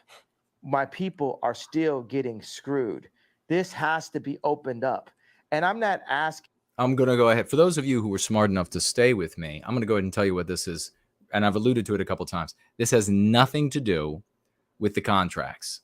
Yes, he doesn't like how these contracts are situated, and he's sort of outwitted by people who specialize in writing contracts, and they've been doing it, and they're passing on the knowledge. And it's obvious it's not just Jewish people. They're passing along the knowledge, and they screw over the talent as best they can. He obviously has been screwed over. He knows other people who have been screwed over, fast talkers, facile tongues, silver tongues, and been screwed over. Sure, that pisses him off. And sure, he doesn't like that other blacks have been screwed over. 100%. That's not what this is about at all. This is about his children. This is about his wife.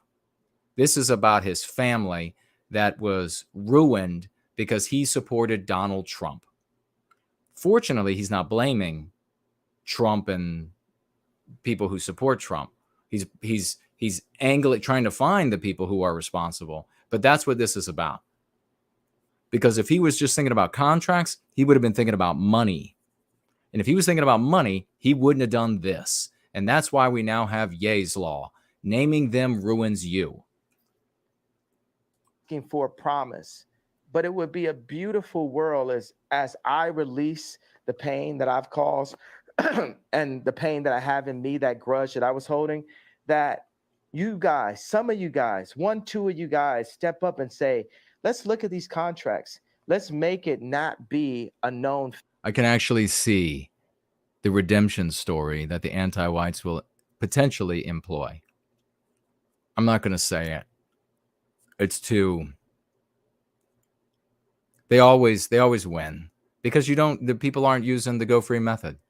Fact that the music industry is treacherous.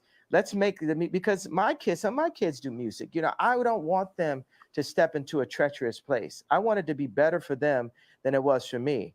So I want us to sit down and come together and really work on that. Would that make sense to you, Piers? You know what, Ye? If you'd simply said that in your tweet, I don't think there would have been any problem. And I'm very, very pleased, actually, that we've got to a place where you felt able to say that. And I think it was sincere. And but we still have a problem. That's my point. No, do you see? Ye still wants to talk about the reason he showed up. Piers is ready to call it quits because he got what he wants. Oh, I get it. But what you've now done, you've now explained the context of the problem. Give us you the also likes issued a if you sincere haven't yet. apology to people. Share the who were rightly URL, offended by even the though way you we're in phrased what you the said. closing. So I think that's a good 15, place to finish the interview. Yes, exactly. I'm very glad you got there. 15 to 20 minutes. But it's not finished. I understand. The idea is not finished. I understand. That there's still a problem. I understand. No one's going to be in any doubt there's a problem. And by the way, I'm sure there is. I'm sure that a lot of the contracts. Did Piers have a macaque tie his tie for him? Tracks in the music business are he's got an expensive rigged against suit. people like artists like yourself. I'm sure of it. I mean, it's always been the case from Elvis onwards. So I get Piers, it. Would you help me and my people? Would you help me and my athletes? I got so many athletes. Oh no.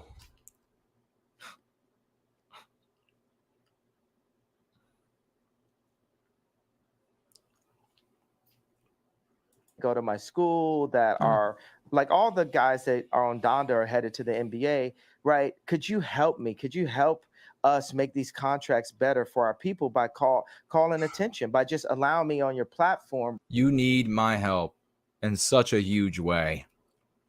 right? And Yay. let's look. You need my help in such a huge way. Yay. I'll write some rap lyrics for you. They'll suck, but I can do this really well. At some of the things and point these things out. Could we work together on Absolutely that over the next happy couple of years? Very happy to do that. Yeah. Very Yeah. happy to do that. I think we should talk more often. All right. It's taken a long time to get here. I've thoroughly enjoyed our conversation. It's been 2 hours. It's been free rolling. It's been occasionally challenging, but we've got to a place where I think is a good place, and I've really enjoyed it. So thank you. Ye's father should instantly reach out to me too. He's got money. This is your son. This is your son. I know you were a Black Panther, so you want your son to dominate, right? Thank you very much indeed, Ye, for sparing me the time. Yeah. You know, I'm gonna feel like I lost my stone I was holding. Yeah. He said, yeah. But I had to give it up to God. You know what I'm saying? Like, yes. You know, you're gonna be bragging. You're gonna be bragging at dinner tonight, like, yo, He's not going to just be bragging. Talk to Ye. No one could do it. No one could do it. I did it. And you know, I'm giving you this, and I'm gonna pray that. Now I'm seeing right now. You're seeing right now. If you have the eyes to see, how. You ready for this? How the agents have burned him. You're seeing right now, certainly over the course of this interview, but right here at the end, it is most evident how he has been able to be burned by entertainment agents. You, as a fellow believer in Christ, will help me to expose all the wrong that's still currently happening to my people, specifically in the entertainment industry, because I'm very happy. To start with. I'm very happy to hold anyone to account who is behaving improperly. Honestly. Listen, we'll get to that. Absolutely, I absolutely promise. Yes, and yes, in God, we're doing it for God. Sign right here on the contract, please. And I'm absolutely certain that entertainment business is riddled with people who try it on and exploit people. And I would be very happy to help you to expose that. But for now, I've got to leave it. Yay, we've had 2 hours. It's been remarkable. Thank you very much for your time.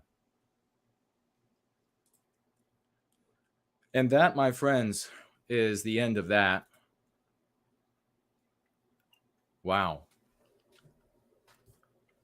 There was the part in the middle, roughly, where it really was getting exciting.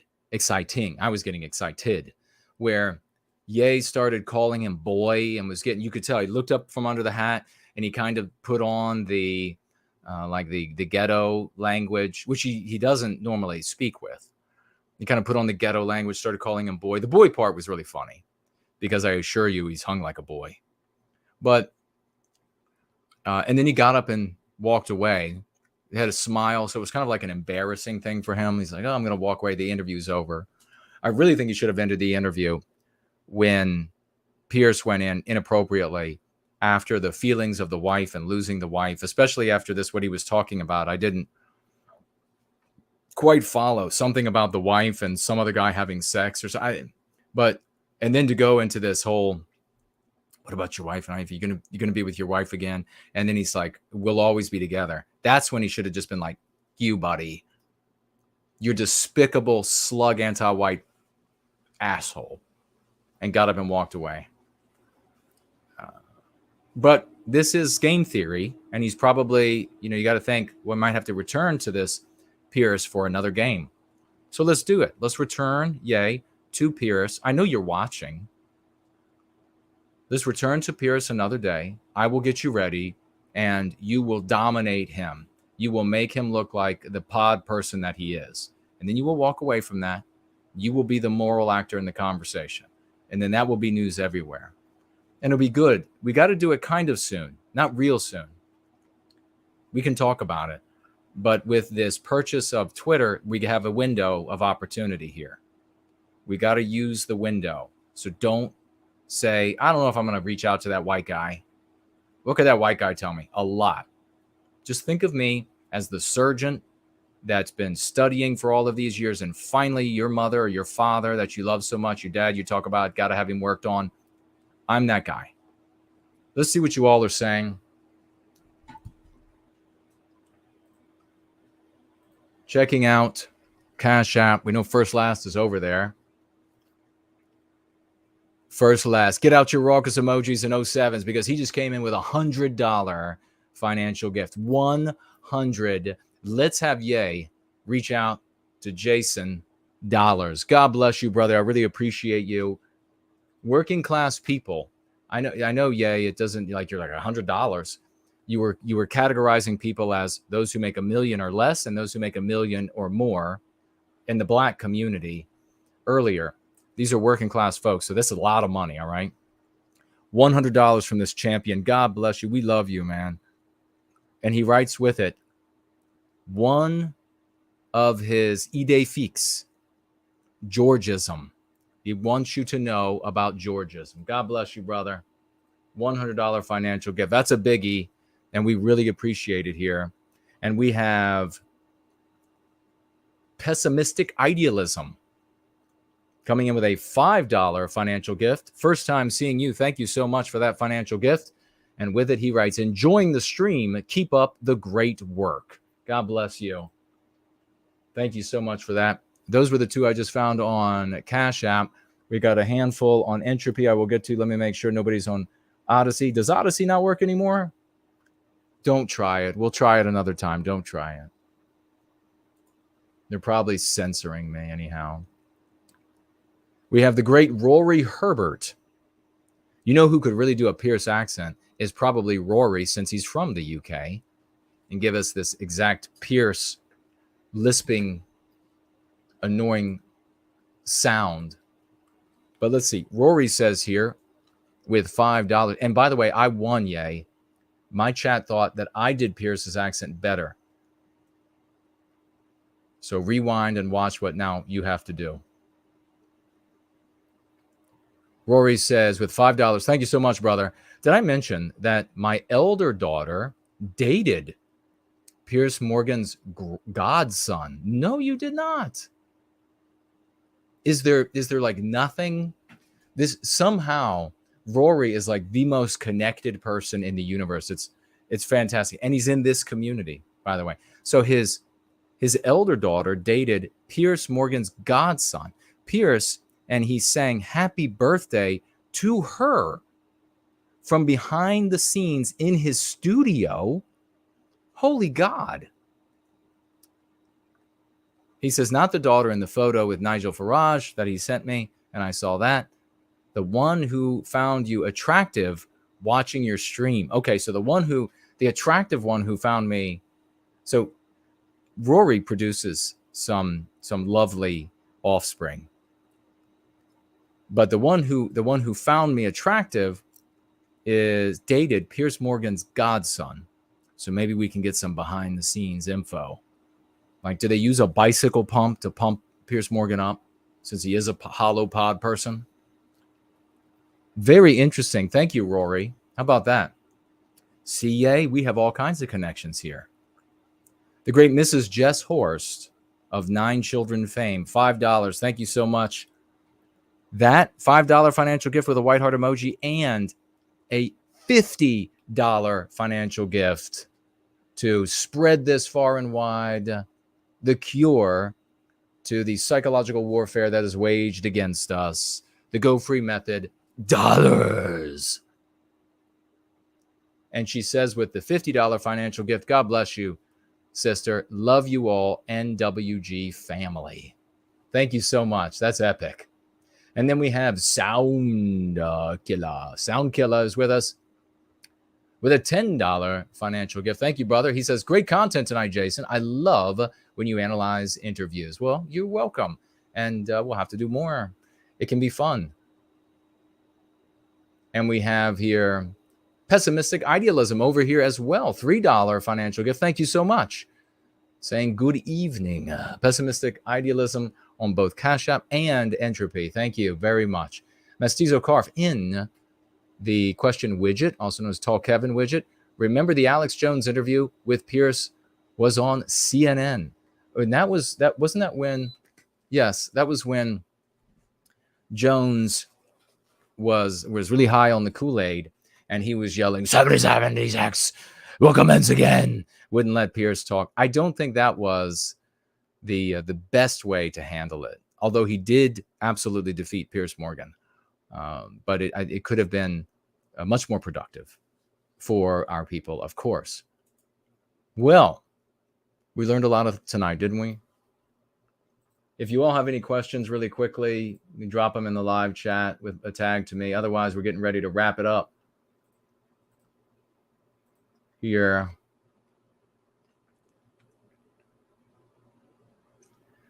Franklin asking, will I review his interview with Lex Friedman? Where is that? How long is that one? Donald says, more Jason imitating Alex Jones. Okay, here's Alex. I can't yell. It's too late. It's after midnight. Damn, we only have 7 minutes before. I mean, I'm going to end before then, I think, but I can't really yell because it's too late. But he's just like, 76. I can get a fat man suit. Nick, says the Lex interview is actually more interesting. It's on YouTube. How long is it? I'll have to find a clip of Jones and I'll watch it a time or two, and then I'll really be able to imitate him and make fun of him well. And it's not like it's going to ruin my chances of him having me on.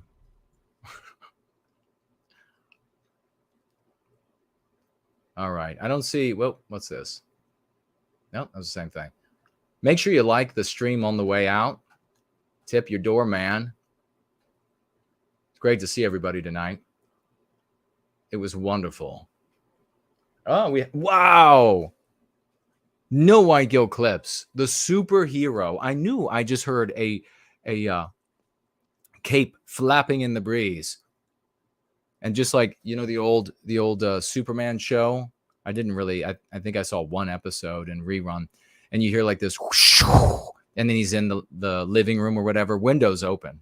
He didn't have to go through the window, but that was impressive. That's what I just heard, because that is our superhero. No white guilt clips. $100 financial gift from that champion here at the end of the night. God bless you. Thank you so much. You deserve 1,000 times more than this, writes No White Guilt Clips. You hear that, yay? $100 financial gift from a young working man. Young. God bless this champion. Nothing's going to stop this guy. I don't know where his genetics is going to determine however tall he's going to be, but he keeps living the way he's living. He's going to be 10 feet tall, and there's nothing that could prove otherwise. God bless you, man. That is awesome. 100. Take down the anti-white dollars. YouTube says, really enjoyed it. God bless you, brother. Well, share. I thank you so much. Share far and wide as these minutes, the final minutes and seconds, tick off. Share far and wide this stream. Let everybody know how much fun you all had. And when you go out into the world, make sure you share this new Ye's Law. We created it here. And hopefully with Ye's Law, we will finally put an end to the litmus test of name them. Because you couldn't have more wealth and power and reveal more than he did, and reveal that everybody knows about these agents and the like, and then be destroyed more quickly than this is happening. $1.5 billion in net worth gone 2 weeks. 2 weeks. How do you think your $35,000 a year would stand up to that nonsense, right? So I really appreciate everybody. Wow, pessimistic idealism has come back again. Get out your 07s. 07s, of course, for No White Guilt Clips and raucous emojis. And 07s as well for pessimistic idealism, who just financially gifted $25 more on top of the 10 he's already given. Thank you so much. I really appreciate that. He says, end of the night gift. Well, damn, I appreciate it. Thank you so much. I appreciate the appreciation. Is it fun to see me act a fool a little bit, tell you what's really going on? Is that fun? I can do an okay Alex Jones impersonation, writes Victorian Time Traveler. Gah, you just have to start savaging those people. Has he said that? Oh my gosh. I got to look this up. Savage them all. All right. Now, I imagine there's going to be quite a little bit of anger directed at yours truly, because I decided to go against the tide yet again. But I don't go against the tide because I'm contrarian. If I were a contrarian, I would go against everything. Like these novelty take people. They're always going against something because they're contrarians. They always want to come out with a novelty take to give you something to walk away with so that you think they're so smart. And then you use it and you burn your reputation. That's something you can learn about in the Go Free method as well. I'm clearly not a contrarian. I care about the people who, in whatever degree, have dedicated themselves to the well-being of Western kind. I don't like seeing them use tools that destroy their lives. I can articulate exactly how their lives have been destroyed.